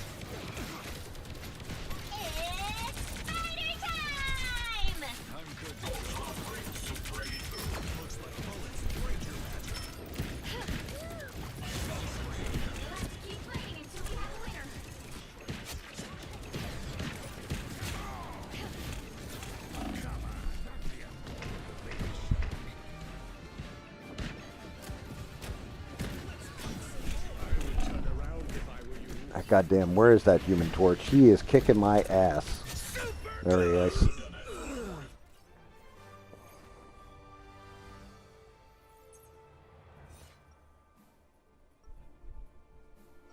Yeah, I hear you, man. I understand, Eugene. You know what I mean? Hey, look, at least you've got that problem. You don't have a problem like I've got, where somebody, you know, like, if I get mentioned, it's like, oh, that person's a bad person and all this kind of stuff. And it's like, I didn't do shit. Like, why am I a bad person? Like, hey, if I'm an asshole, I pretty much tell you, like, yeah, it was kind of asshole thing to say or do or something. But I honestly, like, I'm just like, okay, well, if you feel that way, that sucks. I'll miss out on you. You're going to miss out on me. God bless you, and keep on trucking, man. You know? That's just kind of my angle to a lot of things in life, that I don't want to be around people that are negative or bring that negativity to the dance, so to speak. Because all that's going to happen is it's going to keep breeding, and it's going to be bad. Fucking retard shark. And trust me, I got to see sides of people that I didn't think of, you know, I didn't think some things you don't realize how nice some people are and how real some people are until something adverse happens. You know what I mean? It's kind of like a crisis situation. Like, actually, my best analogy would be like a fight.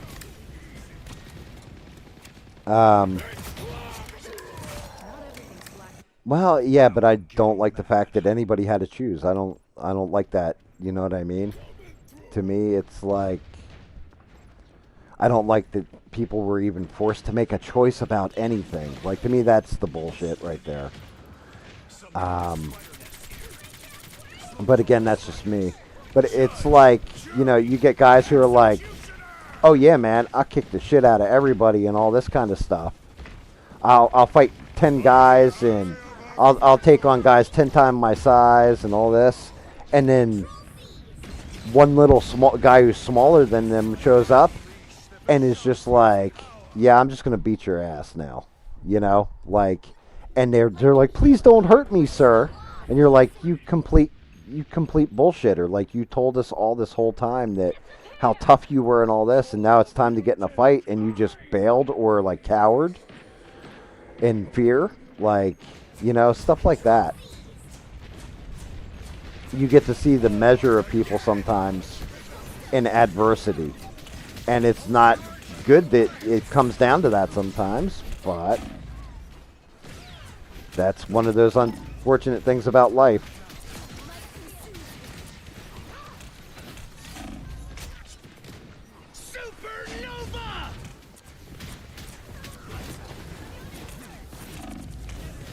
Damn it, couldn't kill him.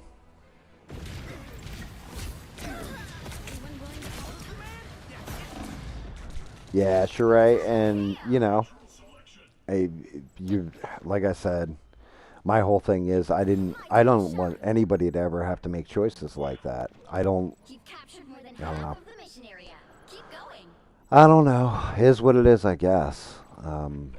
But I appreciate everybody too, even if they made a choice a different way. I appreciate you. You know, you're entitled to it, and that's fine.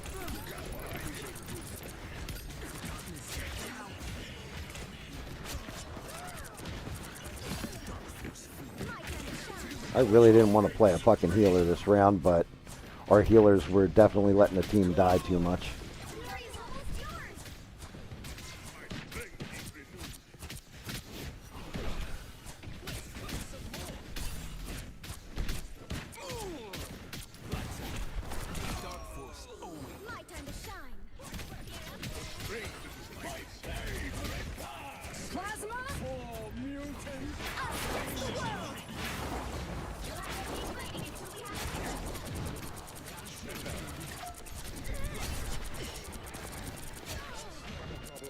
That should end the game right here. Kill him on the last one. Nice. Oh, wait. Oh, yeah, that's right. He did have that meltdown, huh? Yeah, that's right. Dave Landau was there when Tim's like, I don't know. I think it's my last stream and all that shit. Think about being Dave Landau and being part of Steven Crowder's show, though, right? And then Steven Crowder, like, had told him, like, you're funnier than me, so you can't talk as much because you're funnier than me. It's like, well, what the fuck, dude? Steven Crowder, why don't you push that man's star up instead of dragging him down? You know? Stuff like that. Yeah, I feel bad for Dave Landau. Steven Crowder, I watched for a while there, and he was kind of like a Tim Pool situation for me. The way he was treating people around him, like he was believing his own hype, you know what I mean? And not that he's not funny and he didn't have great things going on, like Change My Mind. That was a great segment. I thought he was actually a very funny man. To this day, I still think some of the stuff he makes is truly funny. My only issue with him is I also watched the way that he treated a pregnant wife, you know? And that kind of made me feel some kind of way. Like, yo, dude, you're walking around like you're an alpha male, but you're treating that woman like she's dog shit on the bottom of the shoe and she needs to serve just you when she's pregnant and all this, and you're telling her, like, basically, well, yeah, you're relying on me. It's almost like, I don't want to say misogynistic. It's manipulative. And I didn't like it. Like, that bothered me. You know, what's his name? Quarterbelt Black Garrett actually went to go to work for Nerdrotic or whatever. He says nothing but good stuff about Steven Crowder. He's like, when I left, there was no problems. None of the shit that happened with other people. He's like, maybe I got lucky or I just had a different relationship with Steven. When I told him, like, hey, I want to go do this because I enjoy this more, he was like, yeah, man, best of luck to you, and was nice to him and everything else. But then there's not Gay Jarrett or Gay Jarrett. I can't remember what the dude's name was. And, like, Candace Owens talks about it. Like, he was apparently, like, he treated him like total dog crap, apparently. Like, when he wanted to leave. And then, like I said, Dave Landau, that's another one. So, you can tell a lot about a person by their own ego insecurities. And, like I said, with Tim Pool, like I said, nothing but the best to him. But it's the same kind of respect I have for ABL. ABL didn't start at 1 million followers and all this. He's been doing this shit for years. He worked his guts out to get where he is, so I'll never fault him for success.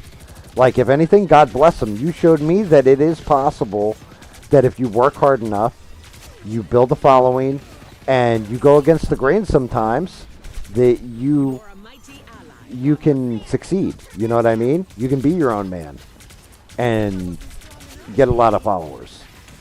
I don't always like his position on things. I definitely don't like all his hot takes sometimes, and I think the way I think. But you'll never hear me fault him for, like, oh, he doesn't deserve 1 million followers, or he doesn't deserve to make his money by being on the internet or some shit like this. That's just petty, you know? That's, I hate to use the word, like, hating on somebody, but it really is, like, kind of hating on somebody. Like, just to hate on them because they're more successful than you.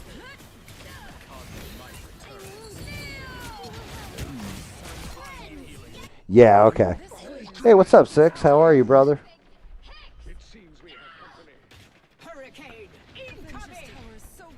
But yeah, I mean, we're all built different, and that's just it. If I can help anybody achieve any kind of success in their life, just so they're happier with their life, I'm gonna try and help you best I can. But I'm not the burning bush. None of that shit. I'm nobody important. I'm just some asshole who streams on the internet, paints stuff, plays video games, and talks shit. Eventually, I'll be a guy who reads books on the internet too, you know? Or reads stories and books on the internet. But I'm really nobody important. I don't view myself as that. I've got a decent view of myself. A decent ego. Getting this robot to Avengers Tower should be armed and dangerous.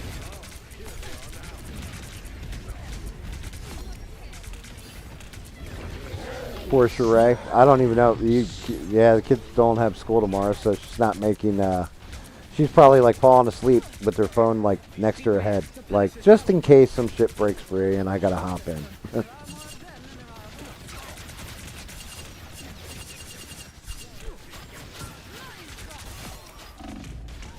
Damn it. Oh yes, yes, the greatest mods on these interwebs.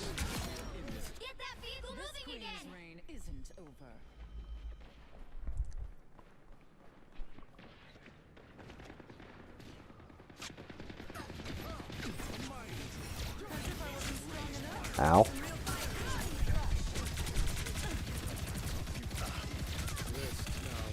We are undefeatable!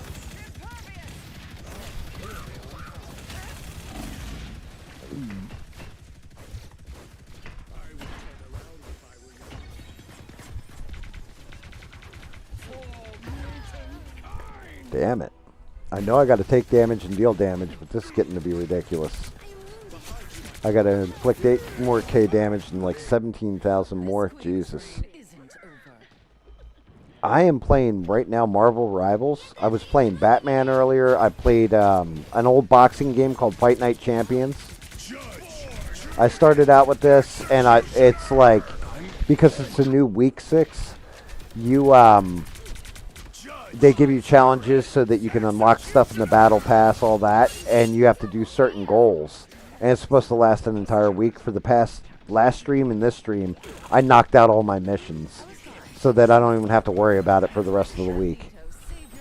I just sit down and crack it out real quick. I've definitely, like I said, there's survival games and stuff like Smurf wants to play Valheim or whatever, but I don't know if you guys will dig it. We'll have to try it one time and see how it goes. But to me, I'm afraid to play a super grindy game on stream because people get bored with it real quick. Like, even if you're having fun while you're playing it, it can be like, okay, I've got to go, like, mine minerals for, like, 2 hours or something, you know? Like, that shit gets tedious and grindy when you're playing it, let alone watching it.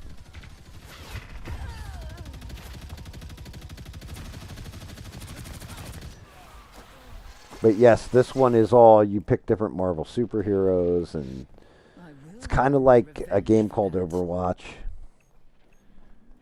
It's one of those like new hotness games that's been out for a little while and is starting to cool off. It definitely doesn't have as many people playing it as it once did, that kind of thing. But I enjoy it. I like playing the Marvel superheroes, and I can kind of put it on this AI mode where we're fighting like bots and then just bullshit with everybody.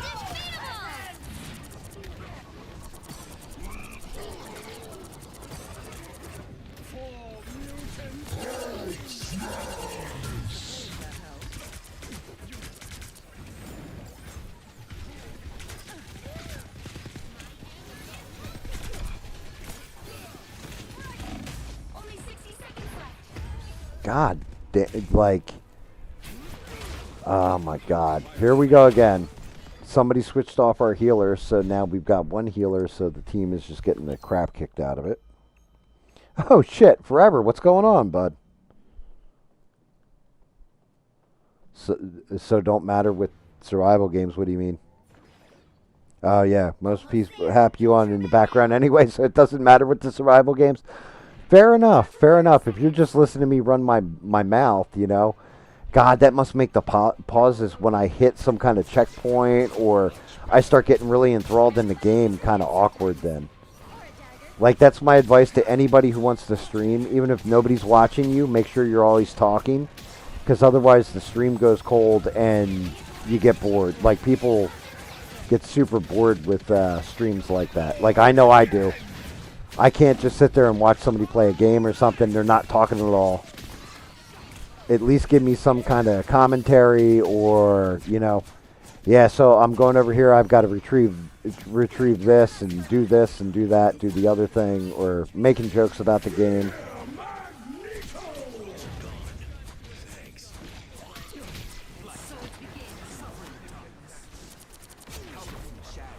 You know, things like this. And if you got action going on the screen, it makes it that much easier. But stuff like because there's games that I'll never play. And, like, I won't even play them just for fun, like Ark. I'll never play that damn game ever again. I know people that made money off that game, too. Not even streaming it, like, actually sold stuff in-game and made their money. Dead Air, yeah. It makes me think of Danny DeVito. So anyway, I just kept blasting.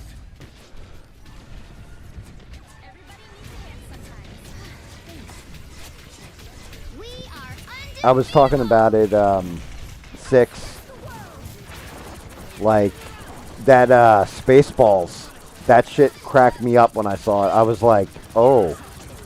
Like, they're actually, like, at first I thought it was just a fan trailer or something. And then when Mel Brooks shows up, and you're just like, oh, it's Mel Brooks? Like, this is a real deal. Yes. Watching a narrationless playthrough is one thing, Eugene. I agree.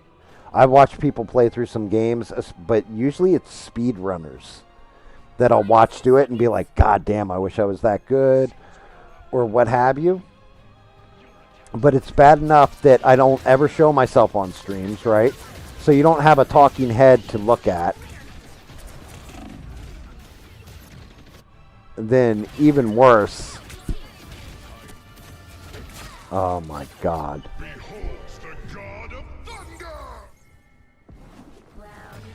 Yeah, I'm excited for it too. And what's his name is Mel Brooks is 98 years old. So if he makes it through the filming, God bless him.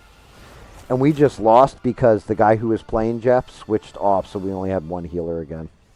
And I couldn't carry the team. That's not good. Damage blocked. How much damage did I heal? I only healed 4,500 damage or whatever before that dude switched up.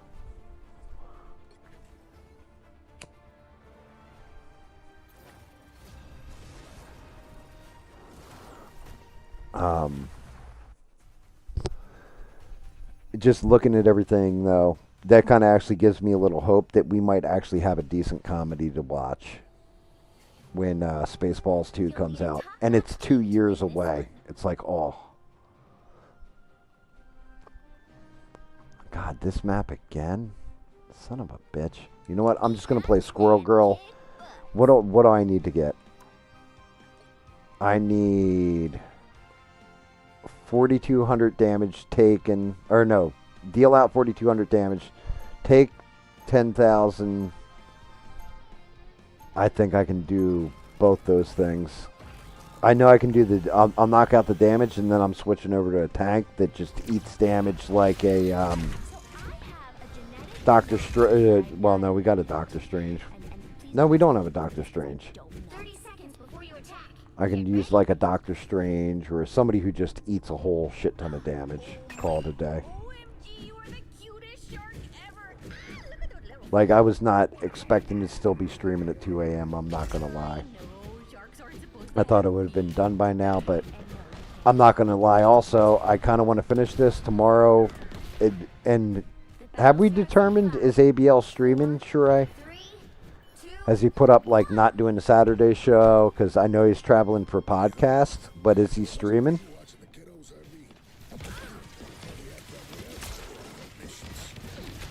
Good night, Eugene. Be blessed, brother. And thank you. Thank you for being here this entire goddamn time, too. It's late night.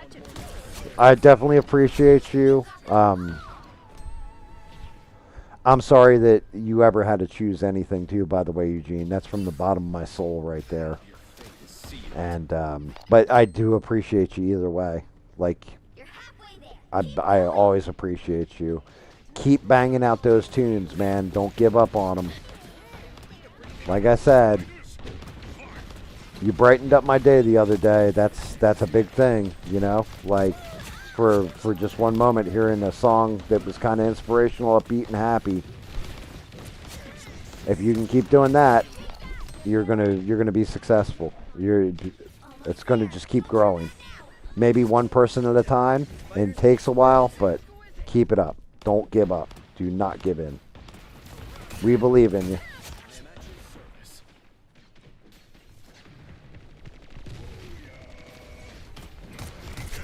Yeah, I'll be on the stream tomorrow night too, Sheree. Like, I'll definitely be dropping in to watch. It's going to be interesting to see if he talks about the Beanie Complex at all or what it was like. And I mean, I kind of said it before. I was a little disappointed. But I've come to expect it where it's hard to get a word in edgewise with two other co-hosts and Tim Pool all talking through the entire show. And then you being the guest. I'm hoping to see, like, honestly, ABL's last couple streams have been, couple hundred people, well, like 1,000, 1,200 people watching. I want to see that number go up to 2,500 at least after he was doing this, like just on Tim Pool. I want to see his viewer count go up, his subs, everything. Like I said, I wish him nothing but the best and nothing but success.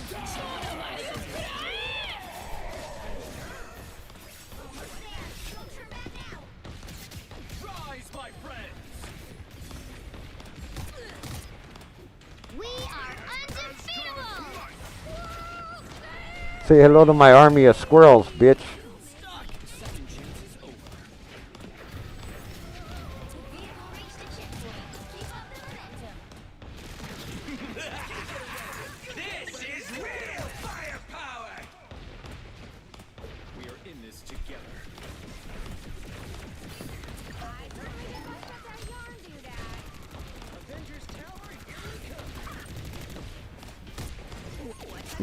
This is one of those models I've got to paint, Squirrel Girl, and I'm just looking at the color scheme on her. She's going to be an interesting paint job. She's got a lot of little, like the acorn on the back of her jacket, her whole utility belt. I don't think the one I printed out has Tippy Toe, the little gray squirrel on her head, but it should be interesting.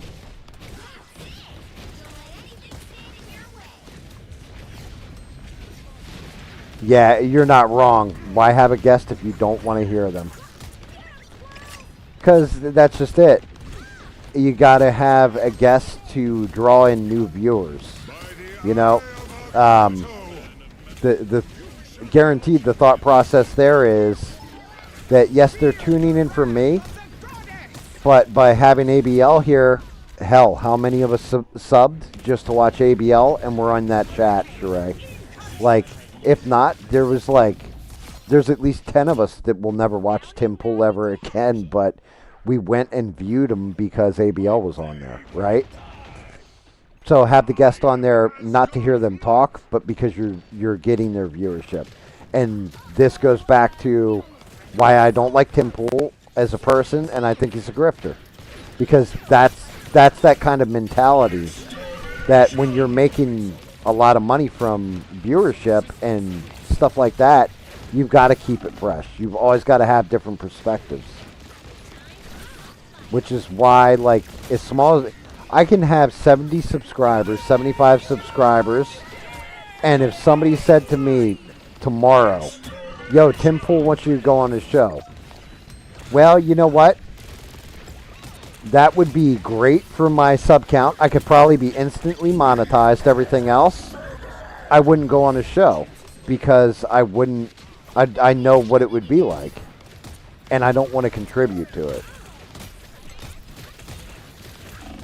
Now, granted, Tim Pool would never invite me on his show because I only have 70 subscribers, and he's not going to get that big of a bump. You know what I mean?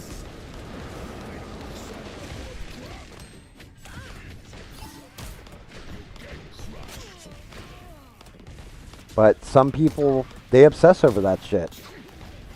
Like, I'm sure when you're making X amount of dollars, you definitely want to make X amount of dollars more.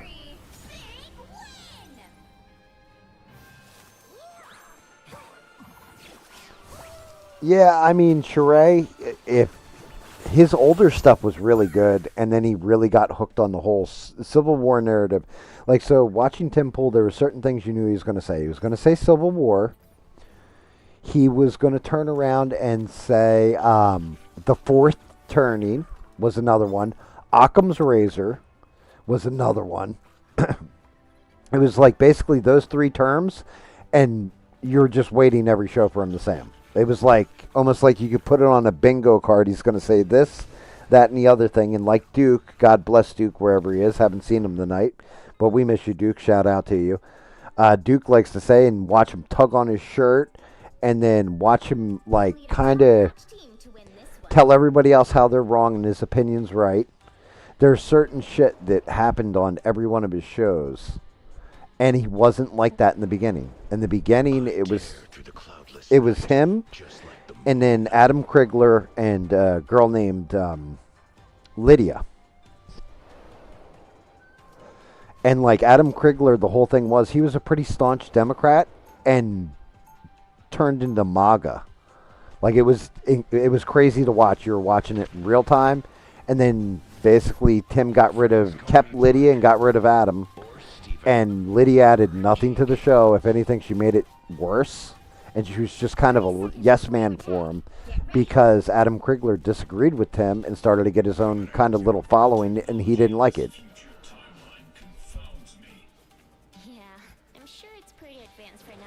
Yeah, that's a good way of putting it too, Six. Like, there's a lot of hypotheticals.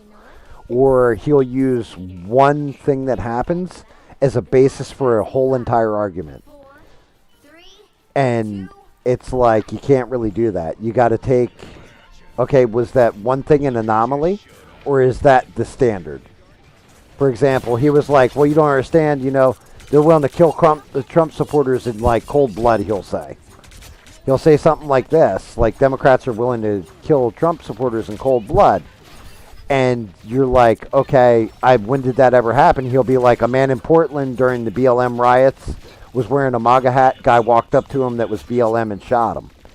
And it's like, whatever the guest is that's arguing with him will immediately shut down because they don't know how to counter that. I would counter that out of all those riots, that's the one incident. And so we're going to hang our hats on it. Well, January 6th was one day. So, therefore, that was a severe insurrection, the worst day in American history, right? Like, come on, man. Like, you got to do better than this shit. You're basically using something with fact to it and using it to prove your point of view, but you're not doing it in a genuine way. You're doing it to make one case every case, and that's not how that works.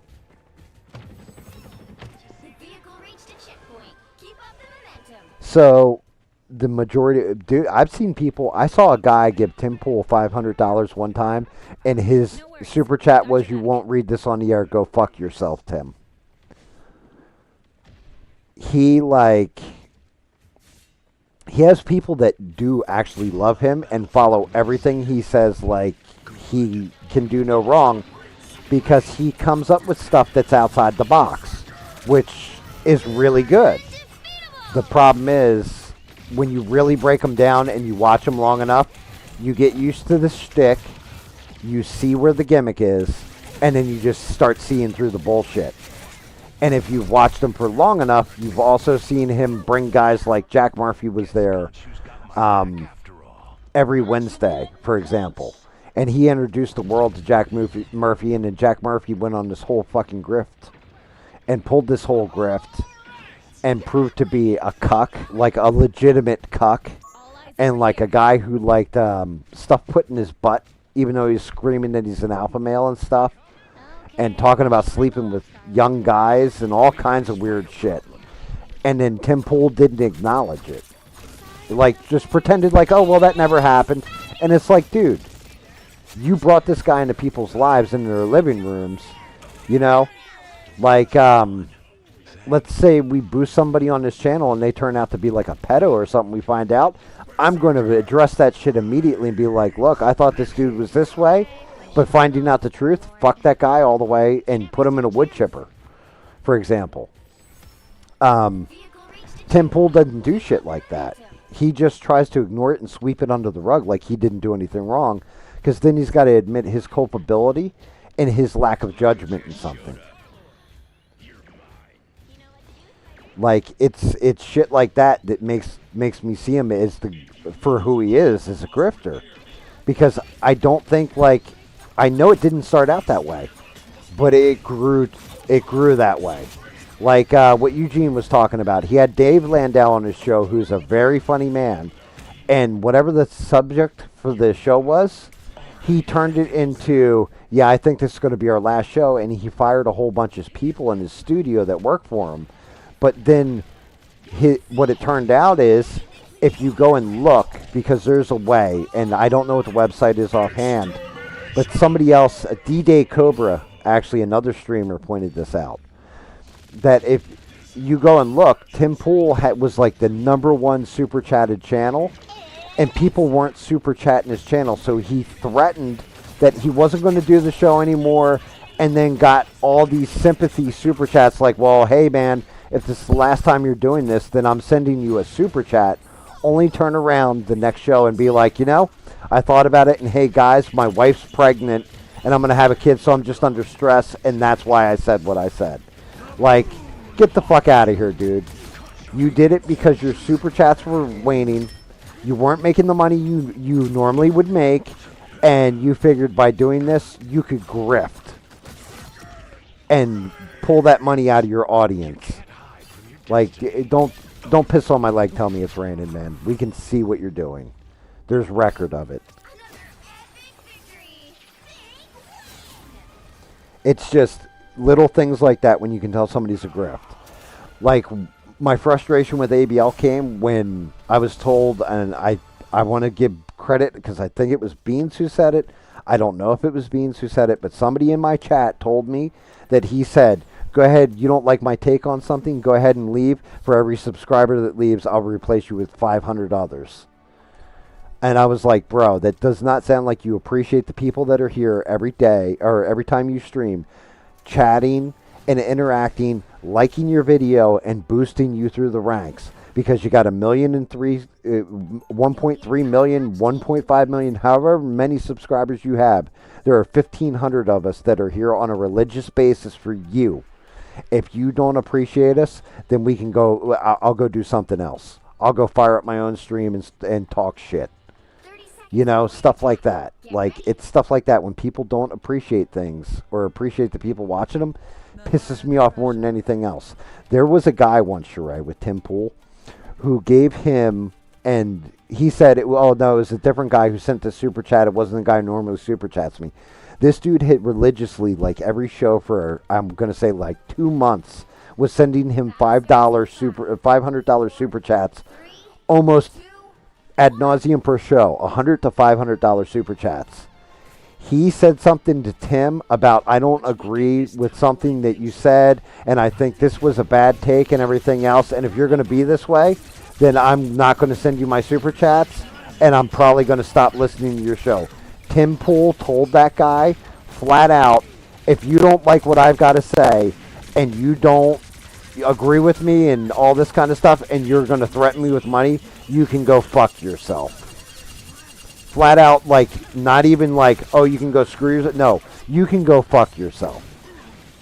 And I was like, yo, are you kidding me right now? I've seen how much money this man has sent you out of his personal wallet. You're a piece of shit, dude. He's entitled to his opinion. If I ever get like that, Shrite, if I ever fucking get like that, you kick me in my fucking nuts.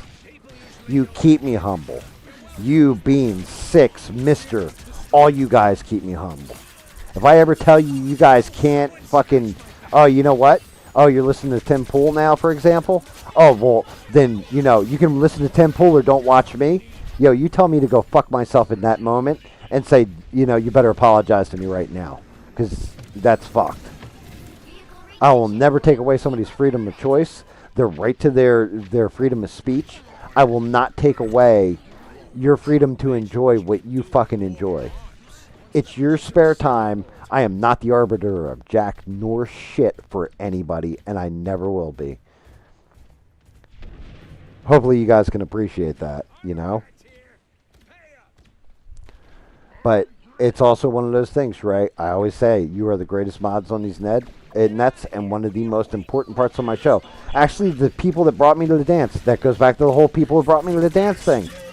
You guys are the most important thing, because if I ever lose my way, you guys know who the hell I am for the most part. Nobody knows every little detail about my life or any of this shit, and I'm not going to throw them all out there. I don't know everything about everybody who follows me and watches me. I don't know everything about your life, but I have a pretty good understanding of who the good people are and who are real and actually, like, genuine.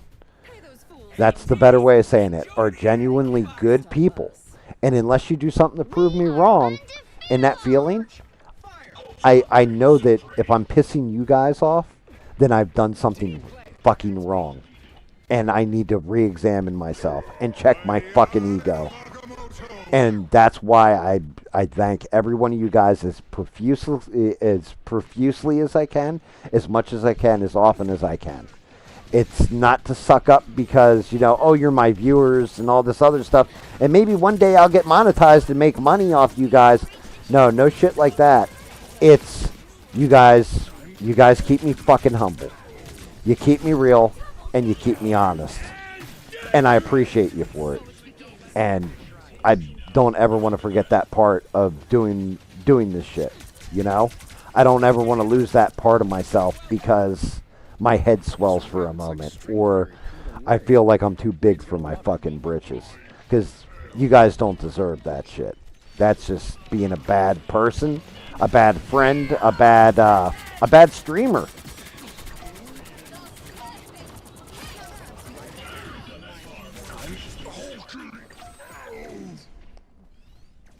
Like, it negates the entire reason why I even do this kind of shit. It takes the fun out of it, too.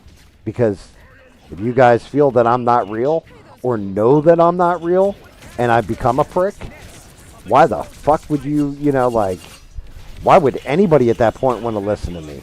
What, some new viewers going to want to listen to me? That's, I knew guys that were like that. They're your best friend in real life right up until you get around a certain set of people, and all of a sudden they pretend like they don't know you. They don't want, you know, they've never been friends with you, or like, oh yeah, this dude, and start ripping on you and treating you a certain kind of way. Man, I used to fucking hate those kind of people.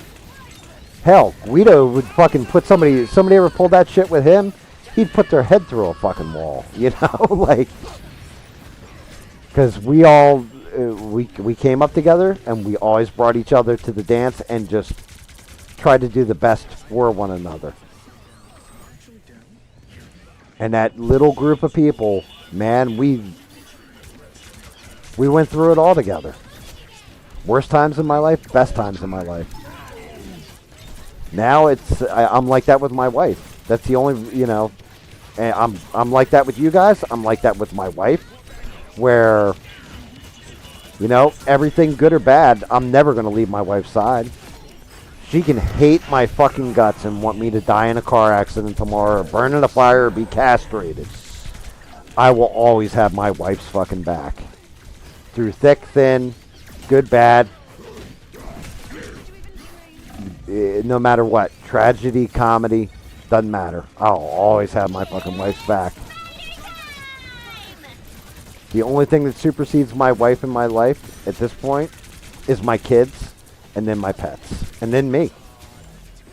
And then it's everybody else. Like, it's my friends, it's the people I care about, you know, that sort of thing. But that's just GAM's priorities. It doesn't mean everybody's like that either. And there's nothing wrong with not being like that. Just from my point of view, that's the way I think think stuff should be. That's why when the one time when I did the stream, Shrey, and you were like, yo, I can't make it, I'm like, yo, be with your family, take care of that shit, you do you. Don't you even think about my silly little stream, meaning jack nor shit. Don't break your ass to get here. It'll still be here when you get back. You know, that's just GAM being real and really knowing what your priorities should be, or thinking what your priorities should be, and absolutely endorsing the hell out of you. It's the same way somebody does it, you know, there's people that miss my shows. I try to shout them out as much as possible. Rebel, shout you out. Moki was actually here tonight. Shout out to her again. Anunnaki's another one. I try to shout him out. There's people that have come along that I'm definitely are newer that are starting to get shouted out, along with amazing people like Stranded that's here through the worst streams possible. Poor Stranded. And, like, God bless Stranded at the same time, because she's here when she can be, you know, and she's amazing. Good people. I appreciate you too, sis. You know, and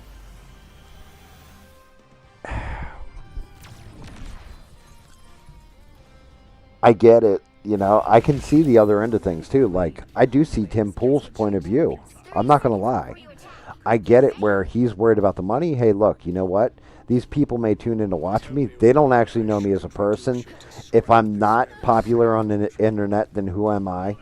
You know, I have these real life friends and all this kind of stuff, because there are people, like even Adam Krigler said with Tim Pool, like the two of them had a huge falling out and all that. But he's like, you know, he always paid me. He always took care of me. He had extra. He always kicked me a little extra, stuff like this. Like, he actually was a friend to me. But at the same point in time, he was a very confusing friend, and he wasn't real about things.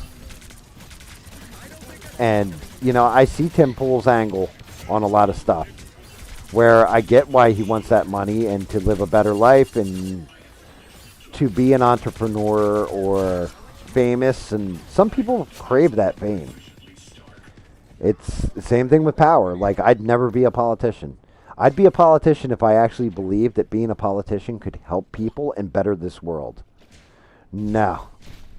I've seen everybody basically do the whole Dark Knight speech of, you know, you die a hero or you live long enough to see yourself become the fucking villain.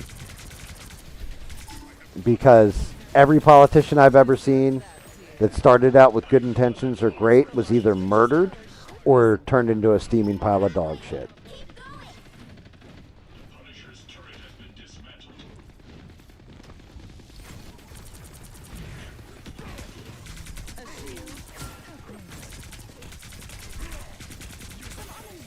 I mean, I'm not going to lie though, Sheree. Like, this is a funny one to think about. Let's say I reached like a Tim Pool level. I told you, Tim Pool at one point in time with his memberships and shit was making $4 million a month. Right? Now, I want you to put that in perspective. And just, I want you to think about this, Sheree. Because I told you. Now, granted, we have to pay the fucking taxes on all that and everything else. But as my mod, I've said, if I ever get monetized, you get 10%, right? Just imagine if I had Tim Pool money coming in and made $4 million a month. You would make $400,000 a month. Could you imagine that shit? Like, you want to talk about life-changing shit? You'd be like, GAM, I don't know about this, you know? Like, this This feels like indecent proposal or something. Like something's not right here.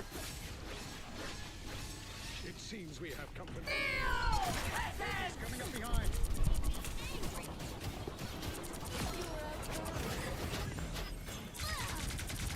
But I mean, I'm not gonna lie. I would fucking take that money if I were the mod. I wouldn't argue it. Nothing. I'd just be like, thank you. Judge, jury, executioner. Yeah, dude. I mean, 400 grand a month. Hell, even $1 million, and you're making $100,000 a month as a moderator. Holy shit! Like, god damn. But I'll be honest with you, if we ever got that big, or we had that kind of money coming in or whatever, I'm a man of my word. 10%. You'd get 10%.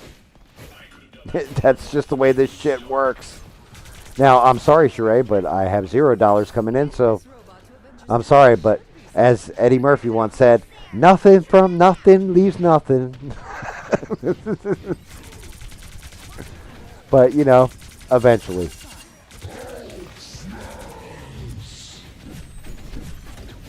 At that point, like, if I had $400 million a month coming in, then I would have to hire an accountant just to figure out how taxes work at that point, because I can't even imagine being in that that lane of having that much wealth.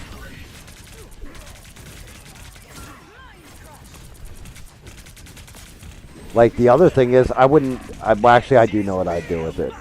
I would definitely be doing scholarships for people, and I would be buying plots of land to preserve them. I would be doing all kinds of, like, almost like hippie tree hugger shit, but also societal shit, you know? Like, there's a lot of underserved and shitty indigenous communities around this way that don't get the funding that they really deserve. The kids don't have... Like, there's a rec center down the road from my house, and they keep it very nice. It is definitely for the community. Kids in the community go there and play and everything. Dude, I would pimp that thing out so that the kids in the community had, like, the best of everything, you know? I would do little things like this. Go find some kid that has that intelligence, that drive, does nothing but work their ass off.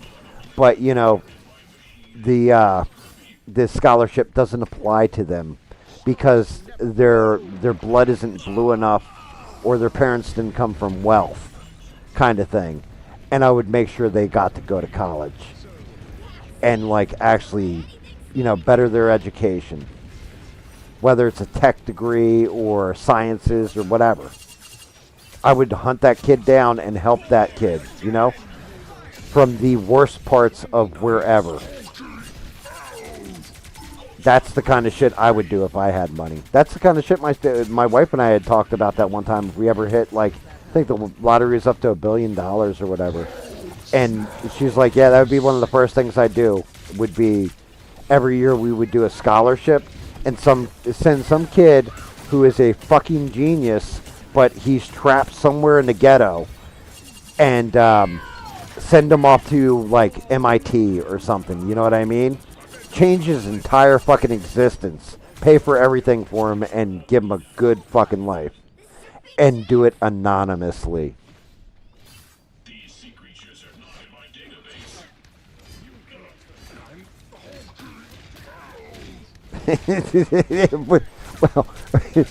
database. Well, the real money from Tim Pool didn't just come from... His super chats are ridiculous, right? The amount of people watching the stream and the hours viewed and everything, when it goes to video on demand, you make a decent amount of money because of your AdSense revenue and stuff like that, right? Forever. Like, you make a healthy chunk of money. The big way that Tim Pool makes his loot is because he has... Go over to timcast.com and subscribe for $10 a month, right? So if you have 2 million people that are viewing you, and you're willing to give up $10 a month, right? You have 100,000 people spend $10,000 to watch your shit, the after show and all that stuff per month, that's $1 million right there. So 400,000 people out of 2 million, what's that, 20% of the audience? Right? A fifth of the audience, so 20%, goes to your website and signs up for it for 1 month. That's $4 million. That's not including super chats, revenue for YouTube, from YouTube, you know, all the different videos you're making and all that stuff. You're making it hand over fist, man.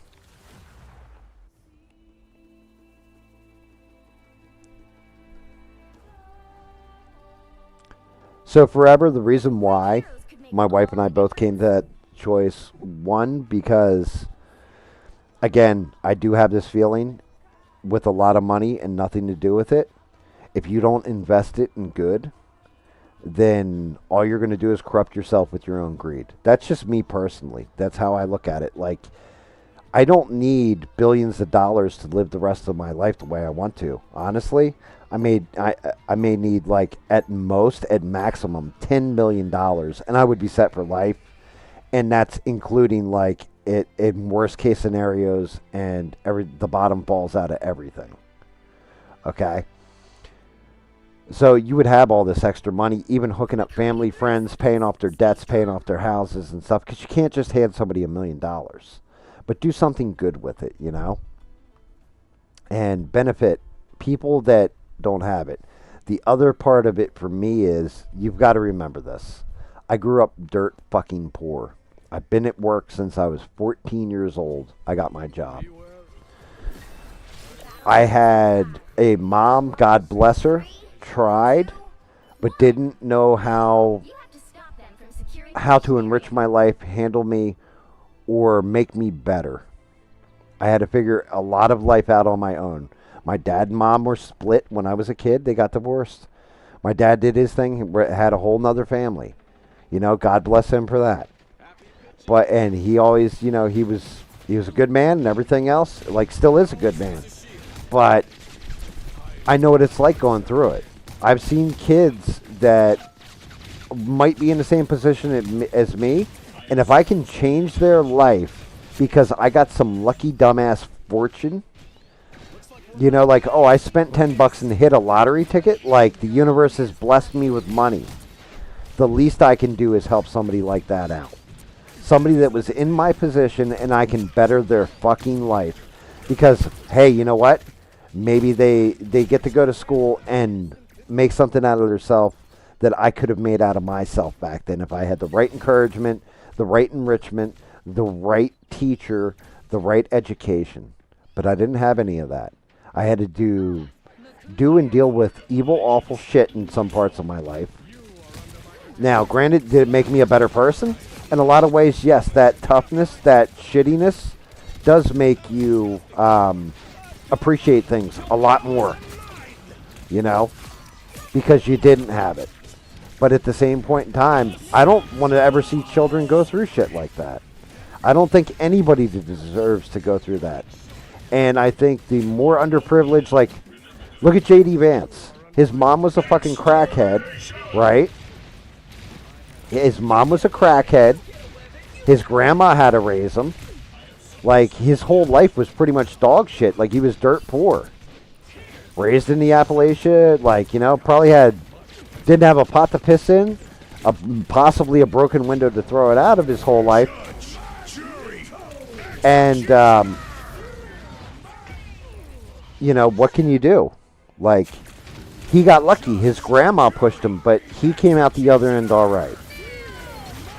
If he didn't remember where he came from, who he was, all that kind of shit, man, fuck J.D. Vance at that point. He should be looking at everything that he has to this point. He should be proud of what he worked for and what he earned. And yes, you have to do it yourself sometimes. But at the same point in time, like, it's not out of pity that you do something like that for people. It's out of honesty about what life really is, and not wanting somebody else to suffer your fate and have to get lucky to get to where you are.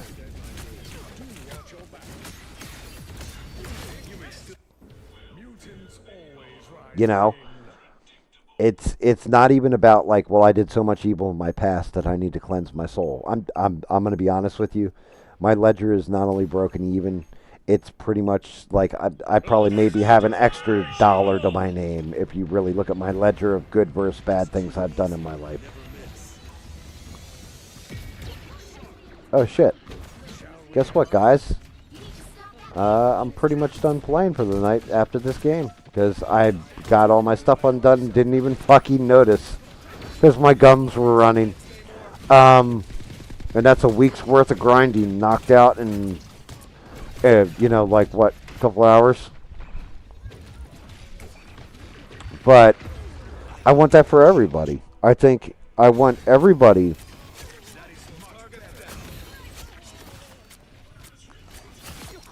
I get it. I get being low and, you know, being the low man on the totem pole, all that kind of stuff, and literally grinding, clawing, and making your way to the top. Or watching a single mother try and raise 2 kids that and work like 5 jobs. I saw that shit when I was at GameStop. I had one woman that had 3 kids, was working like how Beans works, like 5 jobs, and her kids were young as shit. And, like, those kids were some of the most respectful, best kids I'd ever met. And the only thing that was slowing them down was that they were in the fucking hood. I don't want to see somebody like that. If I could have helped that kid and boosted him, I told him, if you ever want a job or whatever, you got a job, kid. Like, I would say that to her kids, and she would always say the same thing to me. No, they're focused on college and everything else, and I'm paying for it. And they're going to earn every last fucking grade, and they are going to do everything right, or I'm going to fucking kill them. Amazing mother. She said they can't focus on their studies if they're working and all that. My mom didn't do that shit to me. My mom was like, hey, you know, magically the electric bill went up by like $600 this month. I'm going to need $600 out of you. That's like 2 weeks of pay. What the fuck are we talking about here? I'm like 16. What do you mean that's 2 weeks? Like, it just magically went up. The utility bill just went up that high. But that's just it. We all have stories. And I really do. I think this goes back to that whole thank you thing to people in the chat. I think a lot of us in here have felt low, have felt high. Well, you know, not just in the, hey, smoke is a puff give kind of highway. High in the, you know, hey, we've had some good times in our lives. We've had some bad times. We've been through it a bit. We're all a bit older. And maybe you knew that kid when you were in school that had everything at his finger fucking tips, but nobody ever believed in him, pushed him, helped him, and he was stuck and screwed. Unfortunately, it happens way more than we like to believe. Like, remember, what was it? Wasn't it the fucking, yeah, it was The Wire. Now that I'm thinking about it. Remember they had the one, it was the 3 kids at the very end of The Wire. And like, they all going to school, and the one cop, I can't remember, the Polish cop, had become a teacher. And like, the one kid was really, really smart. The other kid was kind of like brutal or whatever, and the real smart kid, the teacher kept trying to help him, and his whole family was crackheads and all that. And then at the end of the show, he became a drug addict. You know, like, if that kid could have gotten, and the other kid got moved in with the cop, like the cop's family took him in. He was like the chief of police, Bunny, I think was the name of the chief of police. But he took, like, it was actually Weebay. It was Weebay's son, and took him and like got Weebay to transfer over like adoption papers to the chief of police, because he was like, yes, I'm going to be in jail for the rest of my life, and I don't want my son following the same thing. And like, that kid made it out all right. The other kid basically became the new Omar, and then the other kid that was real smart and everything, he became like a total fucking junkie. And it was like, what if you could save not only the kid that was with the cop, but the kid that was a junkie too? What if you just had the right set of circumstances?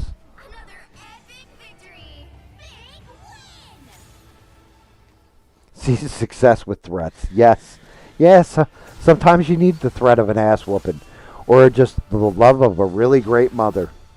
That woman, I'm not going to lie, to me, she is still one of the most beautiful women I have ever met because of that. Like, just her ability to be an amazing mom. Because I wish my mother had done shit like that when I was a kid. She didn't. She tried, I think, at one point in time, and I think she tried the best she could. That's why I say God bless her. She just didn't know how. She couldn't figure it out.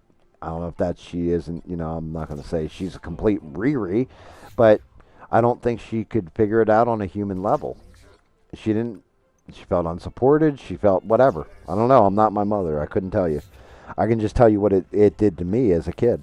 And if I can prevent that for somebody else, then I'm going to do it.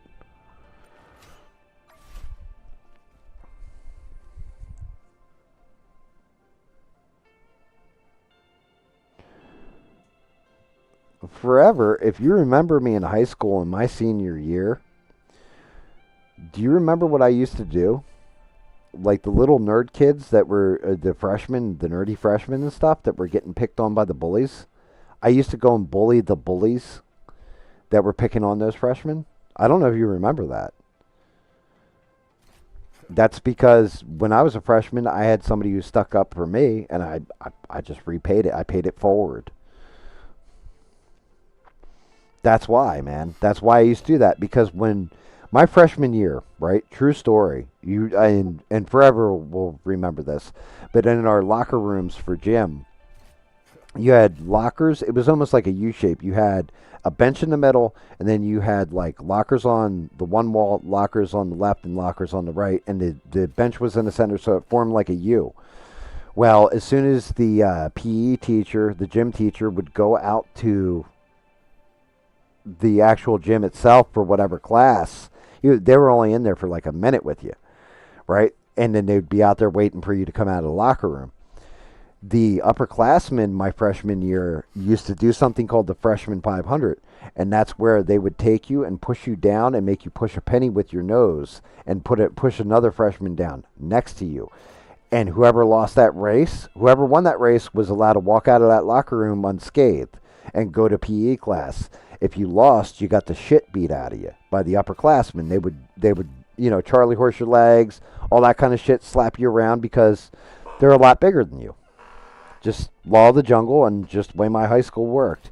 You made friends, you transferred, or you got the shit knocked out of you, right? My freshman year, I was fortunate that dude Bubba, right? I had met him in the summertime. He had introduced me to a couple of people. Well, they were upperclassmen. They were juniors. A guy named Farley and another guy, we used to call him Special Ed. And I won't say his last name or what have you, but, hey, shout out to both of those guys. If they ever come across this and hear the story, they'll definitely be laughing. But down from where the locker room is, there was this freestanding bathroom that was bricked out. And it blocked off like the hallway, but it's right next to the cafeteria. It's almost like an O shape or what have you. Well, I got chosen for the freshman 500, and I told them to go fuck themselves. I wasn't going to do it because I was a mouthy little prick, but I was a little prick, and they were going to beat the shit out of me. And they pushed me on my hands and knees. You're going to do it, freshman. I'm in my fucking underwear. The other kid's shaking because he's all scared too as a freshman.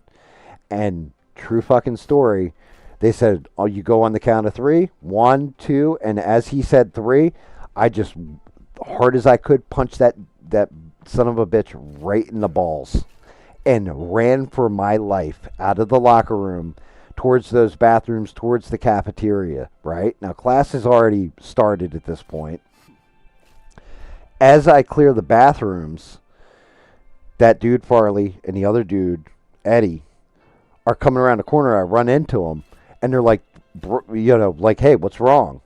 And I'm like, yo, there's some upperclassmen. They're going to kick the shit out of me. Help, right? Eddie goes, get behind me. Farley pushes me into the girls' bathroom and says, stay there. The upperclassmen cleared that locker room. It was 3 of them. The first one cleared that little blind spot. Eddie, I had the door cracked. I'm watching. Eddie punched him once and caught him square, right off his fucking feet, and then hit him 2 more times while he was in the air on the ground. Farley cracked the other one, and the third one ran back into the locker room. Right?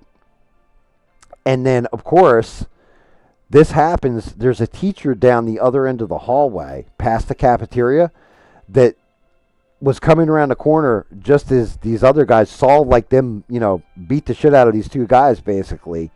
And he's like, hey, you two, or whatever, comes sprinting down the hallway and fucking nails them and takes them to the principal's office. I'm hiding in the girls' bathroom. I got out. I went into gym class, grabbed my stuff, got changed for gym, and just tried to blend in and got in trouble for, quote-unquote cutting class. So I got in school suspension. Eddie and Farley got thrown out of school. But they saved my ass that day. That's why I was like that, bullying the bullies. Because somebody was willing to do that for me when I was that guy who was timid, scared, and a freshman in high school with savages.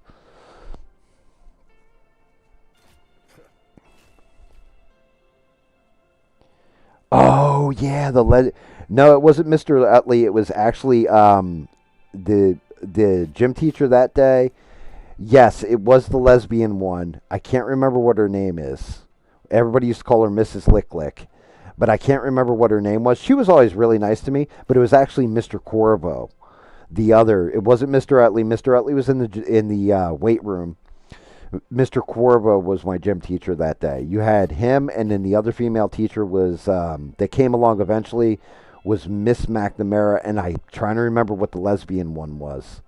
She was nice, though. She was always nice to me. But I can't remember what that lesbian teacher's name was.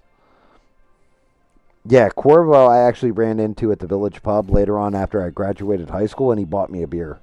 I met him, and I met his brother. I didn't meet him, but I ran into him and met his brother. Like, he introduced me to his brother, and he's like, yeah, he actually went to school. He's like, Jesus Christ, it's been that long. You're 21 now and shit. Like, yeah, I am. I was actually only 20 when he bought me the beer, but the bar didn't give a shit because I worked there. He was actually, like, pretty cool guy, pretty chill guy.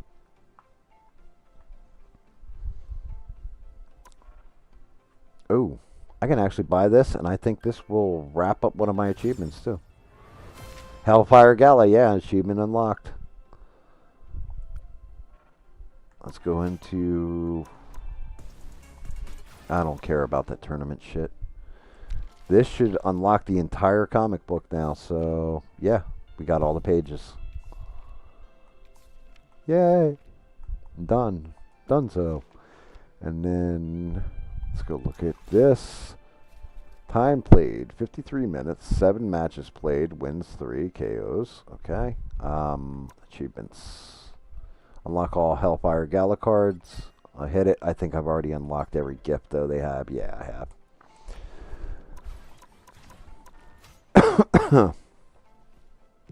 Yeah, but that's just it forever. That's kind of why when I was in my senior year... I won that award when I think you were in my graduating class. Either that or else, because I got thrown out for the 1 year. I don't know if you were in my graduating class or the one before it. But that's why I won an award when I graduate for the student who shows the most kindness and courage to others. Because of my senior year, when the teachers were paying attention. Because it would be, I smacked a couple people around. Just going to say it, like flat out. They were picking on the younger ones, the little nerdy dude, and I wasn't having it, and I scruffed a couple of them, and I smacked a couple around, and I got thrown down the office for it and kind of got in trouble for it. But at the same point in time, people like Mr. Utley, for example, is a good one. Miss Colton, God rest her soul, she passed away, was another one. Mr. Cahill, who used to be, like, he used to get drunk at school and all that, he stuck up for me. People like that, like the teachers, actually went out of their way because they saw what I did for the younger students. They're like, he's not just beating people up to beat people up. He's beating up bullies that are bullying other kids. Like, he's bullying the bullies. Yeah. But that's why I won that award. Because those teachers put me in for it. Because I would do things like that. And I don't know. It just the way I came up. So fame, fortune, I don't look for any of this stuff. You know, I don't want for that. I think if it comes along, and like Bina said, just keep doing what you're doing, it'll come. I believe her. I think it's karma in a way. Um, I don't crave for it. I like the fact that we keep adding people, though. I'm not going to lie at all. I think it's a good thing. I think it really is. Because I like it when forever, you know, like you're usually here for most of the shows. Shout out to Devin, too. Devin was here, though. We threw her popcorn, right? But I don't think she was actually here to get her popcorn. So shout out to you, Devin, wherever you are. Probably working your guts out. But I like the fact that we keep adding people in. And like it seems like with every voice, new stuff is coming in with them. And like new experiences, we're actually bringing actual real people into this. I like that. I like that. You can have the dead internet theory of everybody's just bots on the internet. That's not true. We're living proof, guys.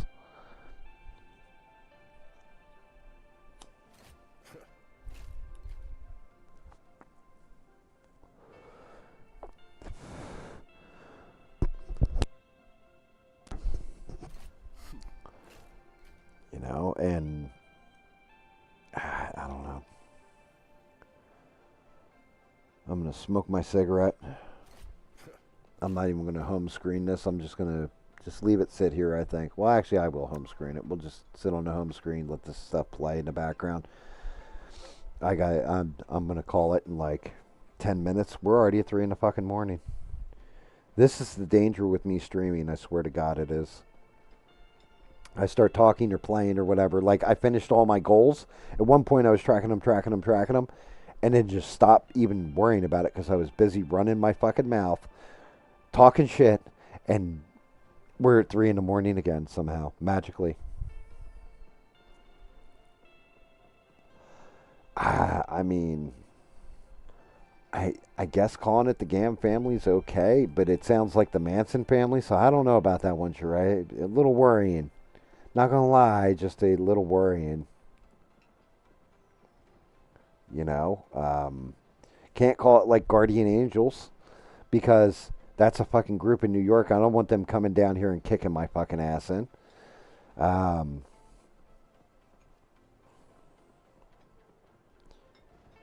I mean, it does kind of work for the gaming thing. I think the Batman one, I was shocked nobody told me, hey, yeah, I'm tired of watching this. That actually caught me off guard. I'm like, shit, I'm actually playing through this game and getting pretty damn progressively far in it, where I might have to continue part 2 next time, you know, do Batman. Just crazy. And like, I'm not gonna lie, I've been watching people gaming stream lately, like or have it come up in my feed because I'm doing gaming streams, so it'll come up and there's like 2 people watching them, 1 person watching. I've got like 8, 9 people watching them. I don't know. It's humbling. I'm not gonna lie. This shit is actually humbling that I have more than 1 person watching me, and it's not somebody who knows me in real life, like Smurf or Bubba or somebody. You know, like it's actually people like you, Sheree, or you know, Forever, for example, old friend from high school, or Beans, or Mister, or Danny Boss, who's overseas, and like that poor kid, he's got to be working his guts out or something because he's always tired nowadays, and that tells me that he's got a job and he's keeping hours. You know, I don't know what we would call it, the collective, the hive.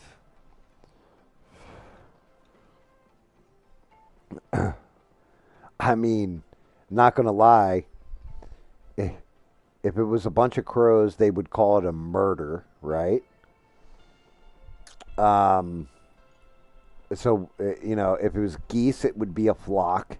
But that sounds like culty. I don't want to be culty. That's fucking crazy to me.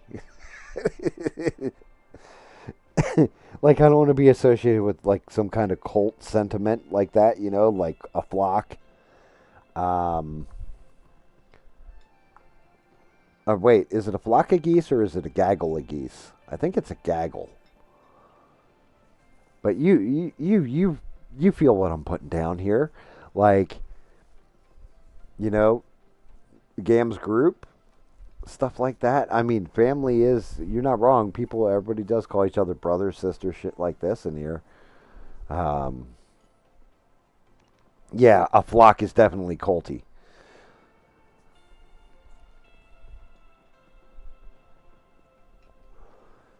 I mean, we're not fighting anything, so it's not a sortie. When I was a kid, I had a club. It was called Club Lippo. But those days are a long time ago, you know, and that was a whole different thing. You actually had memberships and cards and all kinds of stuff for that kind of shit. Um, you know, calling everybody viewers, GAM's viewers or whatever, it feels too impersonal. We'll have to come up with something.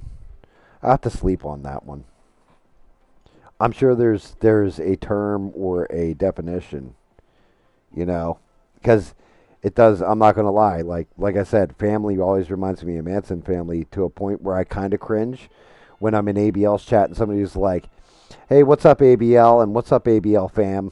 You know, and I'm just like, "Yeah, yeah, you mean like ABL's gonna tell us like, okay, you know, you're gonna have to go kill Sharon Tate now and do shit." Rue Newbie? That's actually a pretty cool name, though.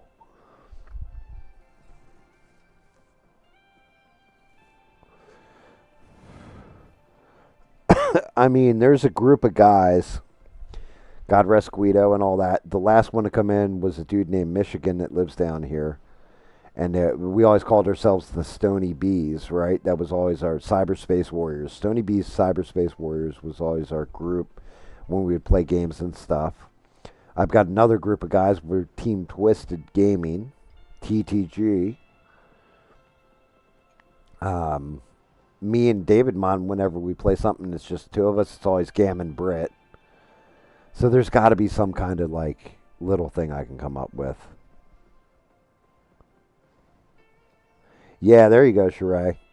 You might hit something out of the park too. You'll come up with something like, "Yeah, I got something for you," and then like Rick James will be like, "That sounds badass. By the way, next time you talk to Gam, ask him, you know, what did the five fingers say to the face?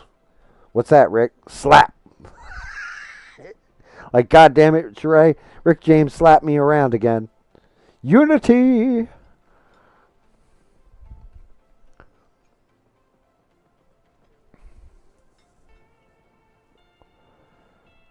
Yeah, I don't know. But definitely something. Like, there's got to be some collective name, you know? Hell, that might even be it. The Collective. That's one of those, like, a good term and a dark term, too. You know, it could be used in a negative or a positive connotation, but it's not related to a cult, you know?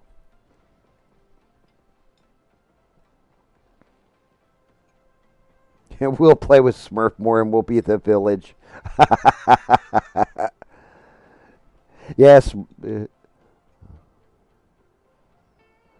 I mean, yeah, well, that's just it. There is going to come that time, too. Like I said, I kind of wanted to do this one with Smurf, but he wasn't on when I started streaming, and he didn't message me through Xbox like, "Hey, get me in." Plus, the technical difficulties with the mic in the beginning, that didn't help matters at all because I literally tore all kinds of shit out and put it back in. But you're not wrong. There are probably some people out there watching me that play Marvel Rivals and they're like, "Hey man, I want to team up," or Fortnite or whatever. But Smurf's definitely one of them. He wants to do like Valheim with me or whatever. And for that, I got to use the only way I've been able to get it to work is the Discord for my talking part of things. But, ladies, gentlemen, and Lurkers, I appreciate the lurkers too. Don't ever think you guys aren't amazing. One other person I'm going to shout out before, I'm going to call this a night here is Bob KMIT. I know you're out there. Just call you Bob. Bob, hopefully you were lurking tonight, and hopefully you enjoyed everything, and it gave you a couple smiles, laughs, and you didn't feel alone today. That's what I want for you, brother. But it is 3 in the morning. I haven't eaten dinner yet. I'm going to go fire that up. I got a rack of ribs. I appreciate every last one of you, and I thank you from the bottom of my soul for hopping on, hanging out, even though the games are in the background or whatever, and I'm in the foreground, or you came to watch me game and don't give a shit what I got to say, whichever way you want to say it. I'll download something else for next time, and we'll play that too. Maybe I'll even do the one with Smurf. But I appreciate you guys, and thank you. Thank you, thank you, thank you. I'll never be able to say it enough. Thank you. And I will see you guys, Sunday at 8 Eastern Standard Time. And if I see you in an ABL chat, I'll be sure to say hello. If not, and I see you on another chat, I will be sure to say hello. As somebody once told me when I said, I'll see you, they said, not if I see you first. Yeah, and forever, thank you, brother. Six, thank you. Make sure you guys are hitting like, sharing, subscribing, all that kind of shit. All the fun buttons. And I will see you guys Sunday. Thank you, thank you, thank you again. Sheree, greatest mod on these interwebs. Thanks for hanging out. And just remember, until next time, everybody, don't take shit from anyone. Good night, guys.